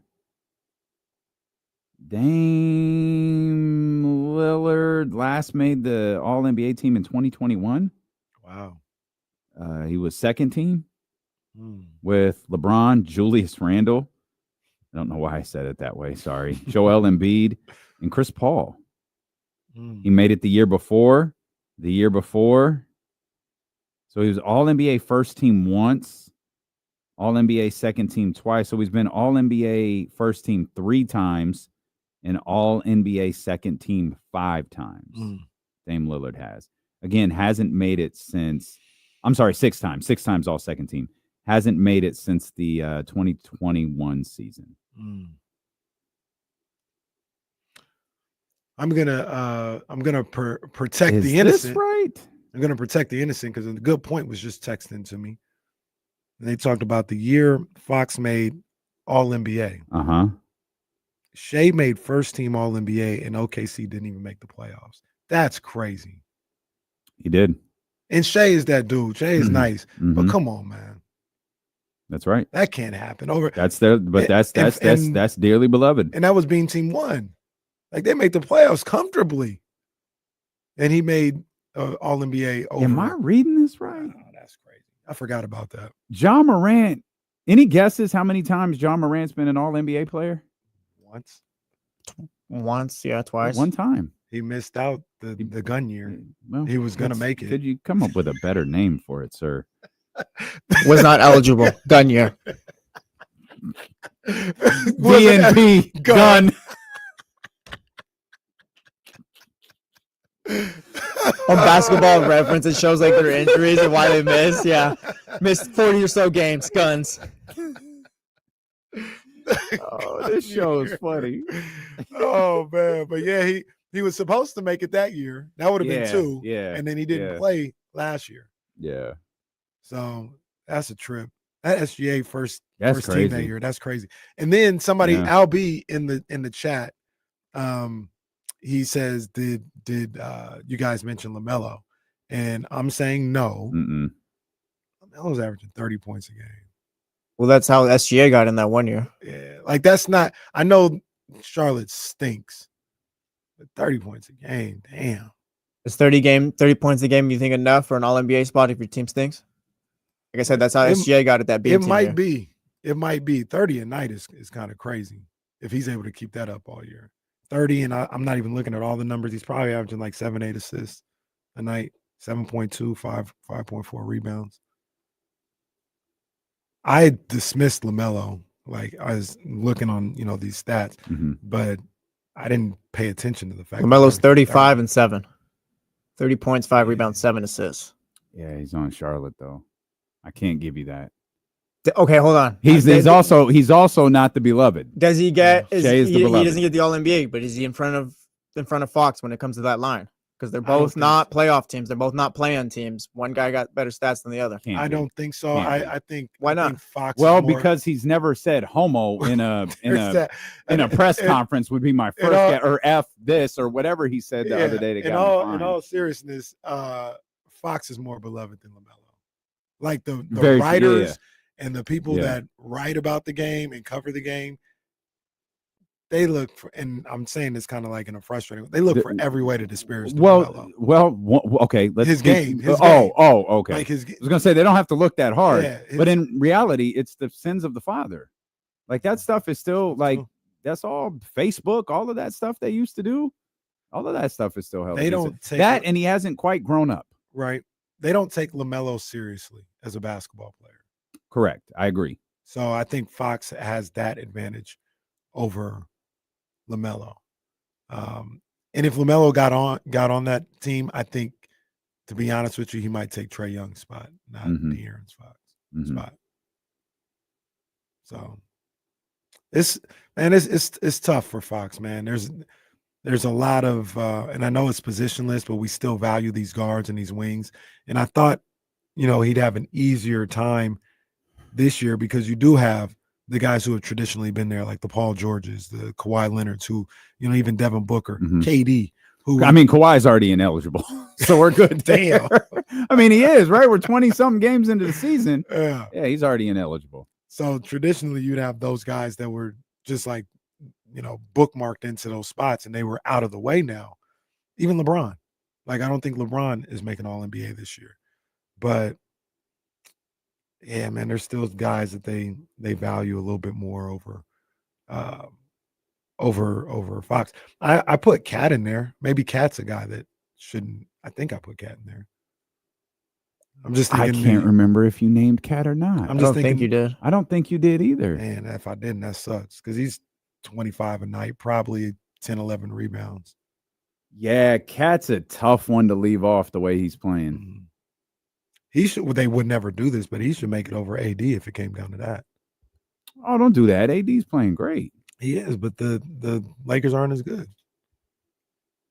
What they do? What was it last year? Yeah, when they AD. were playing and the Lakers got 2 All NBA guys. Yeah. And the seasons were sick. Like AD was crazy. LeBron was really good too. But come on, man. Come on. I don't like that, dog. Yeah. We're not the Lakers, buddy. We got to work harder. It's only one way to fix this. Gotta win. Figure it out, man. Help your guy out, Monty and Wes. Hey, can I tell you? Can I pay off the tease of? That wasn't it. No. Oh my God. No. The tease was, hey, there's no question. Yep. There's no question anymore. We joked about it before. Others came in here and said, hey, maybe we should reconsider the beam. Yeah. No, the clip I saw last night is that beam needs to stay forever. Draymond Green. For life. Draymond Green was on the podcast talking about, I hate that effing beam. He's like, there was nothing worse than walking over to the hotel, looking out my window and seeing that goddamn beam in the sky. Nah, like there have been enough people to acknowledge how much they hate that light. Which makes us love it even more. I feel like even if they have like a bad season or whatever, where it's like it's just something like where's the Cubs, they fly the W or whatever. Like you're just gonna have to, it's just part of it. I said blow the beam up because it is so sad when they lose and you leave and it's just the sky. Just like everyone walks out, like without fail. The next time you go to the arena and the Kings lose, go out, just walk out and watch how many people just look up to not see that purple light in the sky. And everybody, like, you walk past people, oh, no beam. Like, they're saying it. They're having conversations. No, they're pointing to where it be. That I had to do this to you. It would be right there. But the Wizards came through. I'll never forget my sister. So the Wizards really good. No, Serena, they're ass. You're all pulling up pictures on Twitter. This is what it looks like when they win. Yeah. Like holding it up by, like, if you just position right here, you can get an idea of what it just, I remember the when the beam started to get like you saw it before I did. Oh, it's the happiest place on earth. Yeah. It is also the saddest place on that's earth. Facts. That's facts. But what about when we remember we had a meeting and the Kings won? And we left the meeting. Yes. Everybody left the meeting to go outside. That was where I learned. That was where I learned that the second the buzzer goes off on an away game, the light goes up. Yeah, mind you guys, sorry about it. It was an away game. So nobody was in Doco. We were at the Sawyer. Yeah. And we were still in the midst of a meeting, and it was clear the Kings were going to win. And it was like, hey, the Kings are about to win. Has everyone seen the beam? Do you guys want to go outside and see the beam? Yeah. We turn around, purple light in the sky. It's like, oh, I guess there's no reason to have a ceremony. Like, someone is just there, like, hey, Siri, light the beam. Yeah, and well, the Matt light Barnes goes called up. it in. Remember Matt Barnes? Hey, go ahead, light the beam. Oh, sorry. It's all right. Sorry. It's okay, but, Siri. Siri doesn't understand lighting the beam. I think there's at least one word we can't play over the air for that clip. Yeah. But that just solidified. I think there was like 4. No, that's it's just the same word over and over and over again. The beam is dope too, because you can see it from your house, and if you live in the right spot. Yeah. That's like I said. Like I walk outside my apartment or whatever, I can see it like perfectly. Because he sees the whole city. Yeah, you see the whole city like he's Batman, Bruce Wayne. You guys are jackasses. First of all, Damian Wayne. I can see it from. I'm not telling you guys. I can see it from Elk Grove if I go over a certain overpass, and I have my glasses on. Some nights, like, well, maybe it's just me. To be clear, I never said I could see the beam from. That is not what I said. Okay, yeah, hold on, yeah, no, hold on. Let me help Dame out. Yes, you didn't say you could see the beam from your house. We know that. You said I could see the entire city of Sacramento from my house. Yeah, facts. That's more of a flex. You're not helping yourself out here, pal. Come on, man. Like, what are we talking about? What are we talking about? This guy said he sees the whole city. Dame walks out. He's like, here's the city.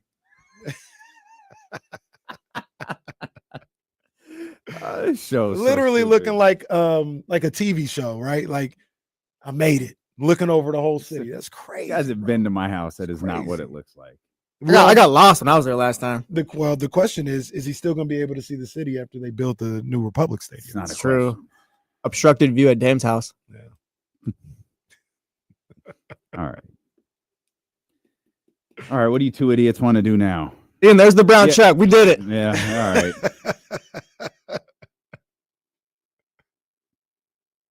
You want to go to break? No, what I'm going to do is just start scratching my back every time I ask a question. I still never seen that podcast. I did, bro. It's tough. We'll come back. We'll stay in the NBA. Okay. Some stuff being announced. Boy, it is a good time to be a broadcaster. Plus, we got power rankings on the way. James Ham at the top of the 3 o'clock hour. Stealing with Casey on Sacramento Sports Leader, ESPN 1320.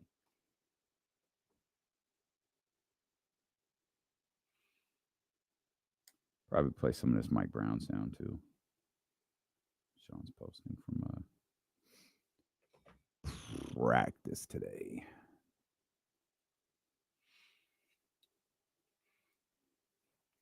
Kyle uses a lot of tabs in here.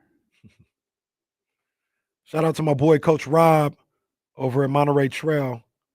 I don't know if it's public yet, so I won't say too much.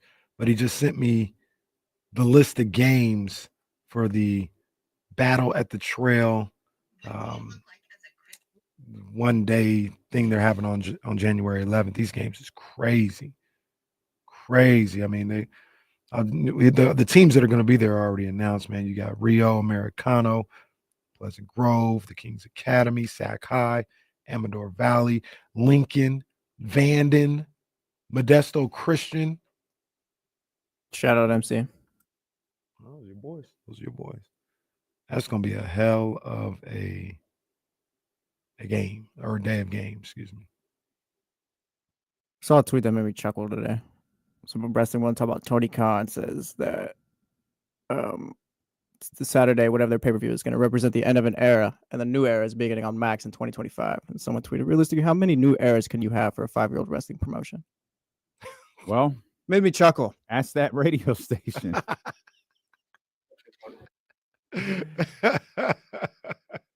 Sean Sean cut many clips today. He normally doesn't do that. At least it looks like he did. There we go. Mike Brown challenge to De'Aaron Fox. All right.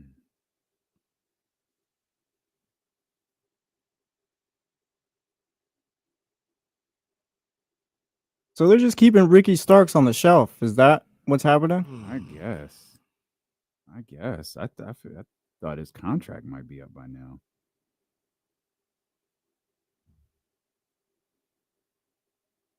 I wonder if you do that because you figure if he leaves, he's gonna be a star, like in WWE. Because he's not bad.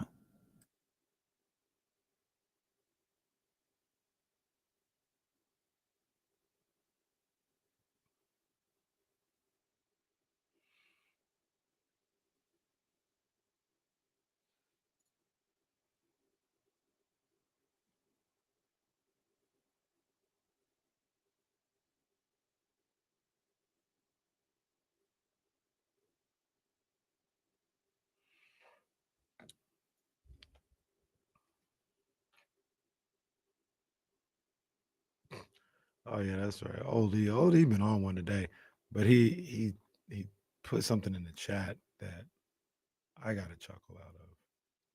And I don't know why he did this. Let me see if I can find it. Have you heard of Tap Winery? Sounds familiar.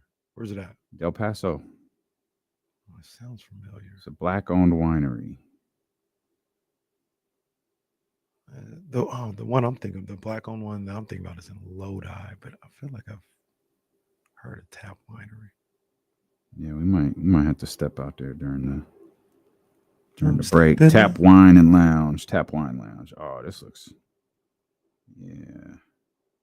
Oh yeah, we cooking over here. Hold up. Hold up.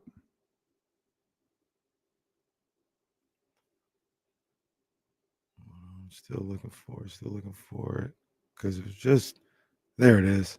Why did he spell his name like this? Draymond. Draymond, time to go to work. Draymond. That's terrific. That cracked me up.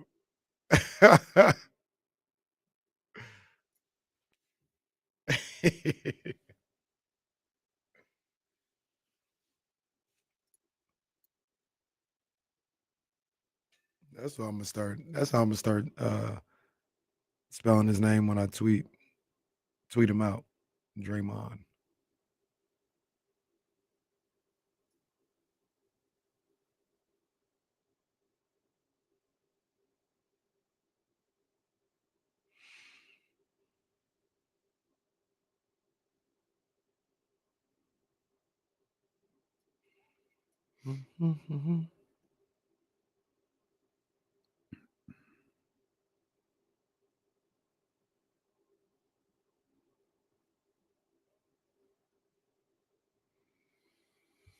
Draymond, time to go to work.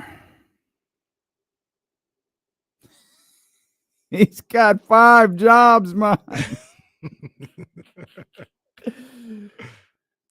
Oh man, let's take advantage of our good friend Sean Cunningham posting clips from practice today as the Kings wrapped up their media session or had their media session a little bit over an hour ago. And here's Mike Brown talking about De'Aaron Fox, courtesy of Sean Cunningham at Fox 4. You mentioned how trying to clean that up and how a lot of it will fall on you and having to find ways to do it beyond film and walkthroughs. Is there added emphasis when you're going through practice now when you have moments like that?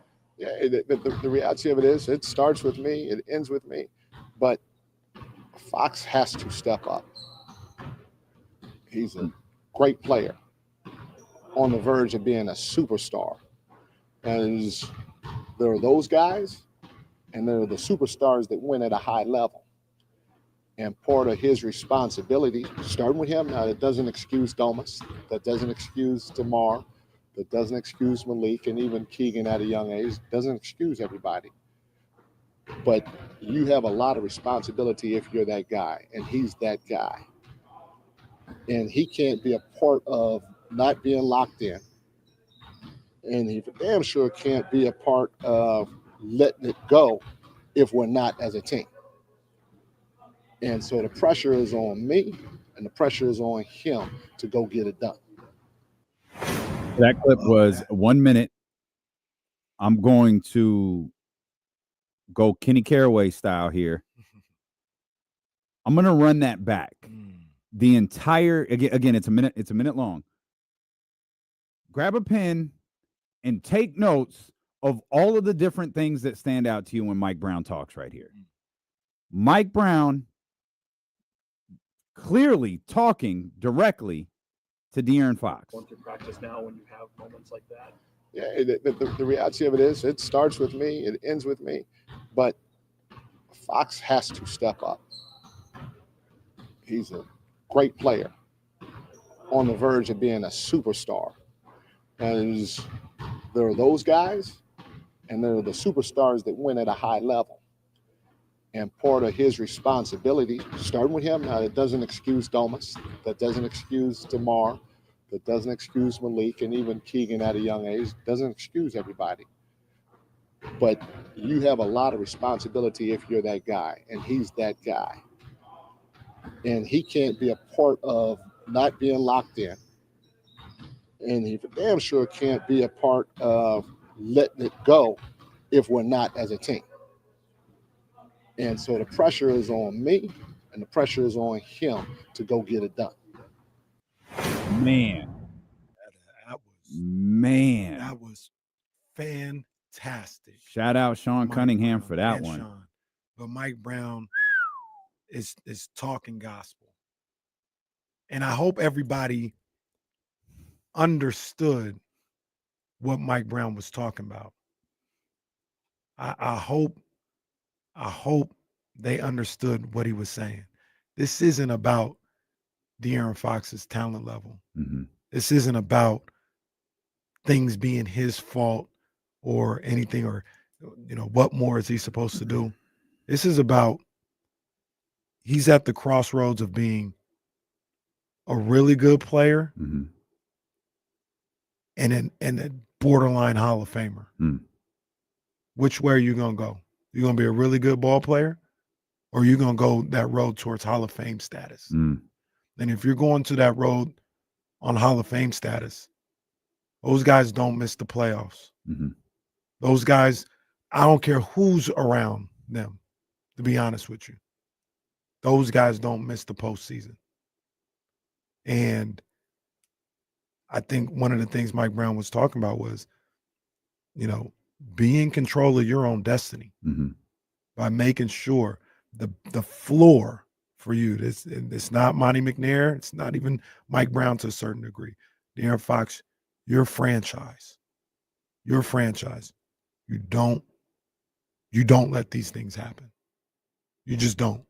And I loved hearing Mike Brown. That's one of the best things I've ever heard from Mike Brown for his time here in Sacramento. And I believe and I trust that De'Aaron understands exactly what he's saying and takes what he says as exactly as how I just explained it. That was great. And it was time. I think the most compelling part about that 60-second clip from Mike Brown was that's what he said to them, to us. What did he say to De'Aaron? Because I'm guessing it was even more intricate than that. A couple of things that really stood out is the Fox step up thing. We very literally just spent an hour trying to work De'Aaron Fox onto an all-NBA team. Mike says, I need more. He said he's on the verge of superstardom. I've gotten really comfortable calling De'Aaron Fox a superstar. Mike Brown says he's on the verge of superstardom. He also said De'Aaron carries a lot of responsibility. And that's the one I have highlighted.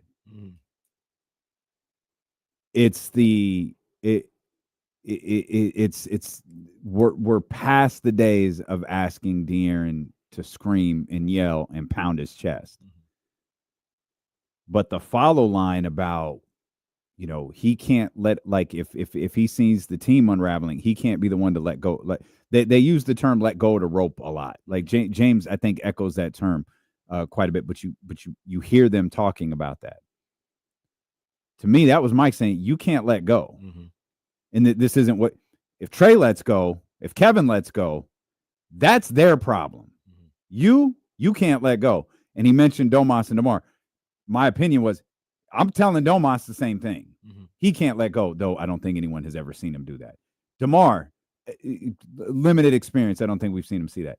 But there are enough people who say, yeah, maybe Foxy did. It's God, he's so good when he's mad. Well, maybe you don't have to be mad, but you've got to play like that. You are untouchable in that mode. How can you, and I am absolutely of the belief you can't be pissed off all the time. It's not, I mean, you can, it's not a healthy way to live, but how can you play like that? How can you play like that version of yourself? Because it's not a question of whether you can play like that. It's what gets you into the mentality to where you play like that. Just play like that. Then the hour-long discussion we just had is really nothing more than killing time, because we know he's an all-NBA player. There's no question he's an all-NBA player. And with Fox like that, the Kings are winning. So you've got numbers, you've got killer instinct, you know what you have you have Jalen Brunson. Jalen Brunson helped the Knicks win games in the playoffs because he was a killer. To be that level, you've got to be a killer. And you've got to be able to hold guys accountable. And that's what that sounded like from Mike Brown to me. And you talk about him mentioning Domas and DeMar. And the thing that I heard from that, we've talked for the last 2-3 years about, who's the best player, whose team is it, all this other stuff. And I heard Mike Brown who telling us, and he probably told De'Aaron the same thing, it's you. It's you. Domas is spectacular. He's an all-NBA player in his own right. He's going to go down as one of the greatest Sacramento Kings of all time. But De'Aaron, it's you. You're the one. That's where we talked about the responsibility. It's that's the unfair nature of being the best and being the franchise. That's the other side of it. When things are going right, when you're winning, you're getting all the credit, not Trey Lyles, not Keon Ellis. Right. It's you. It's your team. Fox is leading this team to the playoffs for the first time in 16 years. Yeah. And rightfully so. That's what it is. But the other side of that is when it goes wrong, it's on you, right or wrong. And I think Fox understands that. But maybe Mike Brown was trying to say, it's on you. We're only going as far as you take us. Domas is a great player. DeMar is a Hall of Famer. Keegan has a lot of potential. Malik is the heart. We love Malik, but it's you. It is you. It's always you. Whatever, high school high, Mekhi Phifer, whatever's going on, we're all going to look back at you and we're going to take our lead from you. I thought that was Omar Epps. No. Omar Epps was in Too Deep. You sure? Yeah, which Kanye called him Mekhi Phifer. Thank you for bringing that around for those that might have missed the reference. I appreciate it. I was in Too Deep like Mekhi Phifer. No, sir, he wasn't in that movie. No, he wasn't. That was great by Mike Brown. That was great. That was one of his shining moments as a Kings coach for me. And he can't be a part of not being locked in. And he damn sure can't be a part of letting it go if we're not as a team. Wow. Boy, I don't know what to say. Yeah, well, got 2 hours left, pal. Yeah, but I'm with you. I mean, there are things that I want to say, but it's like, let's listen to Trey Lyles instead. Full participant in practice today, Trey Lyles. Well, let's see what Trey said, because I think there's some news in here. Sean, turn your mic on. God damn it, Sean. What was the toughest part of that injury? Just sitting out? Yeah, just sitting out and not really, like I said, not being part of the team, but just having to watch and not being able to go out there and help and do things here and there. When you were out for a while, how tough I can't hear a is it word to he's saying. I think our staff here does a great job of keeping us in shape and doing things that will translate into the game. So it's not that hard for us as players to be able to transition back into the game. Some of the injuries that you've experienced, is it just frustrating to not be on the court? Yeah, it's definitely frustrating. I think any injury, and especially ones that aren't from like a hard fall or something like that, and just happen out of nowhere, are more frustrating than I think the other end. So it appears practice is still going on while they're just like, hey, guys, Trey's done working out. Go talk to him right next to the court. No clue when he's back. All I heard from him was stuff like that. That's all I heard. Mental hurdle of getting it. I mean, obviously, as you talked about. Here's Sean, clear as day. But do you feel like you're behind the 8 ball as a result? No, not at all. I've stayed, in the gym when the guys were here, when the guys were gone, and I've gotten my work in when I was able to, and followed the program, and I feel, more than ready to be back out there. And what do you just feel about this team and what you've observed in the meantime? I think we're starting to find our stride a little bit. We got to continue to go out there and try to start the games the right way. We didn't do that last game, but we're always a team that's going to fight. So I don't think you have to worry about us not fighting in games, and we've shown that, but we just got to continue to grow as a group and start games off the right way. Like, how have you been able to do throughout this process to kind of stay? Okay, I'm done. Feels like the mic is off and whatever the camera they're using is recording the audio. I guarantee that's not making the Fox broadcast tonight. There's no chance that's making the Fox broadcast tonight. This will. It's got the logo on it. This must sound terrific. Sean only puts the logo on when we're cooking. By the way, I thought let me scroll back. I don't know that Trey Lyles confident that he can play Thursday for the Lakers and doesn't feel like he's been behind despite suffering another injury that's kept him out much of the season. Mike didn't think he was going to be able to play tomorrow. Of course, as we've learned, Mike knows nothing about what's going on in the injury process. Hey, Mike Cameron was back at practicing. News to me. Yeah, I don't know, guys. I was in a meeting. I don't know what to tell y'all. What are you guys hearing? What? James, is Kevin playing? All right. DeMar DeRozan. DeMar back at it tomorrow with 2 key games against the Lakers. Just what the mentality are you guys feeling right now? I think just eager to get back out there and play.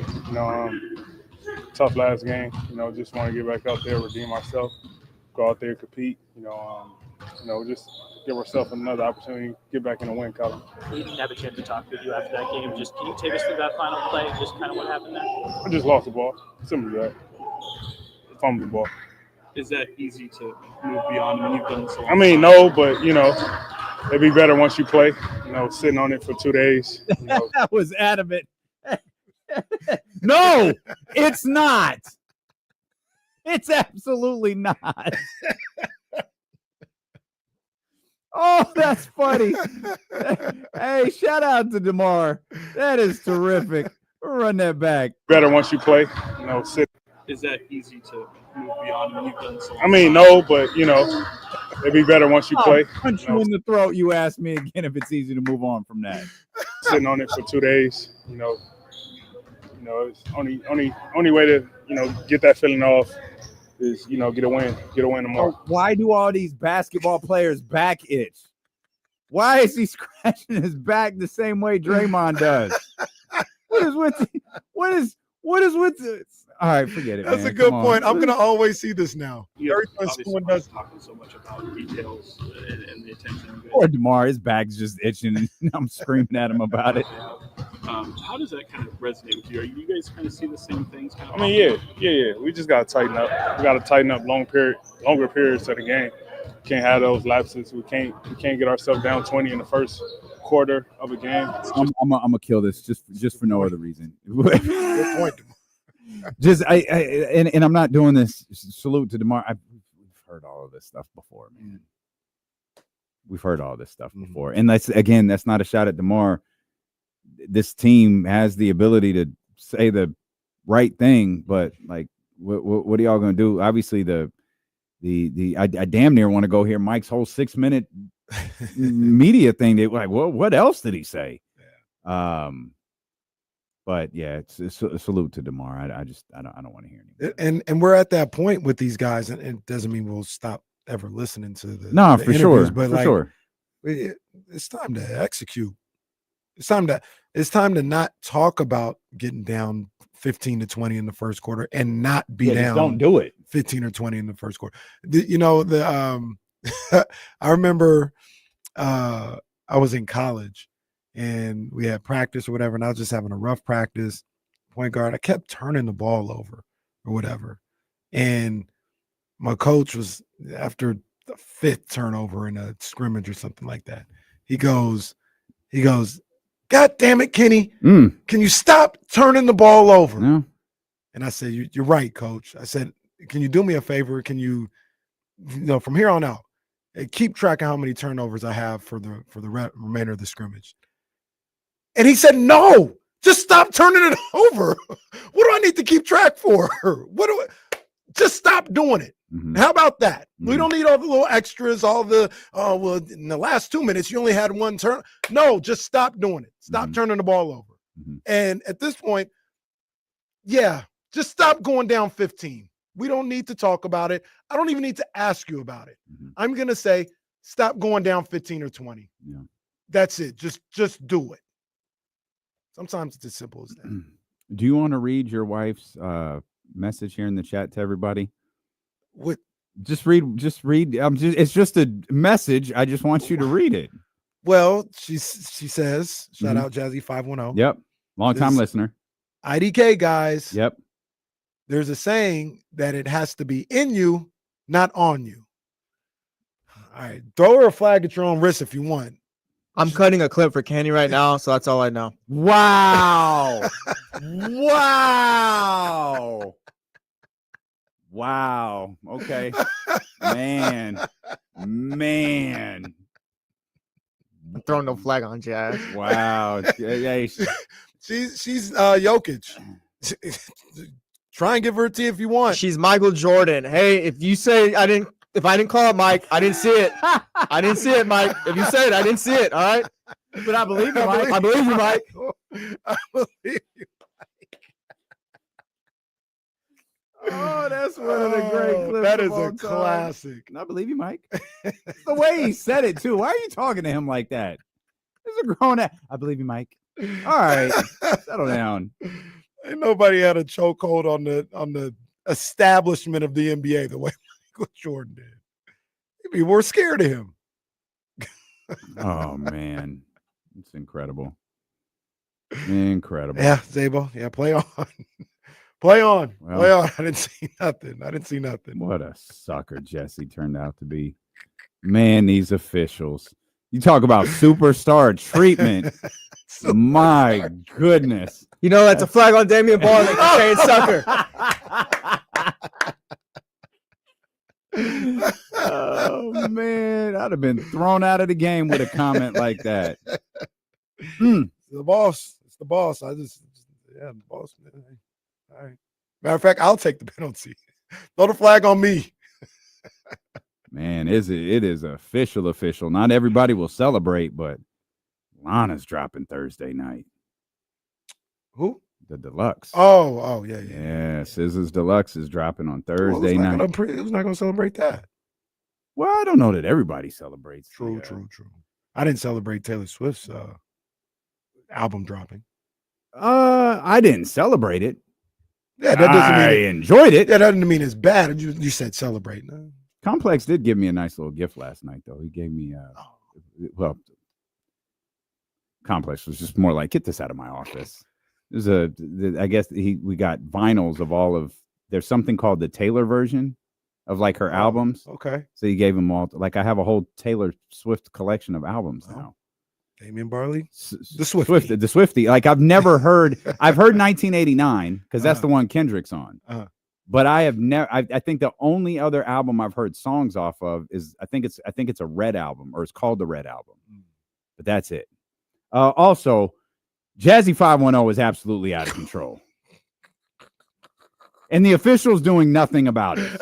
Absolutely nothing. I'm cutting the Mike Brown clip for Kenny right now. I'm fighting for my trying life. to email Kenny a clip. Officials doing nothing. The officials doing He's just getting beat up. It's doing nothing. I'm on lunch right now. Man. Oh man. By the way, Kenny, I sent you that clip right now. Appreciate you, big dog.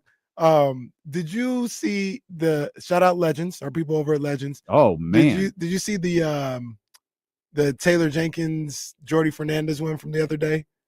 No, did this have to do with the jaw thing? Yeah.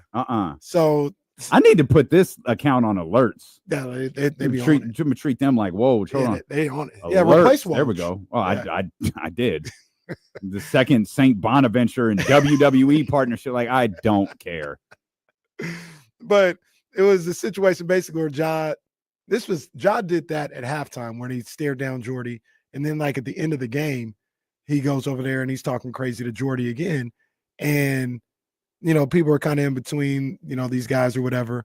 And then Dennis Schroeder goes to Jenkins and was like, yeah, we beat y'all asses twice yesterday. And then all of a sudden, Jenkins, who had nothing to say when Ja was doing it, was, you're going to let him talk to me like that? And gets all pissed off. I'm like, wait, what? Bro, your guy started all of this. Schroeder said, I'll talk to you just like that. And Jenkins gets so upset. Jenkins is really upset. That's funny. Your guy started all of this. Talk about you gonna let him talk to me like this. What? Hold on. I want to see what since Josh said something. What's Josh say? They can't go out in Memphis and come win a game. You feel me? They went out. Okay. Great clip. But I was just like, hold on, wait a minute. Taylor Jenkins, how you gonna start crying about somebody talking to you a certain way? And then he just got so mad. Like why did you I like Taylor Jenkins. That was not a good clip for him. He was whining. No, not good. And then he got overly stupid. mad. He sounds stupid. He says F-U-M-F-er. Why are these guys like this? Oh man, if you're not following Legends, follow them right now and put them on alerts.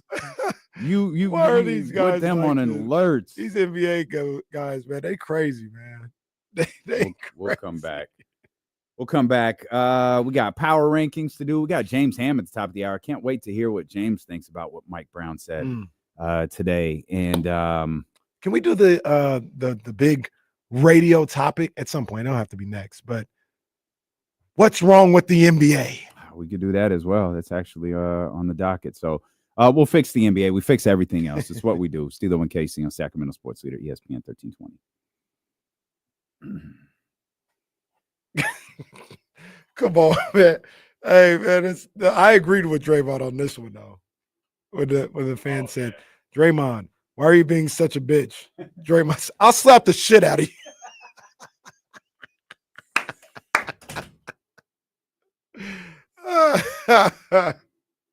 Oh man, I got 13th round popping on.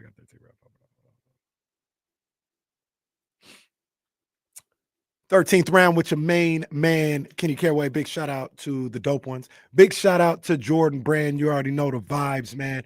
And we've got a rematch going down in Saudi this Saturday as Tyson Fury takes on Alexander Usyk for the second time after Usyk beat him. I thought he beat his ass personally, but the scorecards were a little closer than maybe a lot of people thought they would be. Either way, Usyk ended up getting the victory. The rematch is Saturday. I'm going to complain like I always do about this. I understand the fights are happening. I think it's awful that they're all over there in Saudi and getting the Saudi bag. I think that's bad for boxing. This one wasn't going to be in America anyway, so maybe it doesn't really matter that much. But once again, they're going to come on at like 1:00 in the afternoon during the first round of college football playoffs. So, yeah, we'll see how that goes. But for the fight itself, Usyk has shown himself to be special, absolutely special as a boxer, a Hall of Famer. He's wiped out the entire heavyweight division. And he was handling Tyson Fury in that first round, in that first fight. Knocked him down. He ended up needing the knockdown to get the decision, but knocked him down. And I think it was in the 4th or 5th round or something like that. Had him out on his feet. That could have been stopped, to be honest with you. I'm glad they didn't, but it could have been stopped. Can he get to Tyson Fury the same way again? Or is Fury disciplined enough to be behind that jab, keep his defensive guard up, and not give the smaller Usyk those openings, those opportunities?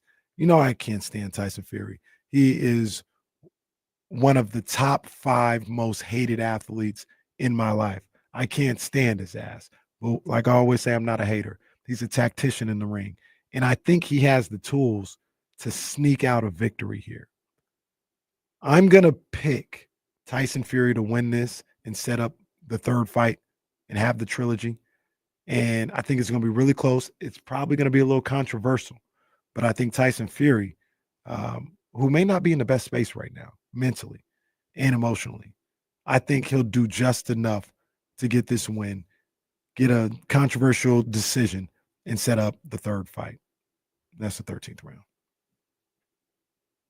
I hope I'm wrong.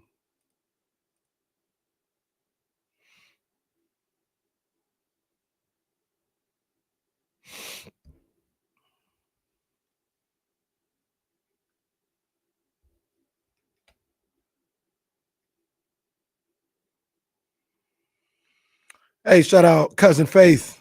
National championships this week, man. Come on now. Big ups to her, man. Shout out Cousin Faith. Bring home the gold. Bring home that chip. Aldrin, they're not going to stop. It's going to be, it's going to be that way for a while because they're putting up the money, and these fighters are taking the money, and rightfully so. I'm not disparaging them for taking the money. That's get your bread, but it sucks for us to a certain degree. At least we're still seeing the fights, but as far as the atmosphere and the energy from these big fights, it's non-existent. Is there something else going on Saturday besides college football and boxing that I'm missing? I don't. There's football, NFL. Oh, NFL's on Saturday? Yeah, NFL. It's the people who play on Christmas, actually. So it's Chiefs, Texans, Steelers, Ravens. Damn. That's a crazy Saturday. And Lakers, Kings play on Saturday.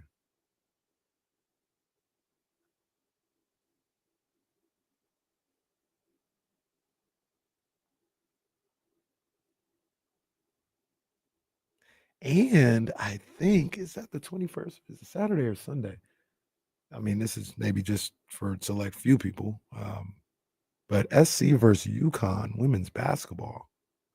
Juju versus Page.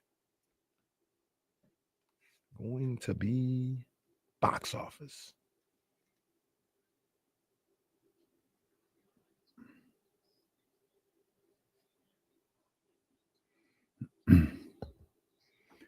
James Ham coming up at the top of the hour. We'll talk Kings basketball with him as the Kings take on the Lakers, the first of consecutive games with the Los Angeles Lakers, of course, Thursday and Saturday. I guess LeBron James just hanging out Friday night. See if we can get him over to Darling Avery or Tiger or something. Pull up, Bron. Hopefully there's no hot coaches around. Get LeBron's attention. Mess around, see Luke Loutzen. They're like, hey, I saw what you did with De'Aaron. Huh? What you doing? What you doing?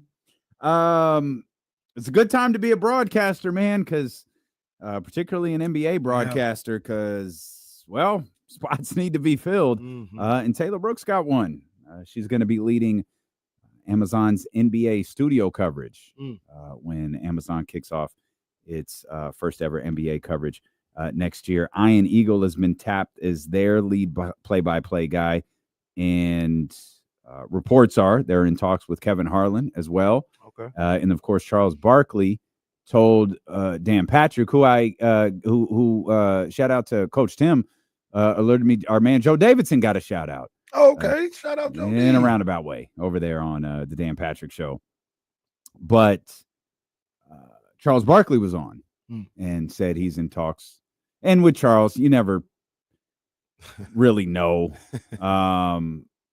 He's in talks with or has had conversations with NBC and Amazon already. Okay.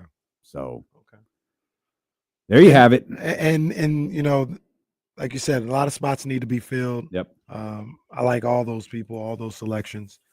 Taylor Rooks, she does a really Boy, are they going to be lying on that show. My God, just call that studio coverage the big lie. She does a really good job with her interview pieces on Amazon. Thursday Night Football. So, you know, this is the next step for her. I've never really seen her in a studio setting, so I don't have nothing to gauge it with, but she's been a rising star. I've only seen her sitting across from Liars and Thursday Night Football. Yeah, man. So that's gonna be pretty dope. The team that they're putting together for these NBA things. We still haven't heard much about NBC though, huh? NBC already has Tarico, Noah. They just signed. Did they? Was it Jamal Crawford? Yeah. NBC just signed Jamal Crawford. Amazon, I think, is looking at Dirk. Yeah, Dirk for studio. And I think NBC has interest in Reggie, if I'm not mistaken. Reggie Miller. And the guy they're trying to center it around is Blake. Blake is NBC or Amazon? I think it's NBC. Okay. Yeah. Okay. Trying to the center, you know, the studio show. I think it's just the studio show. I don't think he's on a game. On a game. I think he's the studio guy. They haven't mentioned D Wade. I think D Wade. We mentioned it before. D Wade, and unless he doesn't want one, D Wade not having one of these TV gigs, particularly an analyst gig, would be crazy after what he did in the Olympics. Yeah, I thought he was fantastic. Yeah, but once again, it was Noah and Dwayne, right? Yeah. Shout out to our guy Noah. Yeah. NBC hasn't announced much, so I think the only thing they announced was Jamal Crawford. Yeah, and I don't even think. And Jamal Crawford was studio. Well, maybe he's play-by-play too, but they didn't announce. I don't think his role was announced. Okay, there you go.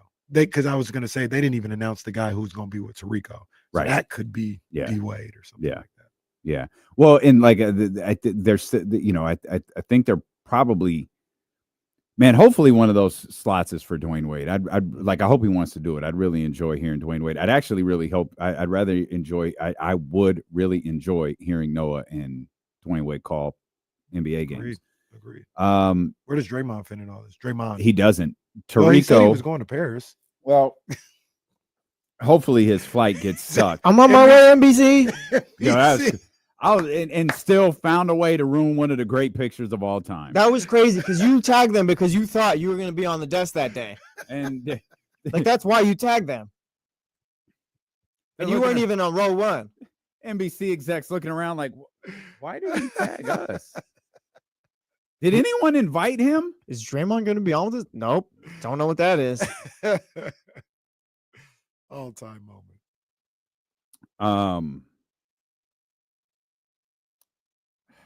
I'm going to tag ESPN next time I head to Connecticut if I ever do. Bristol, I'm pulling up. I can't believe D Wade and NBC. No. I think Tarico and Reggie could work. Wow. Reggie Miller's #1 fan. If Reggie stops trying to diagnose injuries every game, I think it could work. Well, you know how Reggie and Kevin Harlan works. You know how I feel about Reggie. Yeah, he stinks. No, I think he's all right. I don't know, Kevin. I think his arm just fell off. Is that right? He might not be able to play the rest of the game with his arm falling off. No, wait a minute. That reminds me, man. We sit up here. Today's Wednesday. On Monday, doing the 102.5 show, we look up at the TV. Look at Aiden O'Connell on the side. Not even a limp. Not even a limp. Just with the earpiece in. But look at this guy out of that's here. What Prince on the sideline. That's what pissed me off. It wasn't the fact he was standing or walking around. It was the fact he had an earpiece in. Bro, what are you doing? You can't possibly be doing any. Wasn't he in uniform? Why do you have your full pads and everything? Bro, go put a sweatsuit on, and unless you got Taylor Swift in your earbuds, like you're not listening to plays. Like you can't do anything to help, bro. They did not will you out of there in an air cast, and you sitting up here like, yeah, I'm available. He should have threw the air cast on over his uniform. Crazy, absolutely crazy. But yeah, I think Reggie could work. I think Reggie's cool. Is Reggie Miller good? No. Yes. So why do we think he can work? Well, because I do think people like listening to him. I don't think that he's good. Like, what does he do that's good? He has enthusiasm. That's he brings good. a little comedic you're right. relief. Oh God, his neck is broke. Like, yeah, no, you're right. He has the enthusiasm for impending death or career-ending injuries. He brings a little comedic relief sometimes, intentionally and unintentionally. The state of Chicago and state of Illinois. Oh, okay. I was about to say. All right. The Knicks stuff with him was kind of funny during the playoff series. What? I can't remember exactly what. Was he? Josh Hart went up to him after a game, I think. I vaguely remember it. Josh Hart went up to Reggie Miller. I think they were going back and forth. Yeah. Reggie's entertaining. He's enthusiastic. He is. Let him stay. I'll say that he's not boring. Mm-hmm. Reggie is not boring. Is there anybody that we think is boring? I thought JJ Redick was boring. JJ is just so pompous, man. He's stale. Like JJ talks to you like you're an idiot. And it's like, bro, look, you know the game. Like, I get that. Please leave me alone. Like, stop antagonizing me while I'm trying to watch basketball. Someone who's boring. Zabo brings up a good point. I think he's talking about Reggie Miller, but he's good like Bob Myers is good. And Bob Myers is no. Bob Myers I'm not there's getting nothing redeeming about Bob Myers. No, stop. Yeah, no. We're ending this. Yeah. We're ending this narrative. We're not doing this. No, look, Alan is right. Bob Myers is boring. The worst. Odie says it. Boring. Bob Myers does no boring. He shows up unprepared every time. It feels like. That's so hey funny. Bob, what do you think? Stephen A, you want to kick my ass, huh? And that's when he does the studio. That's not even when he's at the game. Like, well, God, if the Kings could have just beaten the Pistons, didn't the Kings? What did the Kings won a playoff game? Well, if they had just beat the Pistons, bro, will you shut up? What are you talking about? Hey, Bob, what do you think about the Kings? We didn't issue for the draft. Great fan base. Cowbell's really loud. I'll tell you that. What do you think, Stephen A? Hey, no, okay. We are getting okay, well, I guess I can't talk.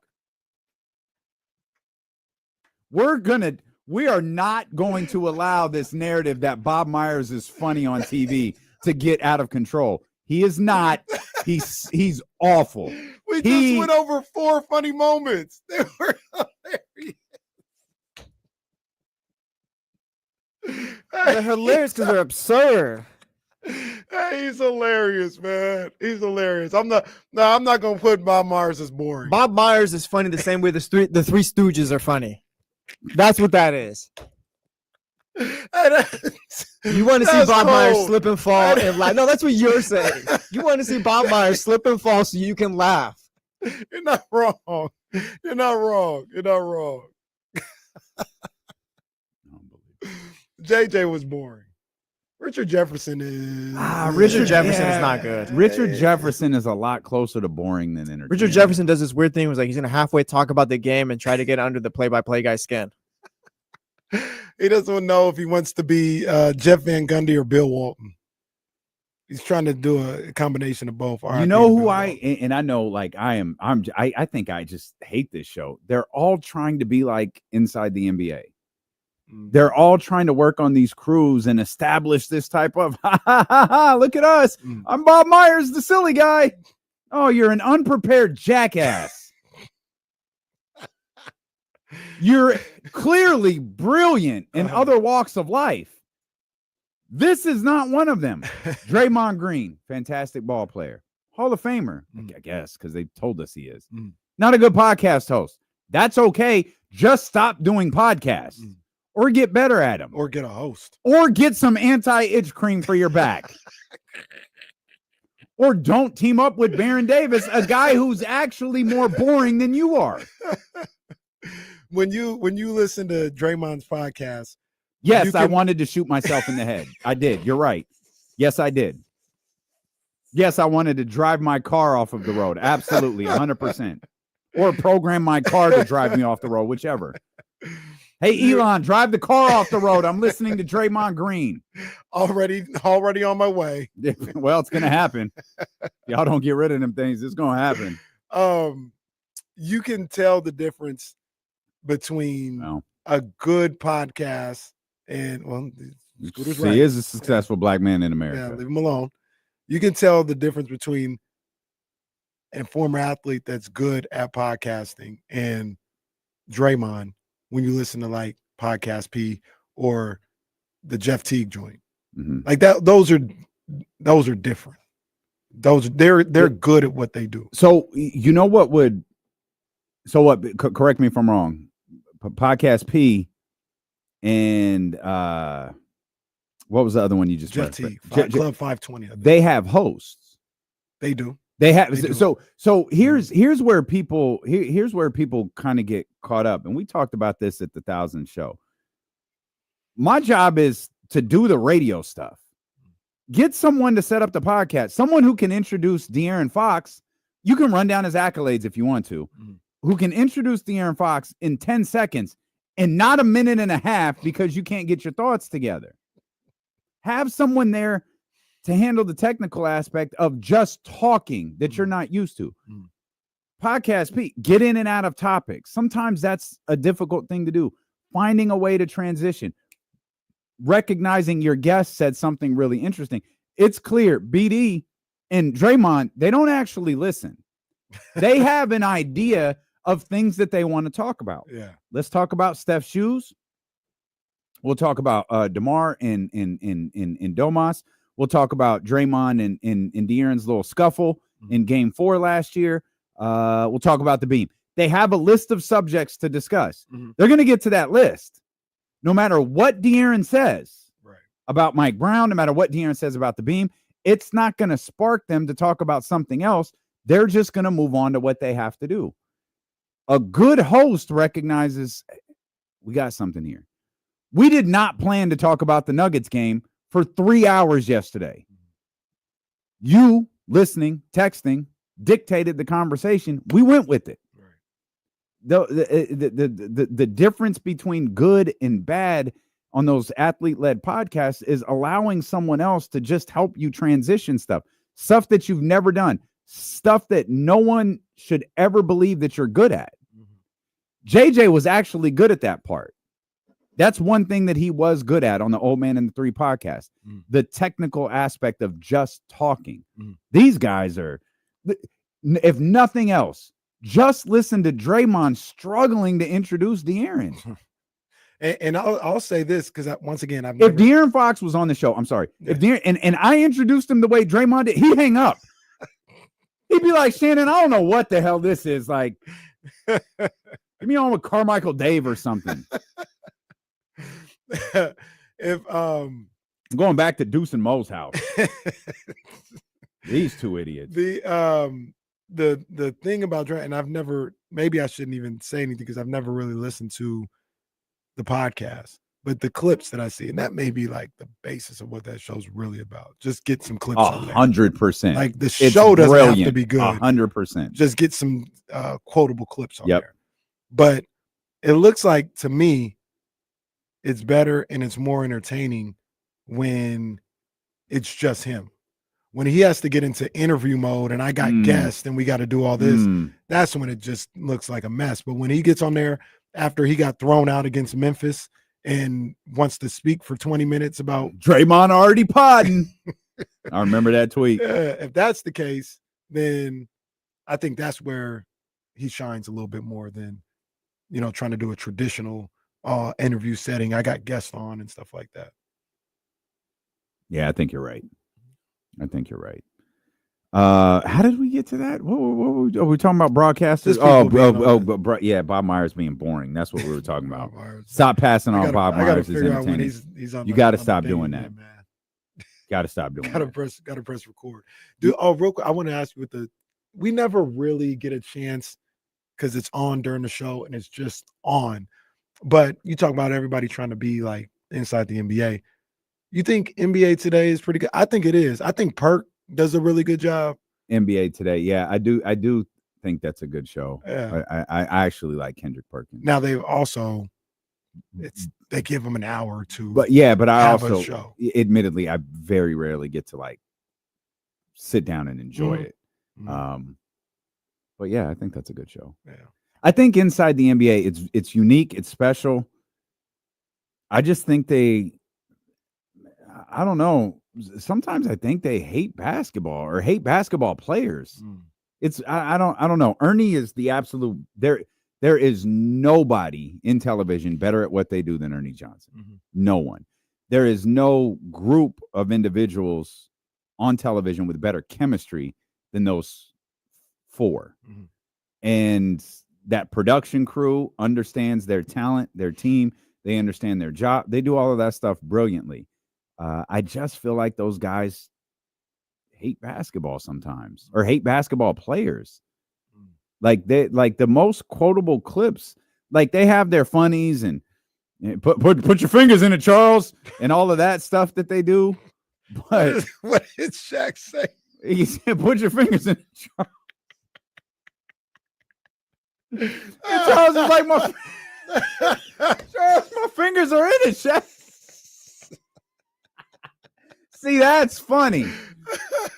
But when they start making news because it's Shaq telling Anthony Davis he's trash, or Joel Embiid's not good enough, or he's not man enough, or like my opinion, Charles calling Anthony Davis street clothes is a problem. Like Now- that's tough. Now because when Charles does it, like Anthony Davis can't live that down. Understandable.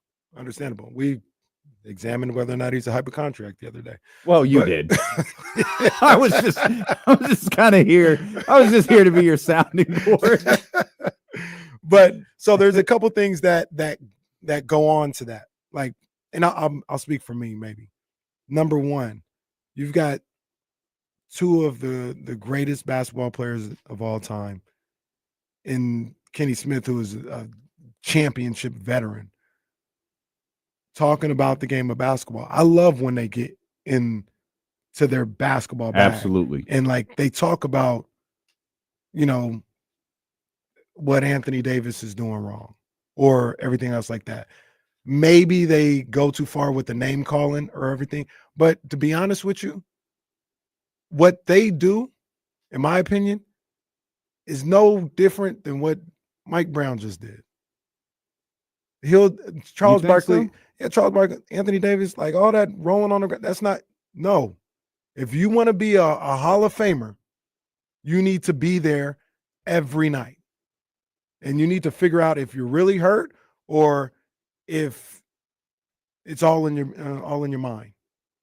But if you want to be a Hall of Famer, you need to be able to, they need to count on you every night. They did that with Joel. They do that. I think they do a good job. Like you said, the name calling and coming up with the name, maybe it doesn't have to be that.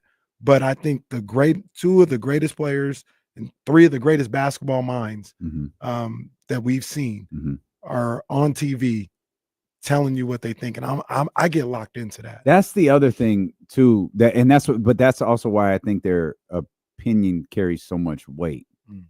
Is, with all due respect to Kenny, the other two those are two of the greatest players we've ever seen. That's why, like, if Richard Jefferson called Anthony Davis street clothes or Day to Davis or Day-to-Day Davis or whatever name, it wouldn't have the same impact. Right.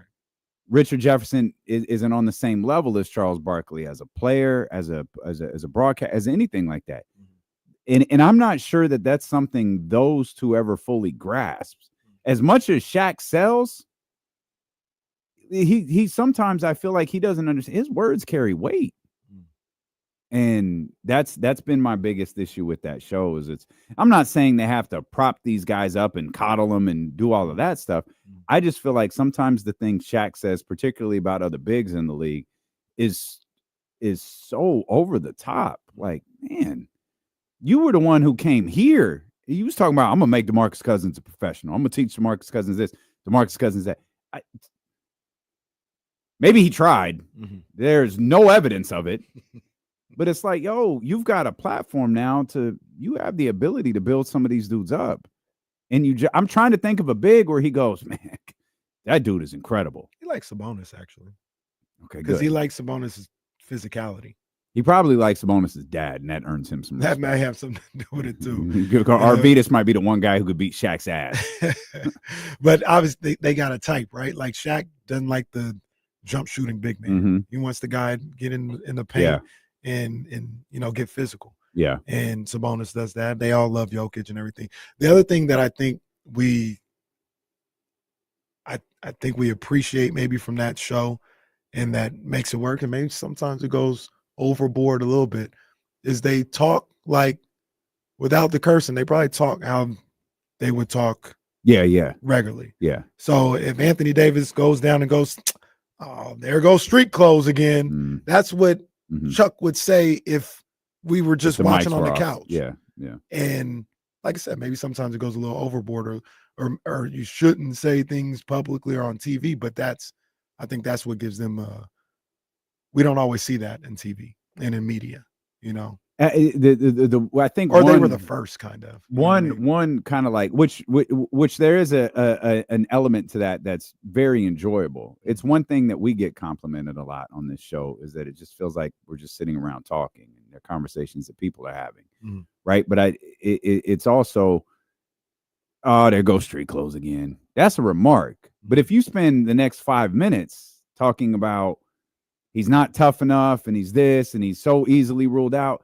One of the more eye-opening moments was it was like a week ago when we were looking up Anthony Davis's career. This is one of the greatest players we've ever seen. That's not the narrative that lives around him, though. And part of that is because of the Inside the NBA crew. Not that I think there is a lot of parroting of those guys as well. Oh, well, they did this. Oh, God. Next on Get Up, Anthony Davis out again, or Anthony Davis leaves the game early. We'll tell you how it relates to the Cowboys. It's facts. The D in Big D stands for Davis. Oh, that is the greeniest tease ever. I'm proud of that one. We'll come back. We got to do power rankings real quick because James is going to join us at the top of the hour. And I think we'll run that Mike Brown sound back one more time. For anyone who hasn't heard it. That's ahead here on Sacramento Sports Leader, ESPN 1320. On the in-studio KC iPad, NBA TV is running a documentary they did on the 90s Blazers. And in 1992, the Blazers in the playoffs beat the Suns in game 4, 153-151. I've never seen that game before. 153. That's 20 points off the Kings 170 game. The funniest part is probably only about 8 total 3-pointers taking that game too. You want to do this NBA ratings thing tomorrow? Yeah. Okay.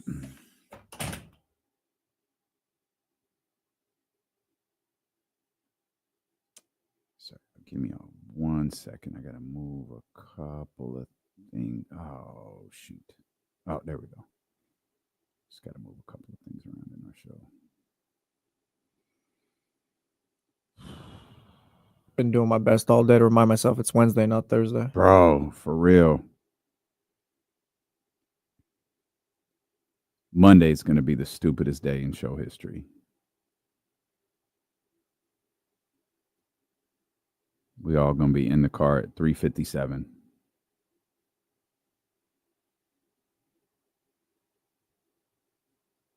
Yeah, I got my first Christmas to go to that day. Oh, for real? Yeah, I'll be heading to Modesto after work. Oh, okay.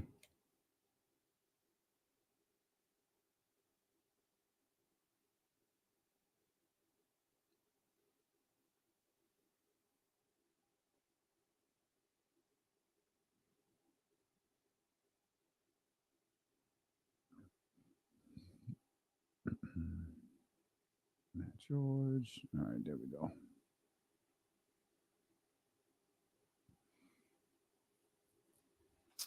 Get this Mike Brown clip ready real quick. There we go.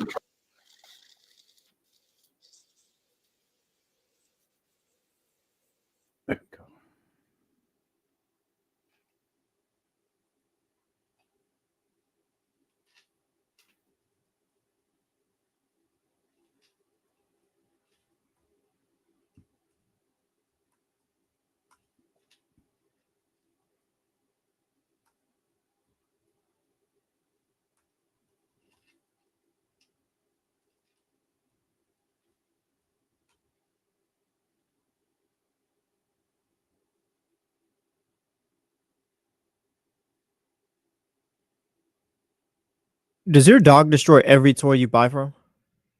Um, And for those of you that have dogs that do that, what do you do? Like, what type of toys are you talking about? Or I'm buying Coco like the indestructible toys or whatever, and he's just ripping everything apart. Or Yeah, that's okay though. Like Sprout does that. Like if Sprout has a stuffed toy, like she'll try to we have to get a sturdy one, or she'll the stuffing will be everywhere. But I'd rather her do that. Like she's never like bit the couch. Yeah. So that's all right. At least in my opinion, it's all right. Because now we got like those rubber types or whatever where he could just chew on it or whatever, and it's like, that's not going to rip. Yeah. Yeah, it's good to have a couple of those.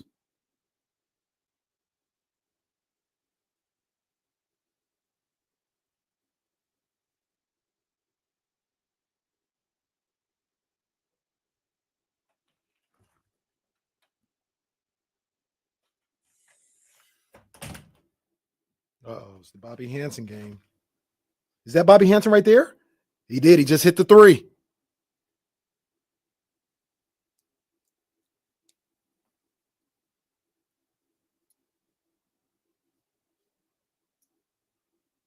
Oh, Mike's back in the game. It's over for you hoes. Put me in.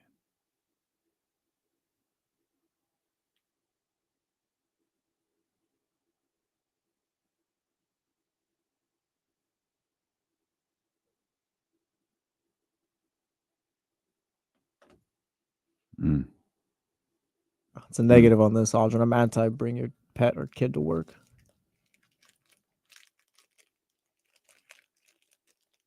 They're trying to convince me to get a dog. Dogs are wonderful. Sure they are. I don't want one though. Wow. I gotta say, dogs are the best. I don't want any pets. Or I get home and this guy's like, "Hey, you ready to hang out or what's going on?"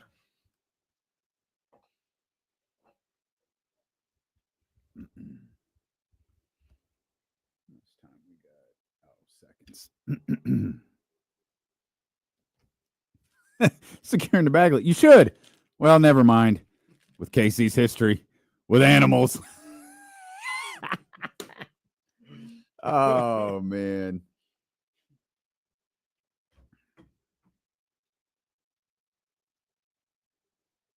Cheryl would just wind up spending time with the dog anyways. I don't think she's a real dog person either. We had Cheryl? We had a dog. She Yeah, loved it. KC. I don't think she wants another one. She's actually probably scarred from that. Maybe That's hard. KC is a cat person. No. I had a cat though too. I don't think I'll like get. the cat. I don't think I'll get another dog after Sprout passes away. That's kind of where I am. I didn't lost two dogs. I don't think I could deal with that again. Like, I mean, and I have to. Like, I lost Smoothie. Like when Sprout goes, like y'all might not see me for a minute. I had a family dog that Y'all passed. have to send someone to the house. I had a family dog that passed like when I was younger, but Coco's like my first dog that's like mine. Yeah. It's different, man. It's different. And I like people ask all the time, you gonna get a puppy? You gonna get another one? And I just like I can't imagine it. No. And you got, I don't really live freely either. Like, hey, I gotta go home. Like man, my dog been alone 4 hours. I gotta go. And that's the way I've always been. Like if man, thank God for my mom. If it wasn't for my mom and moving her back to Sacramento, I don't know that I could have done the KSFM thing. Like I was not going to interrupt her schedule. She needs to be fed at this time. Walked in. My mom's, I got it. I'll go hang out. She's the boss. Yeah, for sure. How about this? They say this is a big rich town. I just come from the poet's pod. Power rankings for week 16. Obviously going to be a little movement here. KC, what do we got? Well, my power rankings last week looked a little like this as I pull it up. Am I on the right date? Where my power? Oh, there it is. I got you. There we go. My power rankings last week: Lions, Chiefs, Eagles, Steelers, and Bills, with the Vikings being the first out. And there's a lot of movement. The Steelers are now the first out. I put the Packers in at 5. Wow. Nice win on the road. Wow. In Seattle. Average. KC hates Mike Tomlin. You heard it here first. We did it, Green Bay. They lost. They were 4 and they lost. Now they had no George So? Pickens. They had no George Pickens, and they were on the road against the Eagles. So we'll talk about them in a second. But first team out is the Steelers. Packers in. I think this is their first time in my power rankings. The Packers at 5. Vikings at 4. Vikings still winning. What are they? 11-2 now? 12-2? Yeah. Still winning. 12-2. The Chiefs win, but they fall a spot. They're 3. I got the Eagles up to 2 after, convincing win over the Steelers, and the number 1 team in the league in Casey's power rankings, the Buffalo Bills. Okay. I like it. Last week I had the Steelers as the first team out. I had the Vikings at 5, Chiefs at 4, Bills at 3, Eagles at 2. I had the Lions at 1. This week, I have the Packers as the first out. They're right there knocking on the door with the Vikings. Well, go ahead. Just realized something. I'm looking at it. Oh, okay. I just realized it too. Man, you're really out on the Lions. I was like, wait a minute. What is going on? Oh, KC hates Dan Campbell. Wait, that's on purpose? Coach Chris, sorry. All my people will. Sorry, all my They Lions went fans. from first to not even first team out. Do that. At least From let top them 10 die not first. mention at all. My goodness. What if that is a typo? Do you want the to redo? Lions? Okay. The Lions are in the Okay. top 5. I got them at. I got them. No, I'm okay, gonna put 'em at- dude, stop right now. He has them nowhere. This is live. He is figuring this out forgot live. about the Lions. Because you were just out on the injuries at this point. I kept looking at mine like, why is it something is off? What is it? And it's KC hates Dan Campbell. I forgot about the Lions. I'm going to put them at 5. They'll go behind the Vikings. Just because right now I don't think He think threw they're the there. Packers out. Well, yeah. Packers just lost to this Lions team. Jesse was so happy. We had it. Lost to this Lions team. They So the did. Lions, They the did. Lions are going to be 5. It's like that time Miss Universe got told she won. It was actually the other person. What'd he say? There's been a mistake. What am I supposed to do now? It's crazy. That's got to be Steve Harvey's defining moment. There's been a mistake. So Lions 5, Vikings 4, Chiefs 3, Eagles 2, Bills 1. Oh man, that's hilarious. I was so like, wait a reluctant minute, to where did I name this. put the Like, Lions? I did. Like, what did I do? They didn't even get What a did first I team do? out mention. Man. Last week, I had the Lions at number 1, Eagles, Bills, Chiefs, Vikings, Steelers, first team out. This week, Packers, first team out. Vikings, I have the Lions at number 4 and the Chiefs at number 3. This was tough. But I went Bills number 2 and Eagles number 1. Wow. And that's a Nick shoot. Sirianni's biggest fan. That's a Damian shoot. Barling. I think the Eagles right now are the best team in football. Did you see when they wouldn't let Sirianni talk to his players? Yes, I did. That made me laugh. I love that big boy. Yeah, was he's standing just between there. them. Sirianni is just there. Does he do anything? No, he doesn't do anything. Eagles might be number one. No, like I said, I got them at 2, but great argument for them being number 1, man. I mean, Eagles and Bills to me are separated by a fraction. Chiefs and Lions are separated by a fraction. I almost put the Lions at 3, but we talked about it earlier. I'm borderline out. On the and that was part of it. Like it's like it becomes one of those things where it's like, man, how much can you guys sustain? It's like, look, they're still a good team. They deserve to be recognized as a good team. But now this is week 16. Like we're headed into now. These power rankings are really now it's a list of who I think can win the Super Bowl, and it's getting difficult for me to think that the Lions can. If the Lions win the Super Bowl this year, it's going to be one of the most incredible feats from a group of players and a coaching staff that I've ever seen. Yeah. Like they are just beat to death with injuries. Aiden Hutchinson said I'd be back for the Super Bowl. Well, hey, good luck, buddy. Maybe if you were the only one that got hurt, it would be feasible. Right. It's like a kiss of death. I feel like that never happens. It's always someone every year. Hey, I'll be ready for the Super Bowl if it happens. Did it. Yeah, T.O. T.O. did it. Shout out to broken freaking leg. Never forget what the Hall of Fame tried to do to you.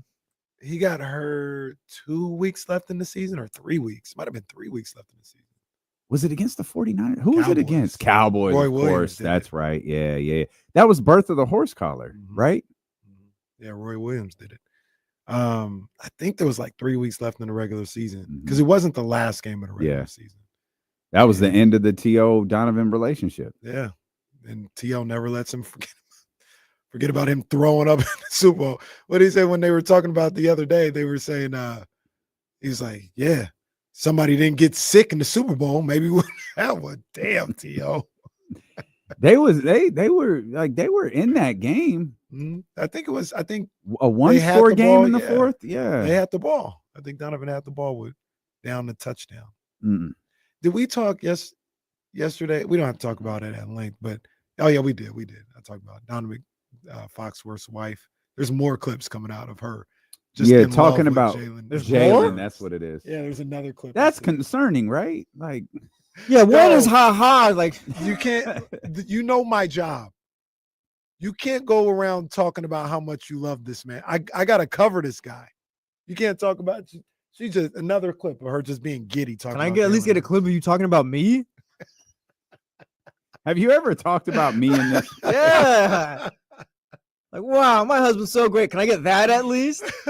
Like, maybe one time. Like, if I had a podcast with Jazz and she started talking about Serge Ibaka, I give her one episode. But, and even then, Serge Ibaka's done. Like, he's not in the league no more. That's the killer. Like, Foxworth got to talk about Jalen Hurts every week. Yeah. Nah, can't do that, wife. You can't do that, wife. Keep that to yourself. So, yeah, there's that. I don't know that this is going to get any run tomorrow, but Michael Penix, the Kirk Cousins thing is over. Yeah. What do you do with Kirk Cousins now? So I was looking at some stuff Florio wrote. It's not that difficult to trade him, despite the contract he just signed, because it doesn't end, but you can move off. Most of that money is gone after next season. The hit next year, if it's before June 1st, I think was 27.5. So it's not that difficult. I just don't know who goes. I need Kirk Cousins. Well, you know, I didn't even listen to 95.7 this morning. I'm sure it was all over there. They didn't. They've been trying to say Shanahan wants Cousins for 5 years. Yeah, he's 36 years old. We're not doing this. If you want him as a backup, the people are really believing that. People crazy. are really believing like it's crazy. He's been in search for Kirk Cousins for 5 years. This is his chance. So you know what? At 31, that's not terrible. It's not awful. At 36 and the worst 4-game stretch of his career, it's not the move. No. I think it was Brian Baldinger on Bontan Shasky's show the other day saying saying he'd swap Sam Darnold with Brock Purdy. Yeah, Baldy, relax. Wait, he would do what? He would flip Purdy for Sam Darnold right now. Like if in the offseason, like, oh, Vikings, you looking to move on from him? Oh, okay, yeah, I'd trade you Brock Purdy for him. or move off of Brock Purdy and go sign Sam Darnold. The crazy thing about people talking about Sam Darnold is all the arguments against Brock Purdy they had last year with like, you just got to get the ball to superstars. Have people seen the Vikings offense, like offensive players? They've got literally the best wide receiver in the game probably on there. Jordan Addison is pretty damn good himself. Aaron Jones is having a really good year. He's an upgrade. They're not scrubs. That's definitely not scrubs. Yeah, it goes to what we've always said. Newsflash, most top flight quarterbacks, give or take maybe one or two. Yeah, you need some really good players around them. No doubt. We got really good players around us. We got James Ham from the Insiders. James, I'm sure you have seen this from practice today. Your buddy over at the Kings Beat, Sean Cunningham, clipped this and put it on Twitter. If you haven't, and for those who have missed it, we're going to play this. This is the way we take this is Mike Brown today talking directly to De'Aaron Fox. Yeah, the reality of it is it starts with me, it ends with me, but Fox has to step up. He's a great player on the verge of being a superstar. And there are those guys, and there are the superstars that win at a high level. And part of his responsibility, starting with him, now that doesn't excuse Domas, that doesn't excuse DeMar, that doesn't excuse Malik, and even Keegan at a young age, doesn't excuse everybody. But you have a lot of responsibility if you're that guy, and he's that guy. And he can't be a part of not being locked in. And he damn sure can't be a part of letting it go if you're not as a team. And so the pressure is on me, and the pressure is on him to go get it done. Again, thanks to Sean Cunningham and Fox 40 for that clip. Hammer, what'd you think of that? Yeah, I mean, this isn't the first time we've heard Mike say something like this, but to be honest with you, like the tape never lies, and there's a reason why the Kings get off to slow starts, both in the third quarter and in the first quarter, and a lot of times they're just not hitting the gas coming out of the gate. And when De'Aaron Fox is engaged 100% and flying around the court and putting pressure on the opposition, both on the offensive end and defensive end, the Sacramento Kings are a different team. The ball goes in the hole more often. That's just the way it goes. Everything goes faster when Fox decides he's going to take over a game. And whether it's like talking about how to get De'Aaron angry or it's whatever it is, we're too deep into this now. I kind of feel like there's a lot of this is just like De'Aaron is who he is and trying to get more out of him. Like, okay, it might work for a week. It might work for 6 weeks. It might hold out for like 2 months. But in the end, he's going to be who he is. And that's a great player. But is he a top tier superstar? I mean, no, he's close. But he's not quite there at, where we consider Luka or even Shea or, a Giannis, and it's tough to compare him to these players, but I mean, that's the game, right? That's the NBA. And I get it. Like a lot of times you're left just wondering why did it work out this way? Why did you show us flashes of how good you are? But those flashes came in small bursts here and there. And, it's tough. And then on the other hand, they're clearly doing a media tour with him. His people are, where he's having honest conversations about what might be his future. And, his future in Sacramento, realistically, it's tied to a couple of things. But one of those things, the one thing that he can control is how hard he plays every second that he's on the floor. And, sure, this is a flawed roster. We've been saying that forever. And I don't care who wants to fight me on that, whether it's a front office personnel or anyone else. I don't care. This has been a flawed roster. You don't have the complementary pieces for Domas, for De'Aaron at every position, and that's not always easy. And there's give and take in the league about how you build a roster and everything else. But I sure would like to see a team that has, the pieces in place to make this thing all successful. So it isn't all on De'Aaron Fox. Yeah, I look at De'Aaron and I love what Mike Brown had to say. And like you said, it's maybe not the first time he said it. And I know for sure it's not the first time he's told De'Aaron this face to face. It's conversations that they have a number of different times.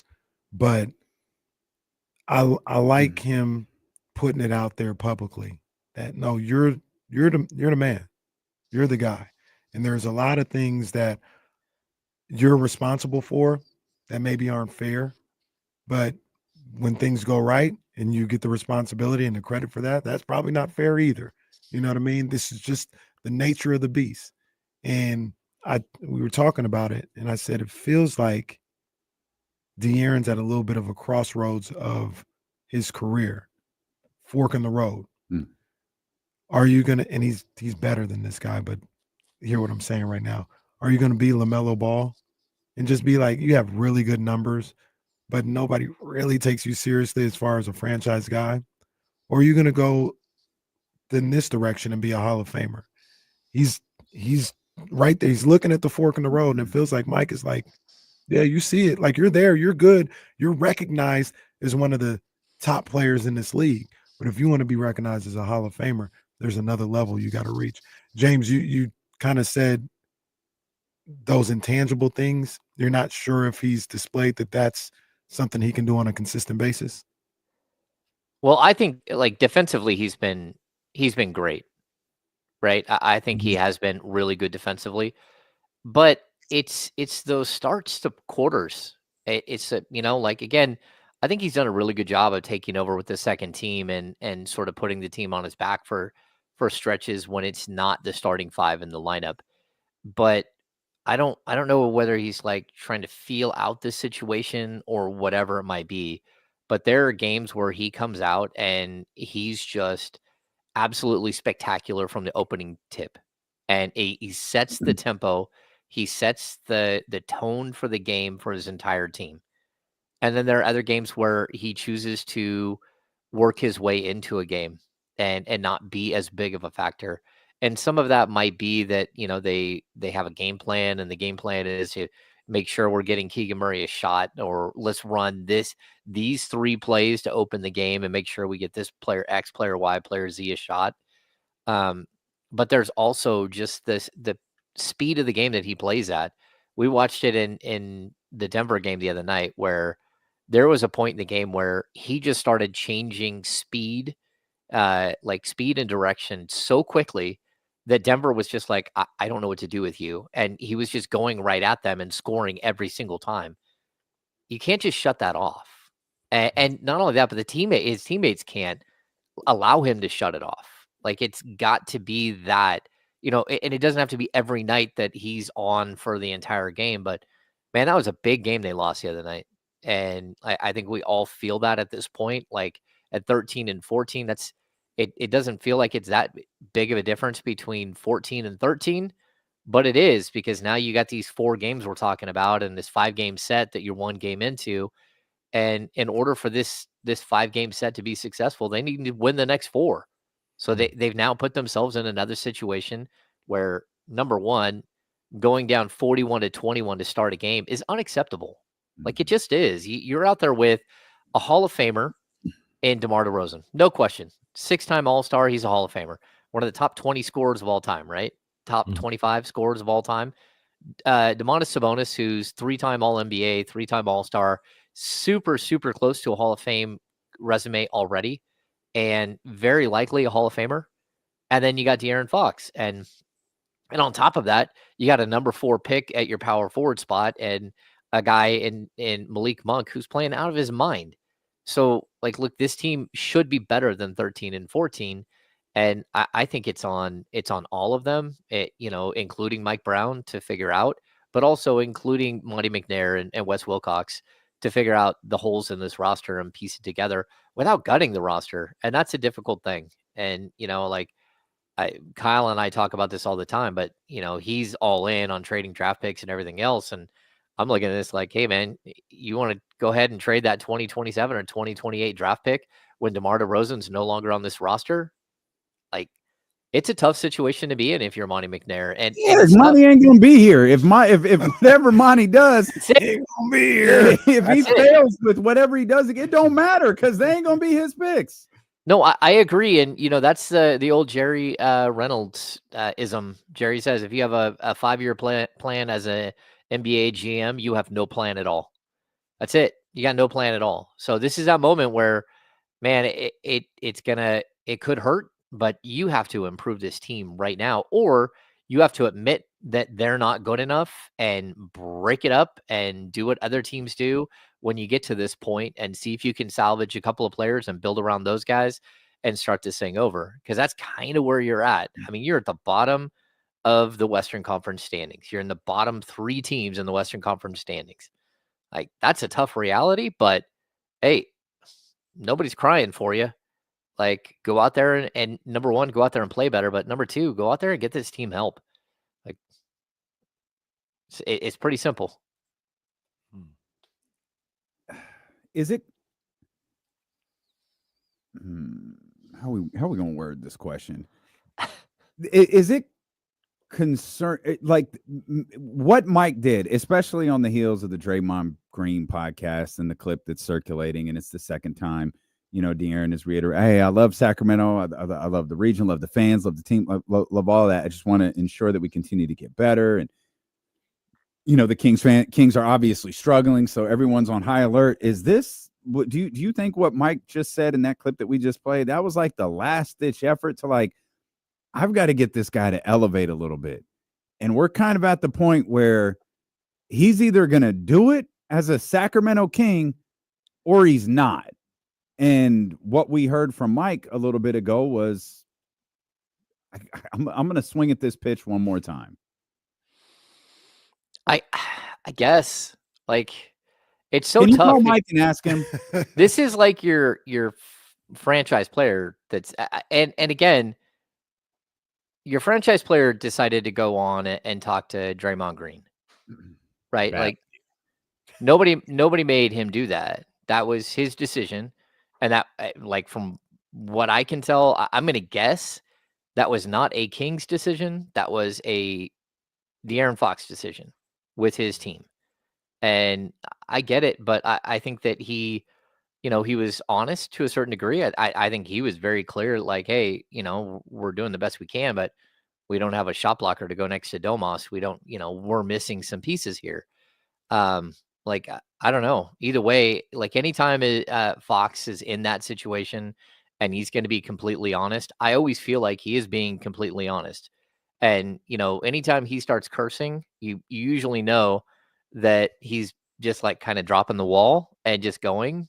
And that's fine if he wants to do that. But it's also Mike's responsibility to make sure that he's putting forth what his stance is as well when it comes to this team and these players and how they all piece together. And you hope that, they can all work it out together. But, I believe Fox when he says, I would love to play in Sacramento my entire career.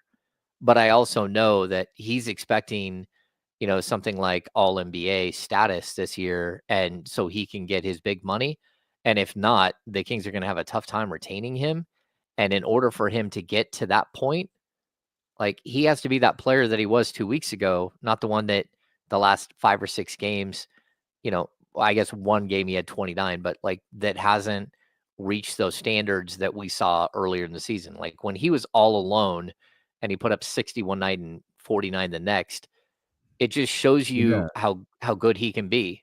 Yeah. And then when you don't get that, and we're going out with 2 or 3 weeks where he's gone from 29 point something points per game all the way down to 26 points per game. And that means that he's taken a huge step back during that time as far as statistically. I don't know if he's averaging 22 points or 23 points over that stretch, but like, well, the can't other show one me points at Hammer was it Dylan Brooks? Was it the Houston? Didn't someone piss him off versus Houston? Dylan Brooks. And it was like, yeah, Fox just kind of took this game over after someone pissed them off. And they wound up beating the Rockets. And then that was the one where, like, why can't De'Aaron play like this all of the time? And it's like, all right, I get, not playing mad all of the time, but I can't remember. I think it was Dylan Brooks. It was because that was the one where he's like, yeah, they don't come back chirping very often. Yeah. Well, don't wait for somebody to chirp. Just go bust their ass. Yeah. And and part of me felt like Mike was like, bro, you can bust all of them. Like, you could break all of them down. Mm-hmm. And man, I feel like sometimes he takes and I think this is what Mike was talking about at the end of that. He takes the tempo of the team instead of setting the tempo for the team. This is why he told him, don't let go if everyone else has let go. Mm-hmm. Well, I'd also say this too. Like, Mike Brown was around Tim Duncan. He was around young LeBron James. He was around Kobe Bryant. He was around Steph Curry. Like, he knows what greatness looks like every single night and what the expectations are for greatness. And, like, it doesn't matter what aspect of the game we're talking about. Like, he's seen Steph Curry, the work that Steph Curry puts into being a great player, and how Steph takes ownership in every single game of what's going to happen, win or lose. There is an ownership that Steph takes to a game, and that LeBron and that Kobe and that Duncan, like all of these players that he's been around. And I don't think he's saying, hey, Fox, you're not that guy. I think he's saying, Fox, you are that guy. And I need this out of you. I need more out of you. I need this to be who you are every single game, where you are actually setting the tempo. And even if you go back and watch the Draymond video, again, I don't know if you guys have played any of it, but like Draymond Green was very clear. Like Mike Brown is, in Draymond's eyes, a defensive guru. He's like, he talks about it like very specifically. He's like, Mike Brown is a great defensive coach, and you guys don't play defense. I don't understand. And, kind of put it on De'Aaron to answer. And it's like, yeah, it's consistency. It's, trying to figure out. And, we talked about how Mike showed him the papers that said, hey, in order to be a great team, you have to play defense. There's only been one team that was outside of the top 10 to win an NBA championship. Like, you have to play defense in order to win. And I think Fox has listened to that, but also I think there's a point where Fox has to not only listen and be part of the solution, but he also has to, he has to hold his teammates accountable in every step of the way. And that's not always easy, but again, we are in year 8 or whatever it is. And you have to sit there and get into other people, not just try to do it yourself. Yeah. And like we talked about, I loved what Mike Brown had to say. I loved him saying it publicly. I think when you really look at it, if you really understand what he's saying, it is one of the ultimate compliments to a guy like De'Aaron Fox. Like, you just laid out who he's played with or who he's coached with. He's seen the greatest of the greats. And he's telling De'Aaron Fox, you can be one of the greatest to ever do this. Not just a really good player in NBA history. You can be one of the greatest players of all time. You've got that. But it goes beyond the talent. It's the mentality. It's the approach. It's the night in and night out approach that you have to reach your full potential. And, I don't know if you want to call it a last-ditch effort or not, but it did seem like an effort to get De'Aaron to understand that. When we talked about it earlier, these guys that De'Aaron is trying to reach and we feel he has the same type of talent level as some of these guys, past or present, they don't miss the playoffs. They just don't. Yep. In the NBA, there's more than half of the teams it's never in question. They always find a way. And it doesn't matter what their roster is looking like that year. That's why people talk about, they need more. Man, they got De'Aaron Fox. And if you're one of those guys, if you're a Dame Lillard, if you're a Steph Curry, Kyrie, or all these other guys, it don't matter who else is with you. You got them. So the floor is the playoffs. Mm-hmm. And I think that's a lot of what Mike Brown is talking about. And you guys kind of broke some things down. Maybe, you hear him on the podcast saying, well, clearly we don't have this, so we're not that good at this, you know. And Mike might have been like, it don't matter. It's not supposed to matter. We got you. And I wonder if that was what was going on as well. Yeah, I don't know. I think this is all interesting. I hope it's not leading to a breakup. To be honest with you, you know, I've You know, said this I didn't think what any of that was. Yeah. I didn't think that's what the Right. Draymond Green show was about, and I Yeah. didn't think that's what Mike Brown was doing today. I thought Mike Brown was being a great coach today. Yeah, and I've also said this like a bunch of times, like De'Aaron Fox will leave Sacramento when he goes to the franchise and says it's time for me to go. Like, I want out. That's they aren't going to like shop him unless they know he's not re-signing or they know that they've come to an end with the relationship. And you're hoping that's not what happens here, that you don't like get to this point where he does say, hey, it's time for me to go. And I don't know how you avoid that, because like, look, again, in order for him to make all NBA, just straight up, like, we can talk all we want about 29 points per game, or, you know, like someone said, hey, come on, you can't hold him to the standard of 60 points or 49 points. You know what? Like, I don't care what people think out there. Like, if you can show that you can do that, then show me that you can do that all the time. Like, and I'm not saying he needs to average 40 points a game or 60 points a game. What I'm saying is that there's a degree of physicality and intensity that De'Aaron Fox played with in those games that he has not played with in other games. That's it. And it doesn't have to be 60 points. It doesn't have to be 49 points. It doesn't even have to be 30. But what you have to know is every single game that he's on the floor the whole time. Every minute he's on the floor, everyone on the floor feels that. And I don't think that that's the case all the time.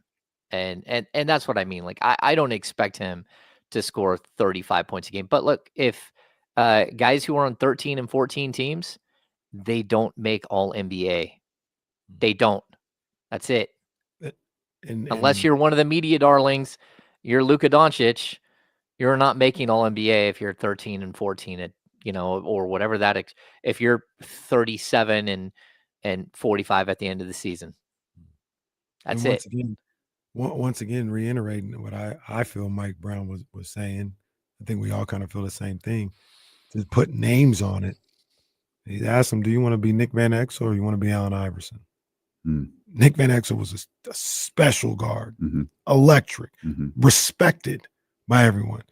Nick Van Exel, not a Hall of Famer.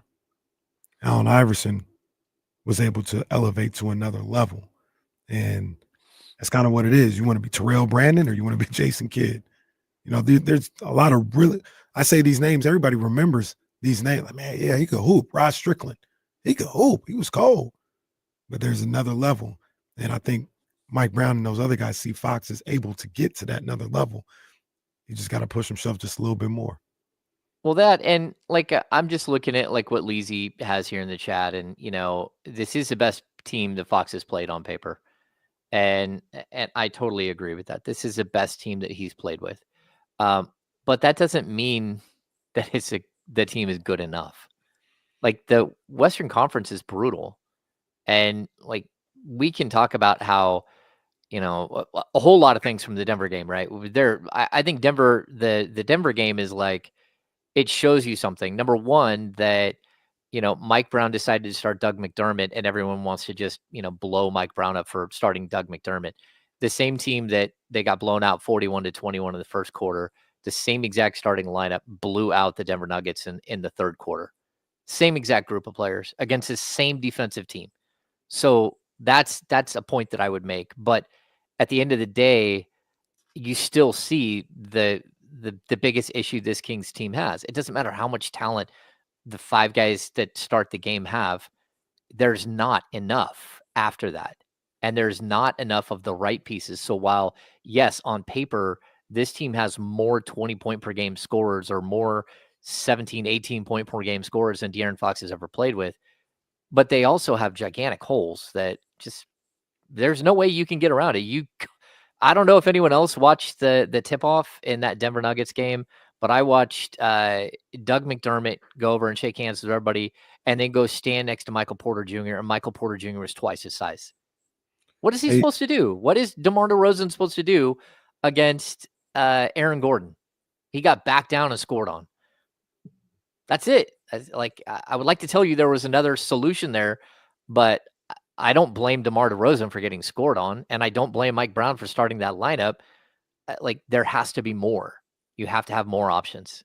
They shouldn't be 13 and 14. I'll die on that hill. They should not be 13 and 14. No. With this team. Do they need more to achieve more? Sure. But this team, they should not be 13 and 14. And as much as Kenny, as much as they need more, they need different. And I've said that so many times. It's not that you don't have enough talent. It's that you don't have enough talent at specific areas on the court. And again, I thought the Denver game just shined a bright light. You don't have Keegan Murray, and you don't have your only options of anyone. Like Doug McDermott's listed as 6'6". DeMar DeRozan is listed as 6'6". You started him against Aaron Gordon and Michael Porter Jr. Mm-hmm. I've got a visitor. Is it a squirrel? All right, we're a dog-friendly show. The pug life. It's the pug pug. life. It's the pug. Yeah. We'll come back. I have a kind of a unfortunate question about this De'Aaron Fox conversation that we'll ask. And then, of course, the Kings are back on the floor starting tomorrow. Back-to-back games against the Los Angeles Lakers. That's all coming up. Steeler and KC with James Hammond, the Insiders here on Sacramento Sports Leader, ESPN 1320. That quote is, I get it, I think, but that's funny. Coach Tomlin said, the fine line between smashing grapes and drinking wine. That's a good line. That's a good line right there. That's my coach. Well, you don't even have him first out. Well, neither do you. This is Oswaldo. Oswaldo, what up? I'll let him talk into the mic for a minute. He sounds like the Cadbury bunny.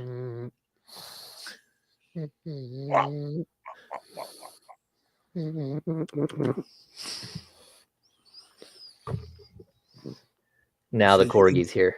He said, you didn't tell me you were putting me on camera.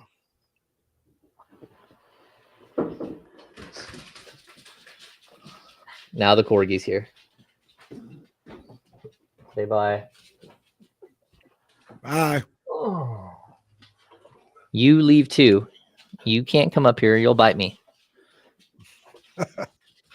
Yeah.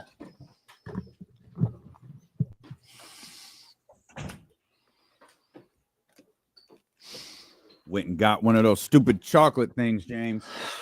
Ferrero Rochers. Damn it. Just delicious for no reason.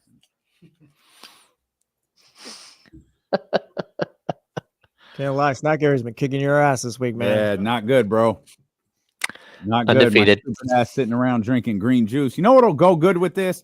Chocolate. Moved on to the blueberry little bites now. Oh. I think that the little bites are gone, aren't they? I'm in Kenny Caraway mode. I got it in 2025, baby.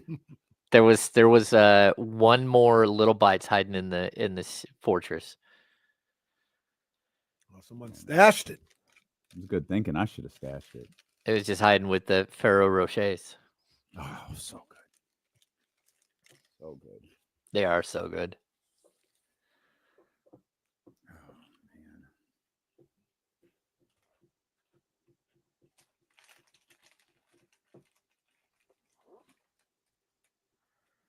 Are the playoff games Friday and Saturday?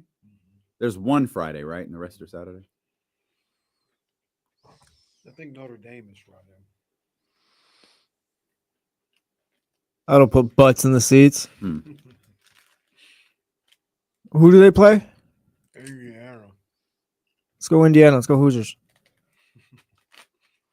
Indiana better not get smoked.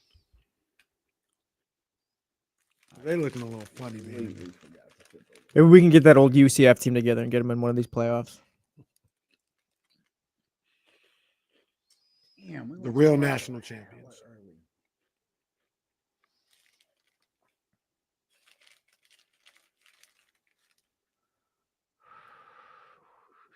I hate when this shit happens in complexes.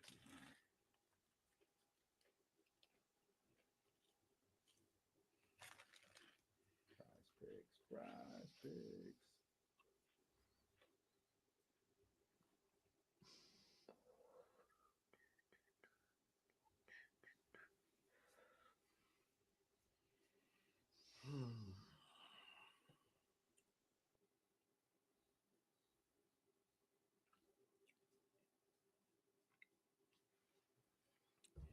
You guys say the word glaze every single day. I think you guys say it once an hour.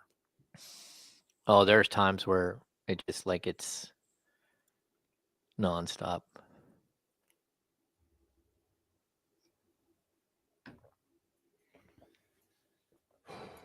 What does RP got going? What do you got going? I told you Omer says he's going to Denver.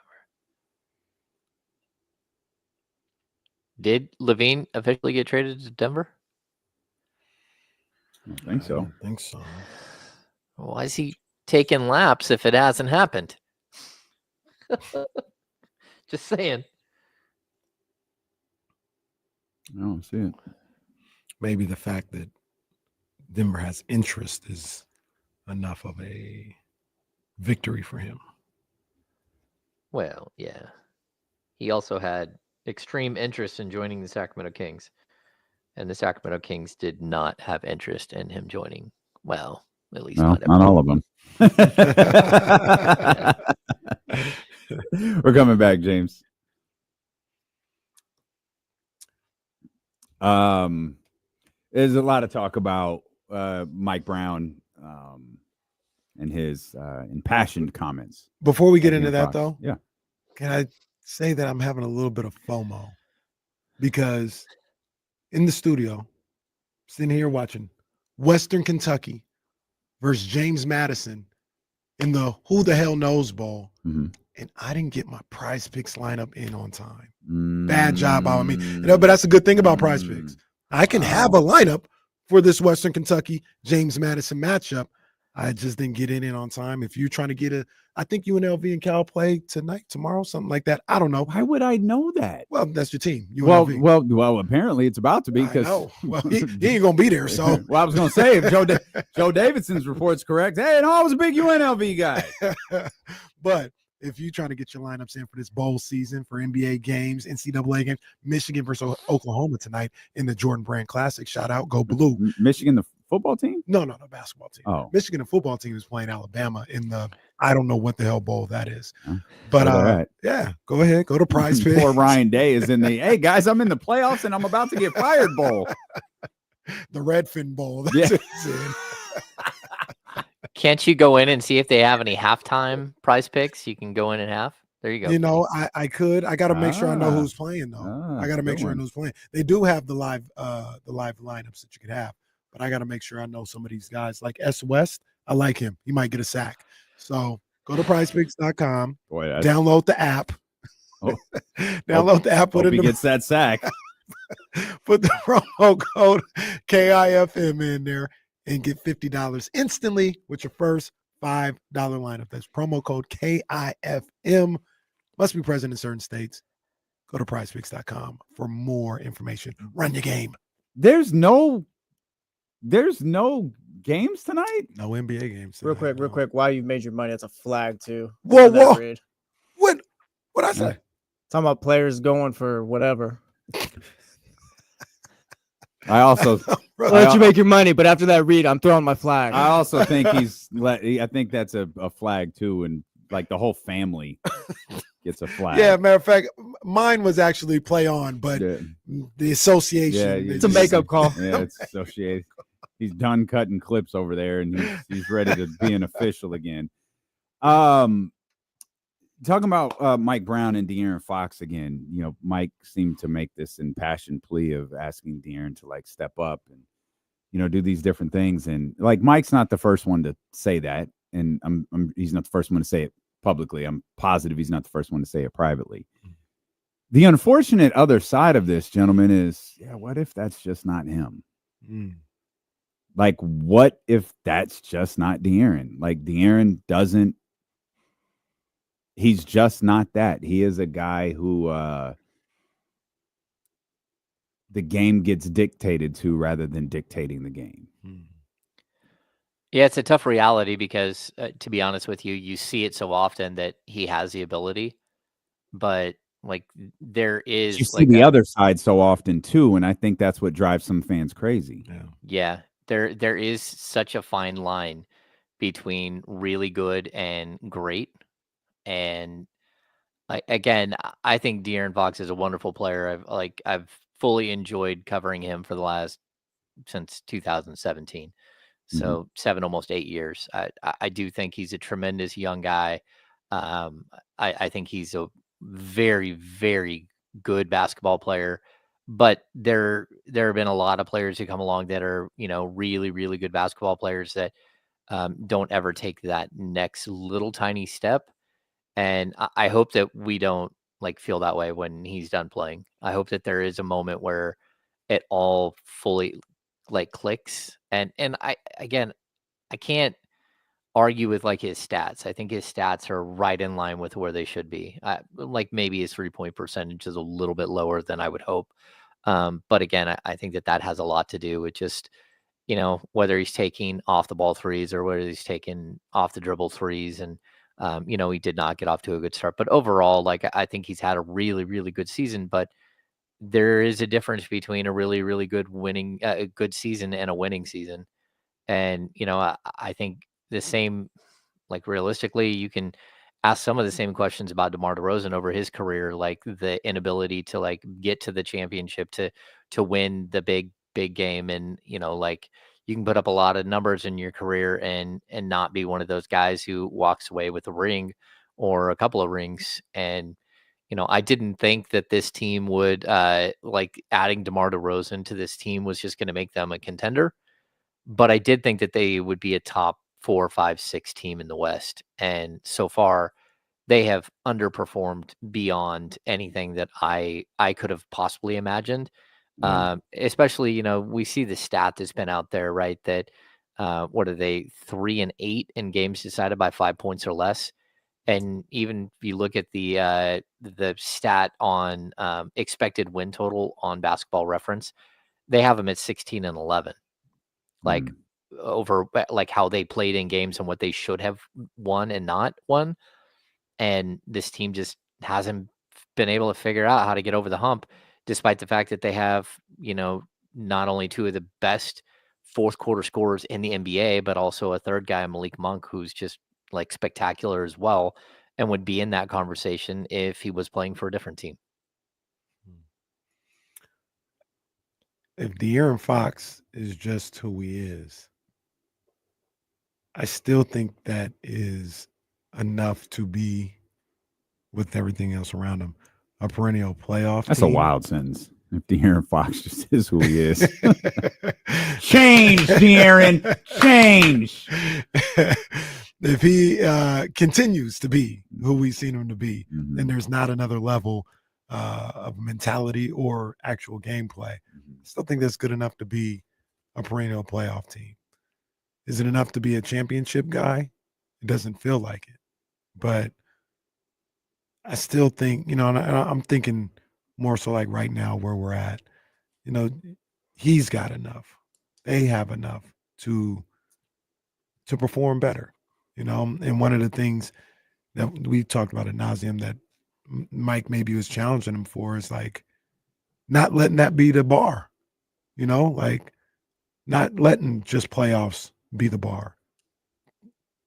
Expect championships from yourself. And I think De'Aaron Fox does expect those type of things, but you guys have probably seen it a lot, just in your every walk of life. There's sometimes when, athletes or individuals, they think they see greatness, but they don't even see what they really could be. Others can see it, or some people can see no, I know you have confidence. I know you think you're really, really good, but you don't understand how good you really could be. And it feels like that's what Mike Brown is trying to tell De'Aaron Fox. Yeah, and you know what? I'm going to make a weird comparison here because I think it kind of fits. Like you guys know, like I'm part of the straw poll that Tim Bontemps puts together for That's your boy. ESPN. Yep, I know. That's your boy. I know you. I know you love Tim Bontemps. I know. I know. I think we'll have him on as a guest just to spite you guys. Please Great. do. No, No, this you is should. awesome. He can Yeah. tell you how much he hates Sacramento. Yeah. Anyway, like we're starting the straw poll again, and he hit me up the other night, and I put my fifth in MVP balloting. I went through and I had Shea and I had Giannis and I had Jokic and I had Luka, and then I looked for my fifth, the number 5 in MVP balloting, and I don't think there's any way you can look past him. I think Karl Anthony Towns should be in the MVP conversation. And I've never felt that way about him. I've never once felt that way about him. But here he is at almost 25 points a game, and he's leading the league in rebounding. He's at almost 14 rebounds per game. He's 5 rebounds over his average from last season with Minnesota. And so for me, like I'm watching a player who went from being in a situation that was always like, like it doesn't, if Minnesota makes the playoffs, they make the playoffs, but there were more seasons than not where they didn't during his time there. And this last couple of years where they've been pretty solid, you expected him to do more, like sort of expected the team to take that leap, but he never really felt like he took that tremendous leap in my mind. And then I watch him with the Knicks, and for whatever reason, everything is clicked. And he's shooting the ball incredibly from 3. And he's not only is he shooting from 3, but he's rebounding at just this enormous clip. So for me, like I don't want to say that De'Aaron Fox has to go somewhere else to go find that. But I do think that there are situations in which a player just all of a sudden there is a switch that's hit and they become, so they live up to who they should be the entire time. And it's when stats, when their play on the court starts to transcend their statistical, numbers. And I think that that's what we're waiting for with Fox. The statistical numbers say he's one of the top like 12, 15 players in the league. But taking your team to another level, becoming something different for a team is what we're waiting for. And like, look, De'Aaron Fox, what do we have? We have Dave Yeager, we have Alvin Gentry, we have Luke Walton, and now Mike Brown. Like there's been a lot of different voices that have, sort of been in charge of his team. But every single one of those calls him the head of the snake. And they've all pushed for this moment where it all clicks. And I don't know, maybe the Mike Brown statement is something where it does click.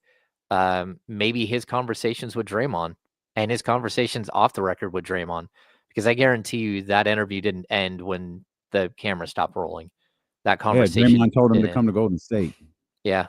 Well, Quite frankly, when Fox wins a championship, it's going to be because of me and the conversation that I had with him. Yeah. And it's one of those things that De'Aaron Fox just has to understand. Be more like Draymond, right, BD? It's like the National Lampoon's dog. Just let him finish. Yeah. Let him ride it. Just let him ride it out. Eddie's dog.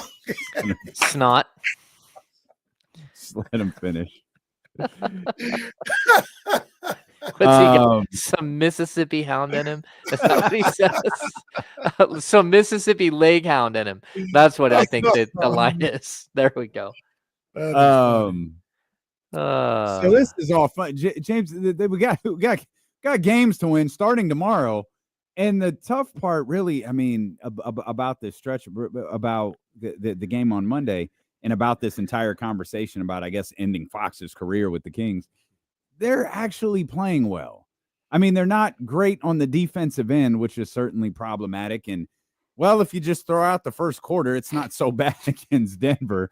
But, like, they're doing some things now that they weren't doing earlier in the season. And it feels like they've got a few more things that they've got to pull together, and they might be able to turn this around a little bit. No, I agree. Is motivation, I guess. Yeah, I fully agree with you. I think that they are super close, and that's the frustrating part. I think, but like to play into the bigger conversation here that Mike Brown keeps pushing forward is, again, you go down 41-21, you throw up 47 points in the second quarter. You have another big quarter in the third where you blow a team out. You go up 10 with 4 minutes left, and the Kings allowed an opponent to score on they allowed them to score 7 consecutive shots and an additional two trips to the free throw line. So in the last 4 minutes of that game against Denver, Denver goes 7-7 from the field and 4-4 from the line to put up 21 points in 4 minutes and beat them. And that's what Mike is saying. It doesn't matter how good we are offensively. Like, go ahead and everybody tout the offense and everybody scream from the, that you want to see the number 1 rated offense again. None of that matters if you can't stop anybody. And, if they had 1 stop, they win that game. They have 2 stops, they win that game almost comfortably. Like, that's the problem. If you can't get stops in a situation like that, and that game is like some weird anomaly game where all kinds of things go wrong and go right and all that. But I think the point is still there, and also I think playing a game without Keegan Murray just shows you just how glaring the weakness is at that 3-4 position. But just really, really tough to like wrap your head around how this team could not be better, not only on this season, but at home, So the interesting thing about that is we talked about this yesterday. Like, what are we talking about if DeRozan doesn't fumble the ball and he dunks it? I don't think we're talking. You over it, DeMar? No, I'm not. But I don't think we're talking about not getting stops necessarily. Like, it's still going to be like but it's going to be like, well, this is why you have the clutch guys. Well, do you think Denver, Bilo and JC and Denver are talking about Denver not being able to get stops the other night? So no, we aren't. We're probably not. I think Mike is though. Yeah. Like, I joke, and I wasn't joking. I bet Michael Malone was pissed. Because he's just a nasty human being who's mad at everything. He almost snapped his clipboard in the third quarter, like to start the third. He almost snapped his clipboard in half. Well, so in my guess is, all right, you jackasses escaped with one. We just gave up 129 points in a game we were up 23 by. But like, I don't, and I think Mike Brown would have been maybe not as surly as Michael Malone, but I think Mike would have been pissed too. But we wouldn't have cared. That would have been 4 straight wins, and the Kings would have been a game above 500. Yeah, and that wouldn't be the talking point. And also, it's just a balance. It's not one more important than the other. You know what I mean? It's just the balance. You got to be able to do both, because if you want to get in a rock fight and stop everybody all the time, but you're shooting 3 of 31 from beyond the arc, it's not going to matter. How many rock fights have you been in? 4. Did you win all of them? I'm here, ain't I? 4 total. He's got the wounds to prove it. Yeah, look, this is a tough situation to be in, and I do think that we would have had a whole different perspective if DeMar DeRozan would have hit that dunk. But here's the problem that I'll tell you: when he went baseline and caught the ball originally, put the ball on the floor, and then fumbled it, if he would have gone right up and dunked the ball, it would have been around 2.8 seconds left. I bet you the Kings would have lost either way. And that's the problem. When you can't stop anybody, and you've proven it for 4 minutes straight that you're not stopping anybody, that team had so much confidence. Even if that ball, now, if he would have hit the jump shot, now we're talking about like 1.1 seconds left. Maybe you escape with a win, but I don't know. My money still would have been on Denver to win that game, because if you can't show that you can stop somebody when it matters, you're not going to do it. You're not going to be able to do it. The way that game was going, I don't think we had seen a missed shot for 2 minutes. We didn't see a missed shot from them for 4. Well, there you go. Oh, well, from them, yeah. Quite as kept. The play was designed beautifully. And gorgeous. The bonus to DeRozan is perfectly fine. There's always a part of me every time I see that. I say, what if Domas would have passed it to the right and got it to a wide open Doug McDermott for 3? Doug McDermott hitting the game winner at the Golden One Center on the 14th day of December in 2024 would have been amazing. Would that have been the biggest random game winner of the Kings since Metu hit his? Yes. Since Metu. Yes. Yeah, I and don't know. and that one's definitely. equal. I don't know. That one is equal. Well, Scalabiciere at Madison Square Garden. Yep. Game-winning three. At the Garden. Oh my God. At the Garden. That might be the winner just because it's at the Garden. At the Garden. Yeah. Oh Yeah. man. Scal. Scal. Stockton. I'll salute the Scal. Hey, James, real quick. If the Kings are in a pinch, right? Herter's hurt, Keegan Murray's hurt, and they've got these two-way guys, Isaiah Crawford and Mason Jones. Mm-hmm. If they can't come up in those situations, why are they on two-way contracts? I mean, it's a good question. I don't think. Well, first of all, here's an easy answer. You don't need to use those two-way days just to use them, right? So I'm sure that they both still have plenty of days left, but there could come a point in the season where you're down like 3 or 4 guys, and you know that you're going to need those guys, and you want to have as many of the 50 days as possible. Because it can be a long stretch of games, and they are capped at how many games they can play. It's not even how many games they can play; it's how many games they're active. And we're going to get to that point with with Isaac Jones, like very soon. I don't know how many games Isaac Jones has been active for, but I'm going to guess it's around like 21, 22.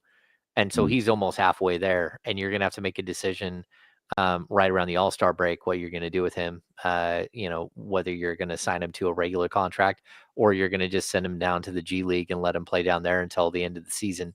I'm going to guess that they will have cleared up a roster spot by then and been able to fit him into the roster spot. But that's, it's one of the realities of having two-way players. And I know, like, you can suit up 15 in a game.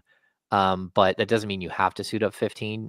And if you've got the two ways and you don't want to burn through a bunch of their days, plus both of those guys have been beat up a little bit. I think there's a hand injury for Mason Jones, and he is playing, but he just came back after missing a game or two. And then Isaiah Crawford, has had issues as well. He had a leg issue. He is back on the court, but they missed time, so it might just be that they're not ready to play at the NBA level. We were so focused on De'Aaron. Does James, and you may not know this, you were busy hosting an award-winning radio show. Does anyone know about Keegan? No, I haven't heard anything yet. I haven't been able to watch the clips from practice. But yeah, we'll check that out. And I don't know. It was weird when I asked Mike Brown very specifically about him pregame. When did this happen? What are we dealing with here? And he said, he looked at us and like, I don't know. I just know he has a sore ankle and he can't play. And he looked over at Shannon. Shannon, do you have anything else? She said, no, I don't have anything else. And that was it. Well, to be fair, Mike Brown's the wrong person to ask. Yeah, Mike never knows. Hey, Mike, Kevin's back. Oh, yeah, I was in a meeting. I don't really know. So, yeah, Mike's probably – I don't know who you ask if you don't ask the head coach. Just don't ask our head coach. Maybe just go straight to Shannon. I don't know. Great stuff as always. So, what are we doing tonight? We're watching Michigan and Oklahoma on the Jordan Brand Classic. Okay. Stop playing. Let me try that again. What are the rest of us doing tonight? I got trivia night, and then I'm on the after party with the Chatty House. Yes. Okay. Chatty House after midnight. What is dark? it? No, after dark. After party. Yeah, after party. Yeah. Okay. Chatty House after dark. I talked him out of. I was like, I don't know that this is the go with, but yeah. Chatty House after party will be jumping for sure. Make sure you tapped into the social channels for that, and we'll see you tomorrow. Kings back on the floor against the Los Angeles Lakers. We'll get you ready for it. Deuce Mason returns to the show tomorrow in the 1 o'clock hour. Matt George will be with us as well. And, of course, the insiders, James Ham and Kyle Matson, take the air at 10 o'clock. Make sure that you are locked in here on Sacramento Sports Leader, ESPN 1320. Vamos, Michigan. Go blue. All right, y'all. We got to run because I might have made a little mistake adding that song right there. Got to go do some commercial reads on the other station. So we will see you guys tomorrow at 10 a.m. Holla. See you, friends.